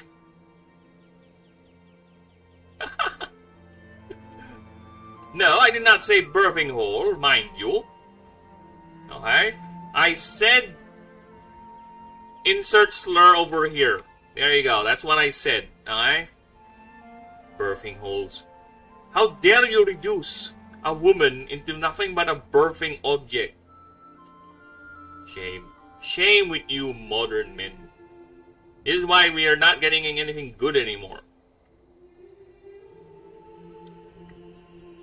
You should have showered at least since you were born. Nah. I don't like water. It's too wet. Water makes everything wet. Even water is wet. Have you not learned from the great debates? Hmm? Dude, it really sounded you said birthing hole. Really? Really? I said birthing hole? Birth hole? Hole birth? Did I? I don't recall saying birthing hole ever. In fact, this is the first time I ever said or never...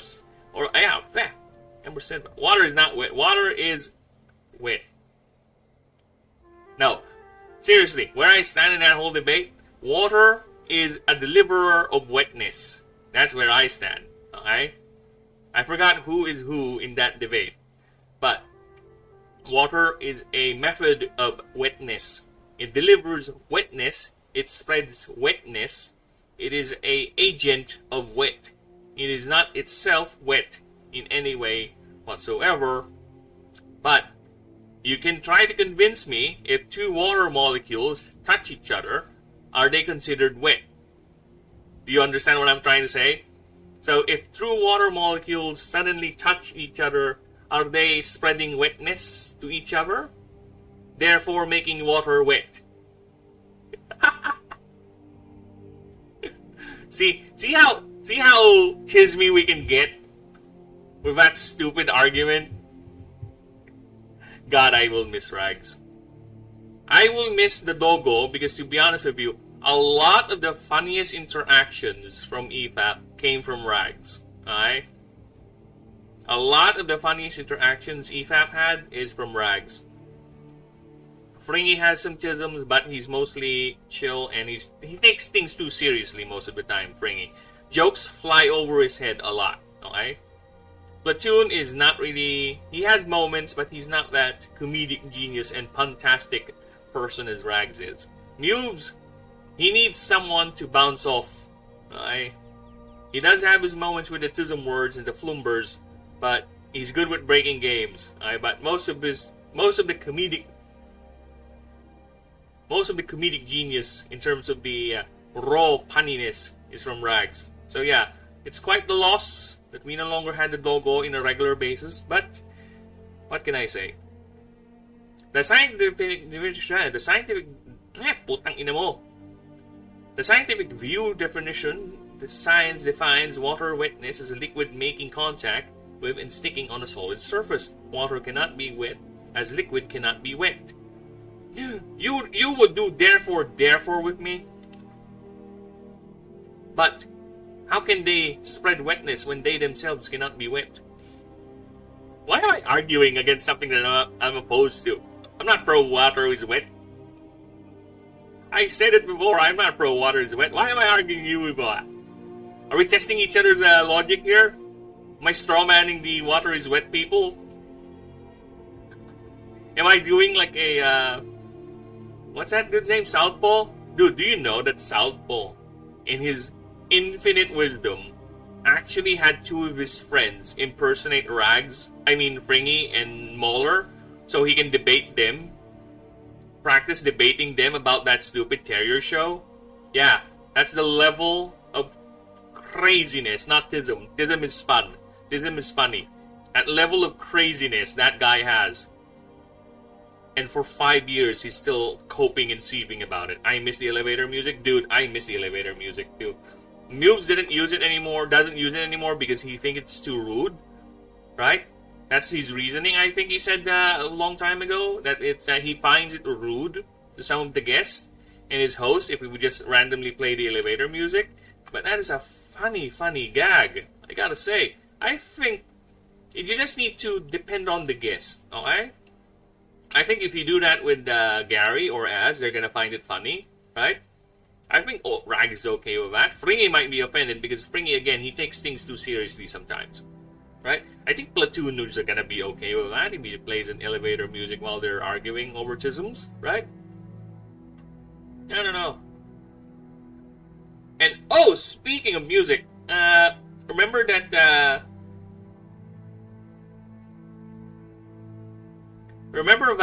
thing? The chill music you recommended to me the other day? It got copyright, by the way. The Into the Sun thing? Yeah, that one. It got flagged for copyright. Fucking hell. I did challenge it, so I have not checked if it got reversed, but it got flagged. The same music got flagged. It's not, I don't think it's a bogus one, but it got flagged, unfortunately. I know, I asked him about it on, so you're the one. So you're the source of it. Hey, when is your next Mootle appearance? Have you ever been to Mootle's Discord? I have not been on that Discord for God knows how long. To be fair, I'm not really not active on Discord. Even on my own Discord, I barely go there. So I need to learn how to be active on Discord. It was usually when Waltz and Rags. Yeah. The very best or the most remembered one for me with the elevator music, I think it's with the scissors. Remember the scissors argument? The scissor argument? And the pants argument? That was fun. That was a fun one. There was also one about the bed. I forgot about the bed one, but there's also another argument those two had about the bed. That's another fun one. But yeah, I doubt we'll be having those types of interactions nowadays, now that Rags and Wolf are gone, especially with Rags being gone or being no longer a regular one, right? So who knows, maybe Platoon will pick up the slack, but I doubt that. Platoon is too chill, he's too posh for that sort of thing, right? And Mubes again, Mubes just lately he just wants to move on. He when the tangent gets too deep, you would tell he just wants to go on. I don't know, I've been so busy, I pissed James and Swole off when I defended all that one and banned him, so for the same shit. I know, right? That whole drama thing. Snakes is a tardy boy. He is. I don't know if he's lurking right now, because again, I never check my view counts. I don't know if he's lurking right now, but Snakes can be a tardy boy. He can. He will. He shall. It is an inevitability. But I do agree that it is a bit overboard that you carry that drama to that server from the other server, right? Just because he went tism on Mube's server, that doesn't mean you have to carry that same tism on the other server, right? Why bring it over there, right? I know Mootle is EFAP adjacent, but still, he's not doing the same shit there. For now, right? So yeah, I think the mods went a bit too overboard with their projection of power at that point. At least in that instance, right? Which can happen. Yeah, I know, he is a spaz. He is our spaz. He was our loving, ever-drunk spaz that would every now and then leave the group.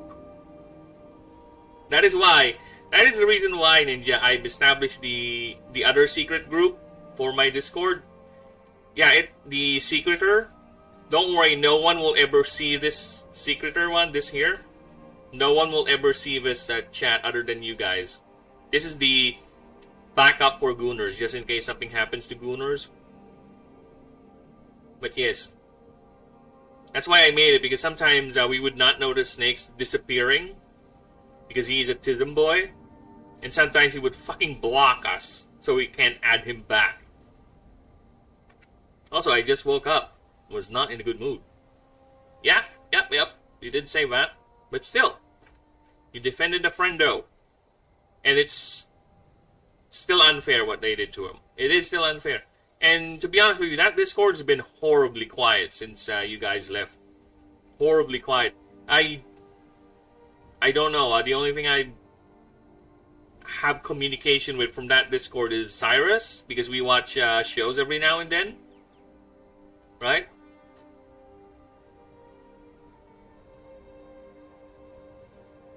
If I asked Moonhole to be on, I'm sure I could still be on. Sundays are family days for me. Yeah, no problem. Right? Dude, I am sure Moodle is gonna accommodate you. I'm sure. Moodle is a nice dude, alright? Moodle's not a snub. It's gonna accommodate you. But yeah, Sunday fun days. Sunday fun days. You gotta reserve time for the family, man. Gotta reserve time. I wish I had kids, but gotta cherish them while you have them. Alright. Enough of the drama. Fuck that. Fuck that shit. Alright. Horrible shit. I want to deal with stupid drama. The only drama I want to deal with is my own drama with my story I'm writing, alright? With this setting. That's it. But either way, I was about to ask earlier, so you done with, what's that game you were playing the other day? That gun game? I forgot the name. Outlast Remnant, I think. Remnant 2? You done with that? You now Mortal Shelling? I can see why you prefer Mortal Shell, because it is right up your avenue. It's right up your avenue because you are indeed, at heart, a Soulsborne type of guy. You know, those are the types of games you enjoy. Okay? I wish I can make a game like that for you. I can make your diarrhea monster into Soulsborne boss. But no, my jam is more on the creature collection sort of thing. More on the tactical turn-based sort of thing. Not really into the Soulsborne sort of thing. Remnant 2, yeah, that one. I don't know. I'm not done. I'll go back. Yeah, so you're just remnanting the 2. But you did say about that. You did say the same thing about the other games. And you still haven't gone back. You still need to finish Hollow Knight. Bastard. Okay. Look at him evading me. Evading me as I go to drill him about him going back and not going back. Alright, where were we?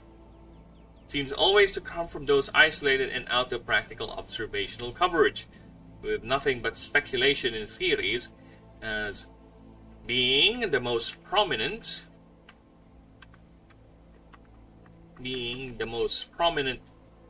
Is that of a sort of genetic vengeance for its lost family, converting all of that trauma and frustration into sheer unadulterated violence towards anything.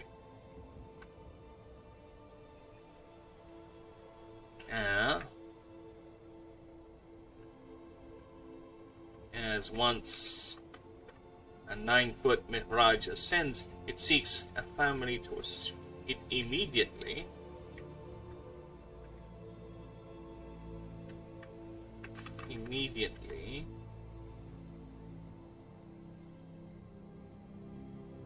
However,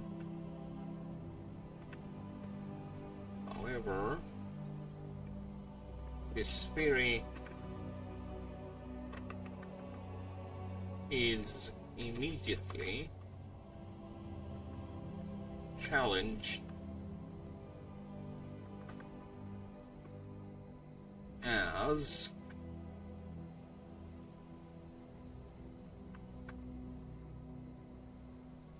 once a 9-foot Mihraj ascends, it immediately seeks a family to assert itself And unless that family already has a barrage, it does not resist. The family, the gang does not resist and immediately and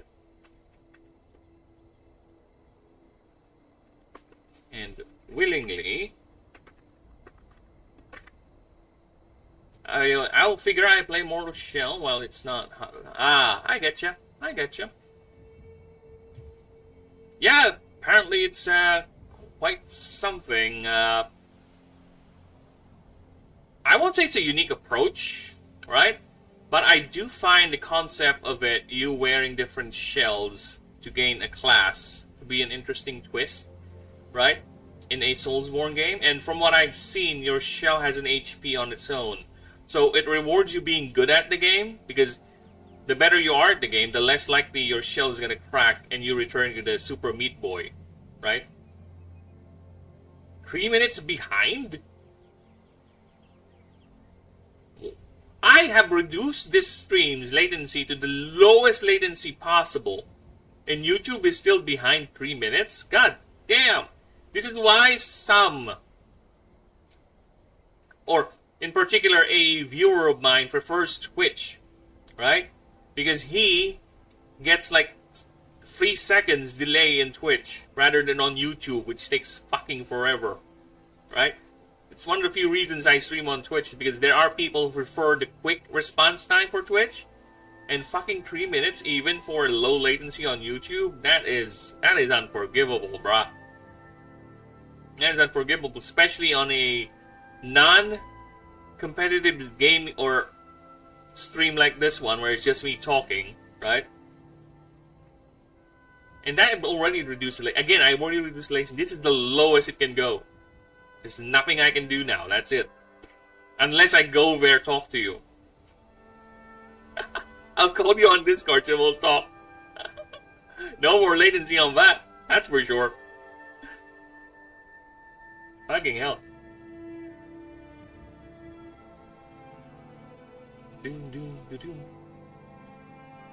Oh, dude. Oh yeah.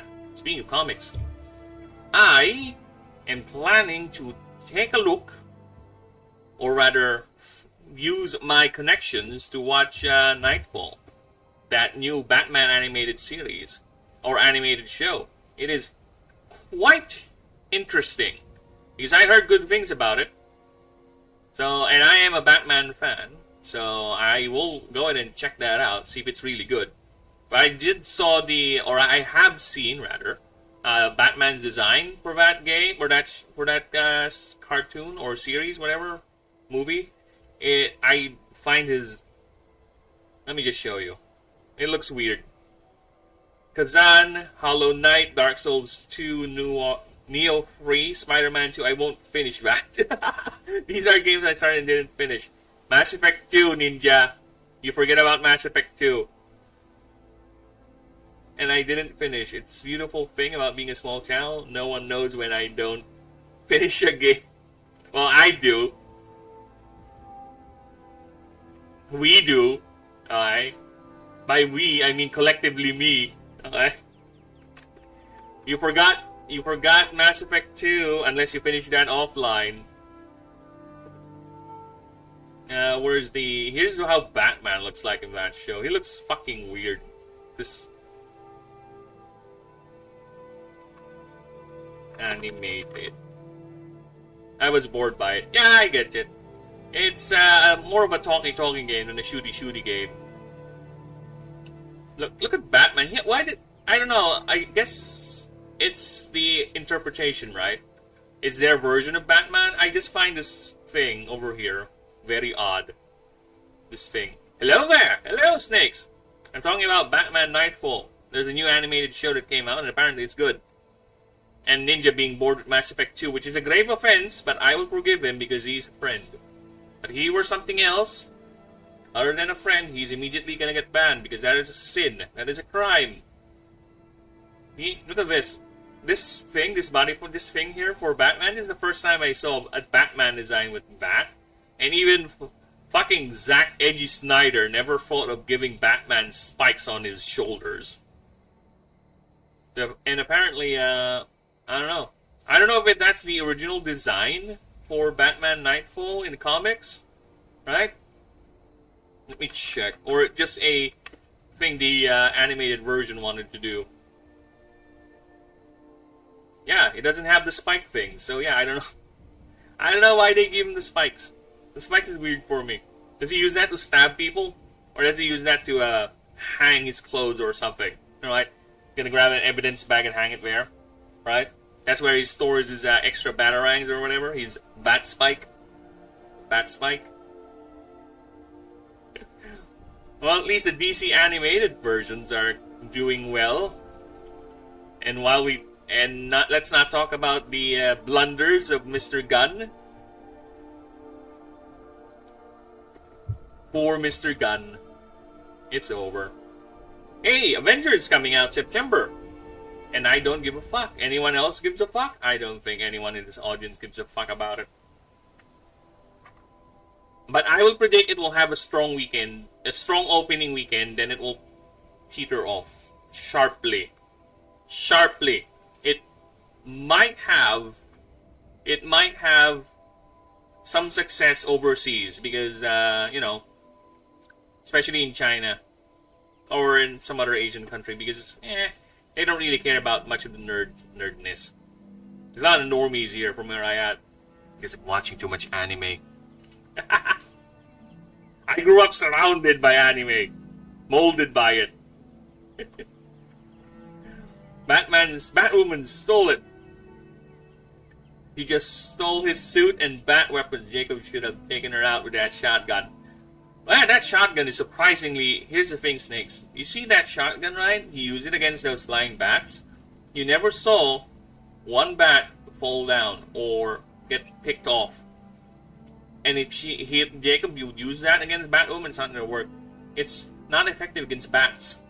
The only thing that can take out Batwoman is not a kryptonite bullet. No, even that was not enough to take her out. It's Batwoman herself. It's Batwoman herself that took out Batwoman. Right? The moment Ruby Rose, what's the actress's name, whatever her name is, resigned, that show is dead. Alright? Fucking dead. Just plummeted to the ground. I think it only had one season with the black chick, then the next season is not even, I don't know, not even discussed anymore. Just vanish. Right? Because Ruby Rose killed the Batwoman, and that's the only way you can kill Batwoman. Right? Cruel. It should have used the Desert Eagle. Shoot through anything. You know what? It can shoot through anything except through a woman. Have you not learned anything from that show, Snakes? A woman is impervious. A woman is strong. A woman is incorruptible. Not even a Desert Eagle can pierce through a woman. That's why, if you would look at that show, a lot of the surviving population are women. Women and lesbians. Because a lot of the men have died. Because they are fragile and weak. Desert Eagle can cleave right through multiple men. A woman, if a Desert Eagle hits a woman, she's gonna shrug it off. You can smile at it. Hey, and she's gonna sing that. I'm a woman. Here I am. They're gonna sing that they're gonna reproduce just by scowling at each other. Yeah, that's how women is gonna take over the world, Snakes. That's how they're gonna reproduce eventually. They don't need men anymore. They'll just scowl at each other, hate each other, then they'll eventually get preggo. That's how it's gonna work. That is the future for the planet Earth. We are now obsolete, Snakes.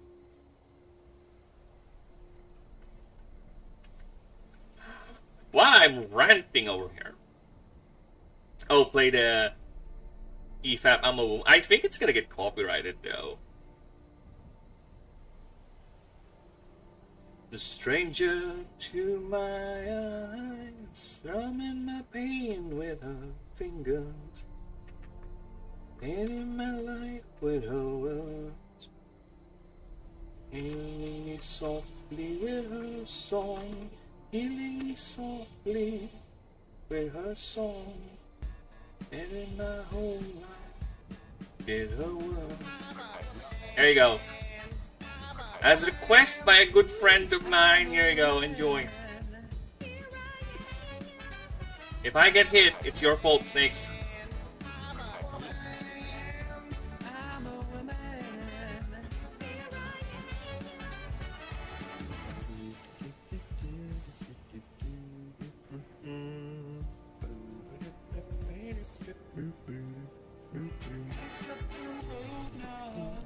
Oh yeah.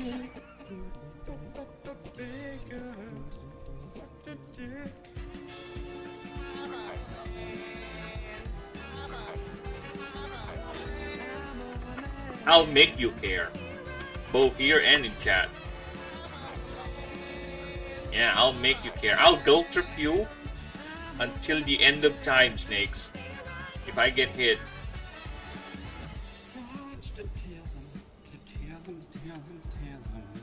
I haven't watched Moodle in a long time. Does he still do the song?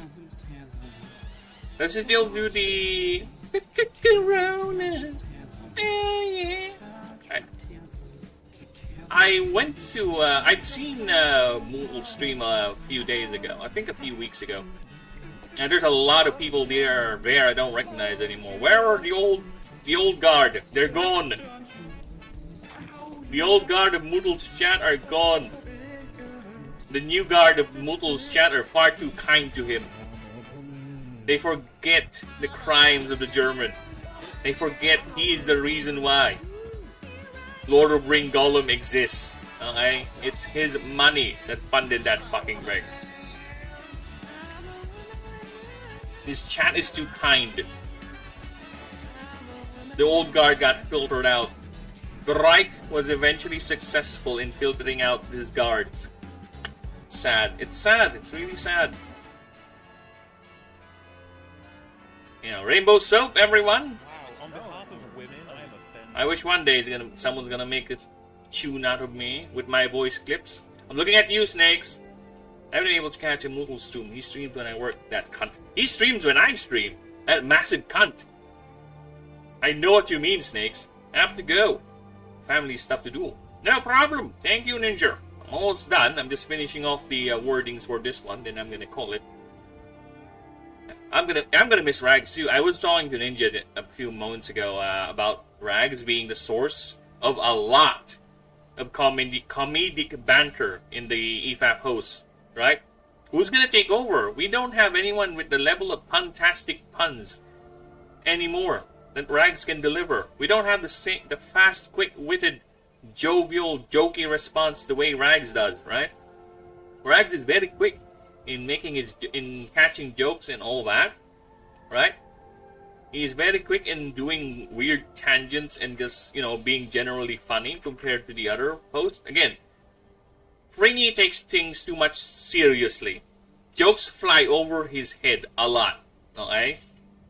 He does have his moments, true, but they're not like Rags moments, okay? Platoon is too fucking posh.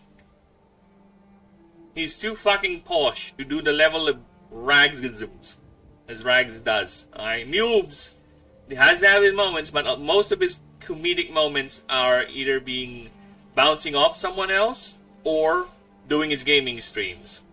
He's good at breaking and tisming out in games and doing the flumber cumbers, right? But no one can beat Rags in terms of quick, on the spot humor. And that's going to be a great loss for the podcast. Great loss. Translation, Platoon is too gay. Hey, Platoon is the type of gay I like, alright? He's very sophisticated, right? He has the voice of an angel, right? He's very classy. The accent of a truly sophisticated man. He's classy, alright? I don't give a fuck whatever he sticks it into what to.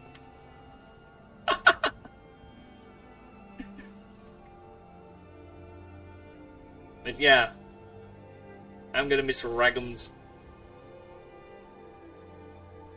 Dude, actually, to be honest with you, I skipped that part. I was so not in the mood to hear Rags going away or leaving this host spot, one of the as one of the main hosts, I skipped that part. I know it's coming. I know it's coming. And the moment I saw them talking about that or preparing to deliver the resignation thing, I immediately skipped it. I immediately fucking skipped it. I don't want to hear it. I don't mind Nick DiOrio as a new host. Nick DiOrio is fine, but for a media podcast, I don't think so. He's more on the drama side, alright?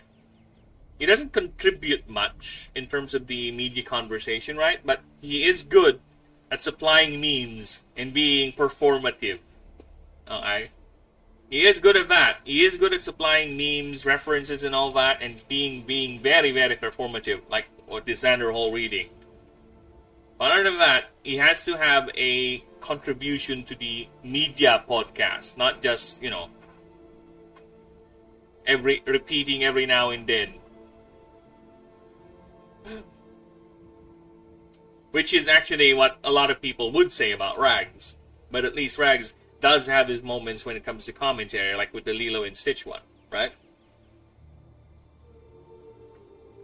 I don't see Nick can do that. Metal can give a contribution. Moodle already has his own podcast. He has his own EFAP 1.5. He has his EFAP 1.5. He's not going to be a host. Unless they are willing to accept the demands of the Reich and move EFAP on Sunday. But no. Mubes is not going to give way. He will fight him on the beaches. He will fight them on the shores. He will fight them in the hills. That's what Mubes will do. If Moodle continues that demand that EFAP moves to Sunday so he can be a host. Alright? I tried to do a Churchill accent, I just can't. He has a certain way of saying things. Alright. Mirage immediately seeks a family to assert itself, and unless that family already has a Mirage, the gang does not resist and willingly welcome it with food, and the Mirage claims the family's territory. And the Conqueror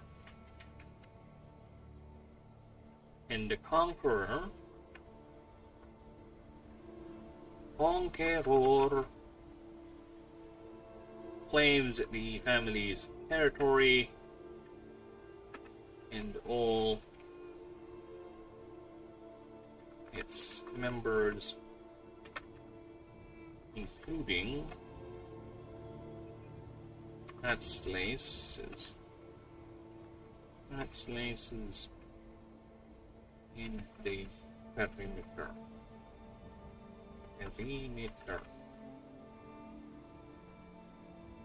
Oh my god.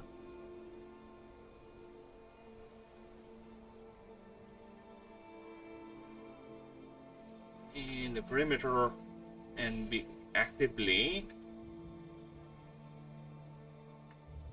and begins to actively patrol it, even expanding and aggressively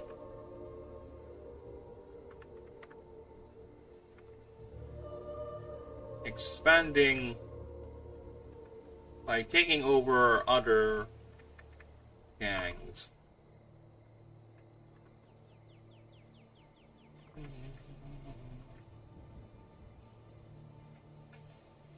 Only taking food and water,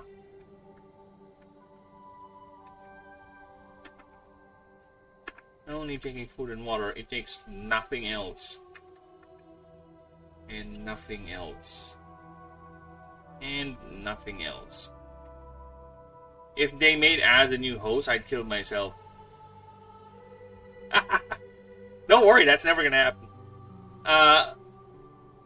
It's never gonna happen because Az knows he's already. Here's the thing with Az, okay? He is too old to go ahead and expand even more. I think he has found his niche. He's happy where he is, right?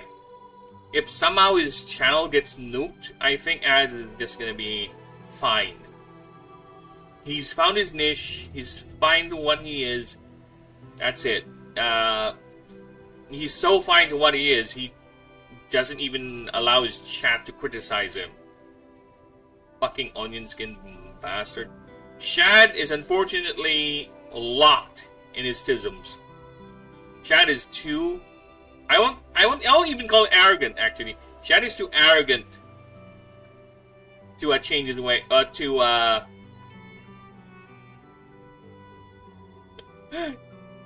the word? I'm not finding the right word, okay? I can't find the word I'm looking for to describe Shad in a very decent way. But yeah, Shad is too locked to his tisms. But to be fair, though, to be fair, autistic.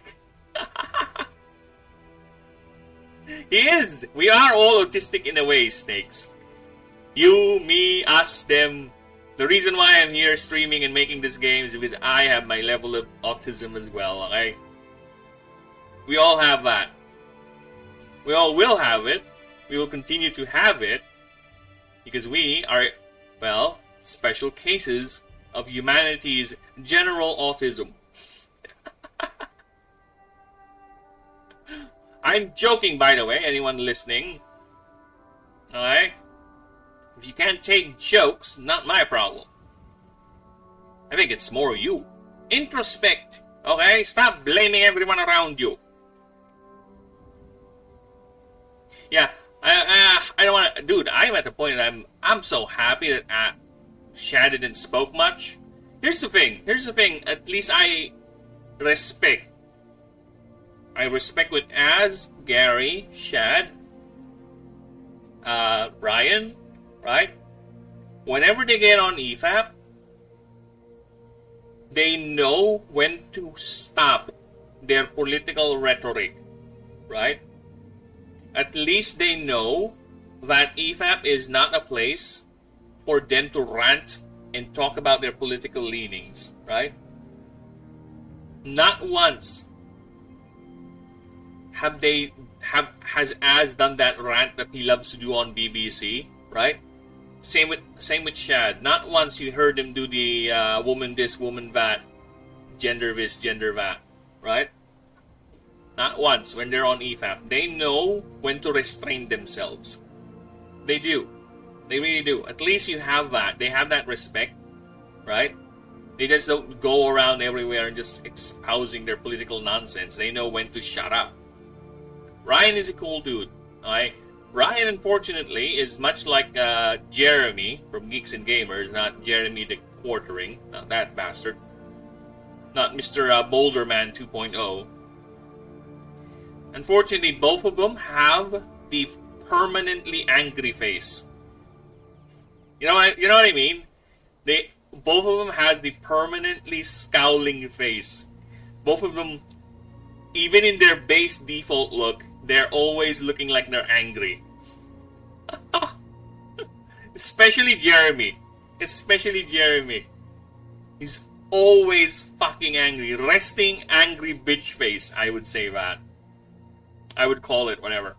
I'm only taking food and water. And nothing else. As it lives out its hyper aggressive and violent lifestyle alone. I like Ryan though. They have bitch, yeah, they do. They have the female bitch scowl face. Permanent bitch scowl face. You know, I much rather have a very soft, kind looking face rather than you have a permanent bitch scowl face, right? Like every time you would walk around the anywhere, people are gonna, why is this guy always so fucking angry? What's his problem? I rather have the impression of, oh, look at him, he's so nice looking, he's so kind looking. Might probably approach him, probably gonna mug him. Then they realize I'm not actually smart, I'm not actually nice, and I would actually walk, dude. It happened to me once. Alright, I'm gonna tell you this, Snakes. I don't know if I already told you guys, but when I was young, I was walking home. It was a bit late at night. Okay.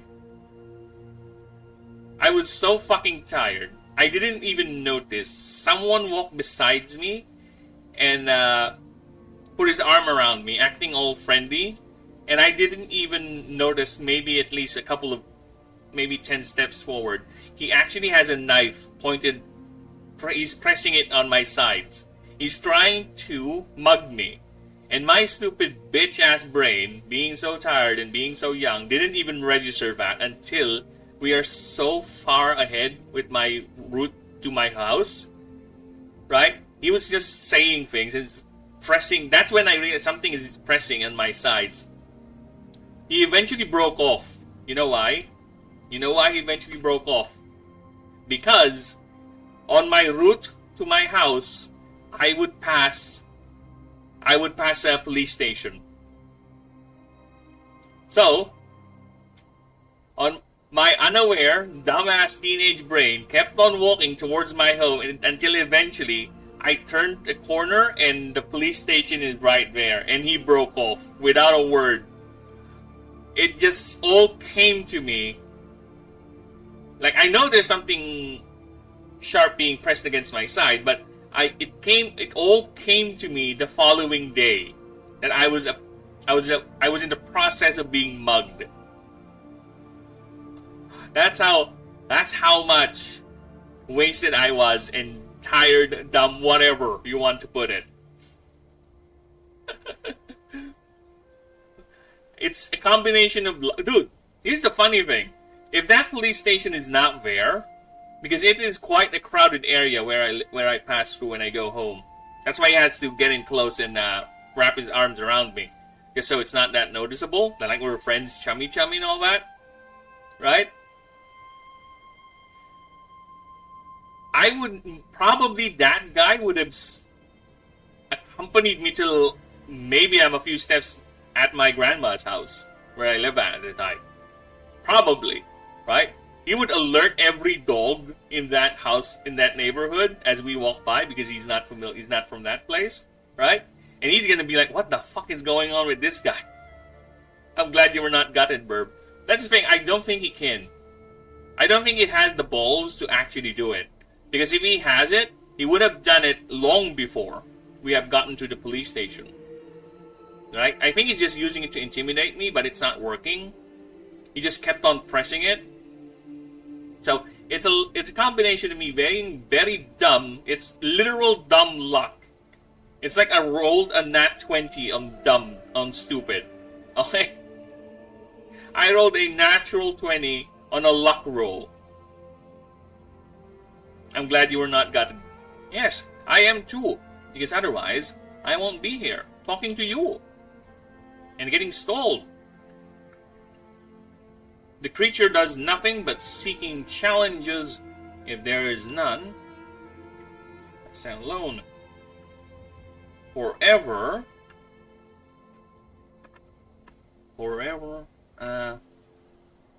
always seeking anything it can prove its superiority.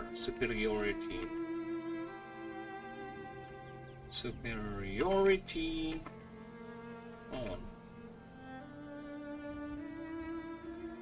No! I refuse. If Jesus Christ came down and gave me $1 million, then probably I'll consider it. Right now, you're my Jesus, Snakes.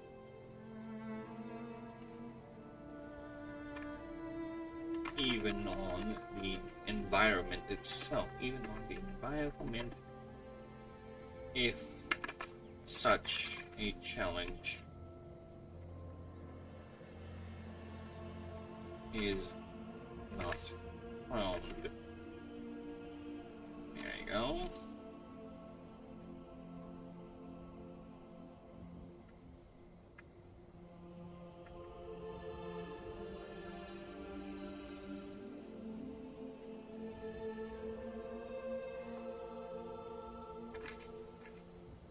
music.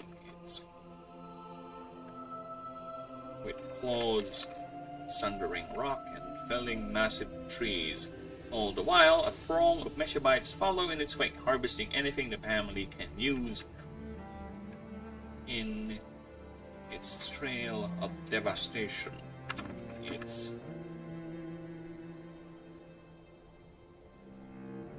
leaves. The music is Jesus. This music is Jesus. Yes, it is quite chill, isn't it? It is quite chill. But here's something more Jesus-y. I'm gonna give you something more Jesus-y, Snakes. Here. This is the music that's currently playing in my head, in my thing right now. Alright? This is more Jesus-y. Enjoy.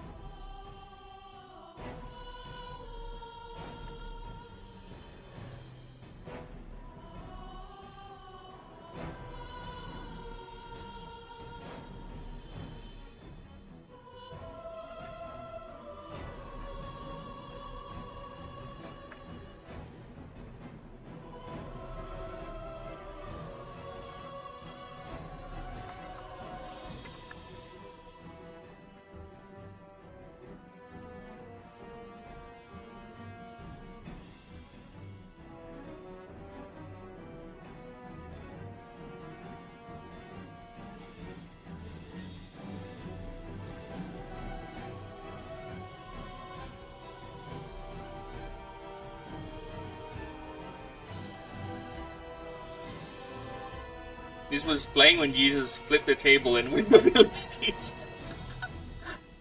Yes.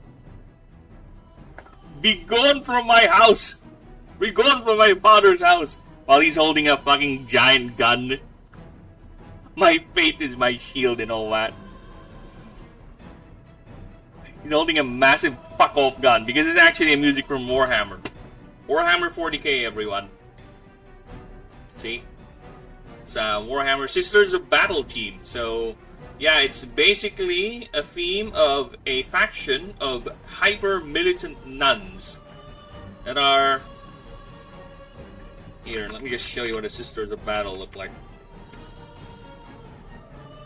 This is what the Sisters of Battle look like. They are hyper-militant Space Marine nuns. Praise be to Space King. If people complain there are no female Space Marines, here they are. Those people are idiots and don't know Warhammer 40k lore. Okay? There are technically female Space Marines. They're called the Sisters of Battle. And they are idiots. Okay? Dude, when is the new Space King coming out?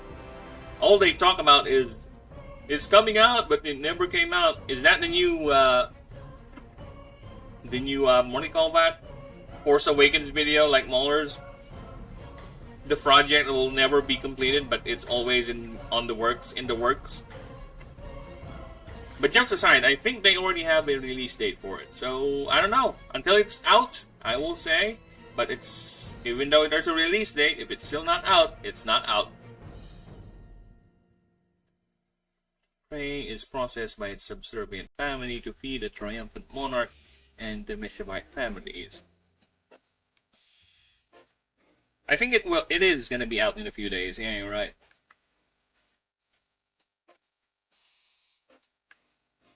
Alright. Oh, no. Oh, shit. That's copyright. This is why I don't like doing that, because I get carried away and might let the music play. That's going to be copyrighted. But either way, it's been 5 hours and 30 minutes already, and it's a bit late. So I'll have to call it for now. I'll go ahead and continue this tomorrow. We'll be moving on to the next one in the list, okay, which is Merkid. Alright. The Rat Pack's gonna sue you. Yes, they will. They always will. But there's nothing they can do about it because I have no money to give them. Alright. So I'm gonna go ahead and continue this. I appreciate everyone stopping by. The lurkers, you, Snakes, Ninja, Denisium, Hobbit. Thank you, thank you. Garg, all of you. And all you lovely bastard lurkers out there. Please go ahead and join Discord, like and sub and all that. And in the meantime, I would like to say bye-bye. See you tomorrow. Loves you, loves you. I will give her smooches as well. No problem. The smooching will be given. Now, how do I turn off the stream? Snakes, how do I turn off the stream? Thank you.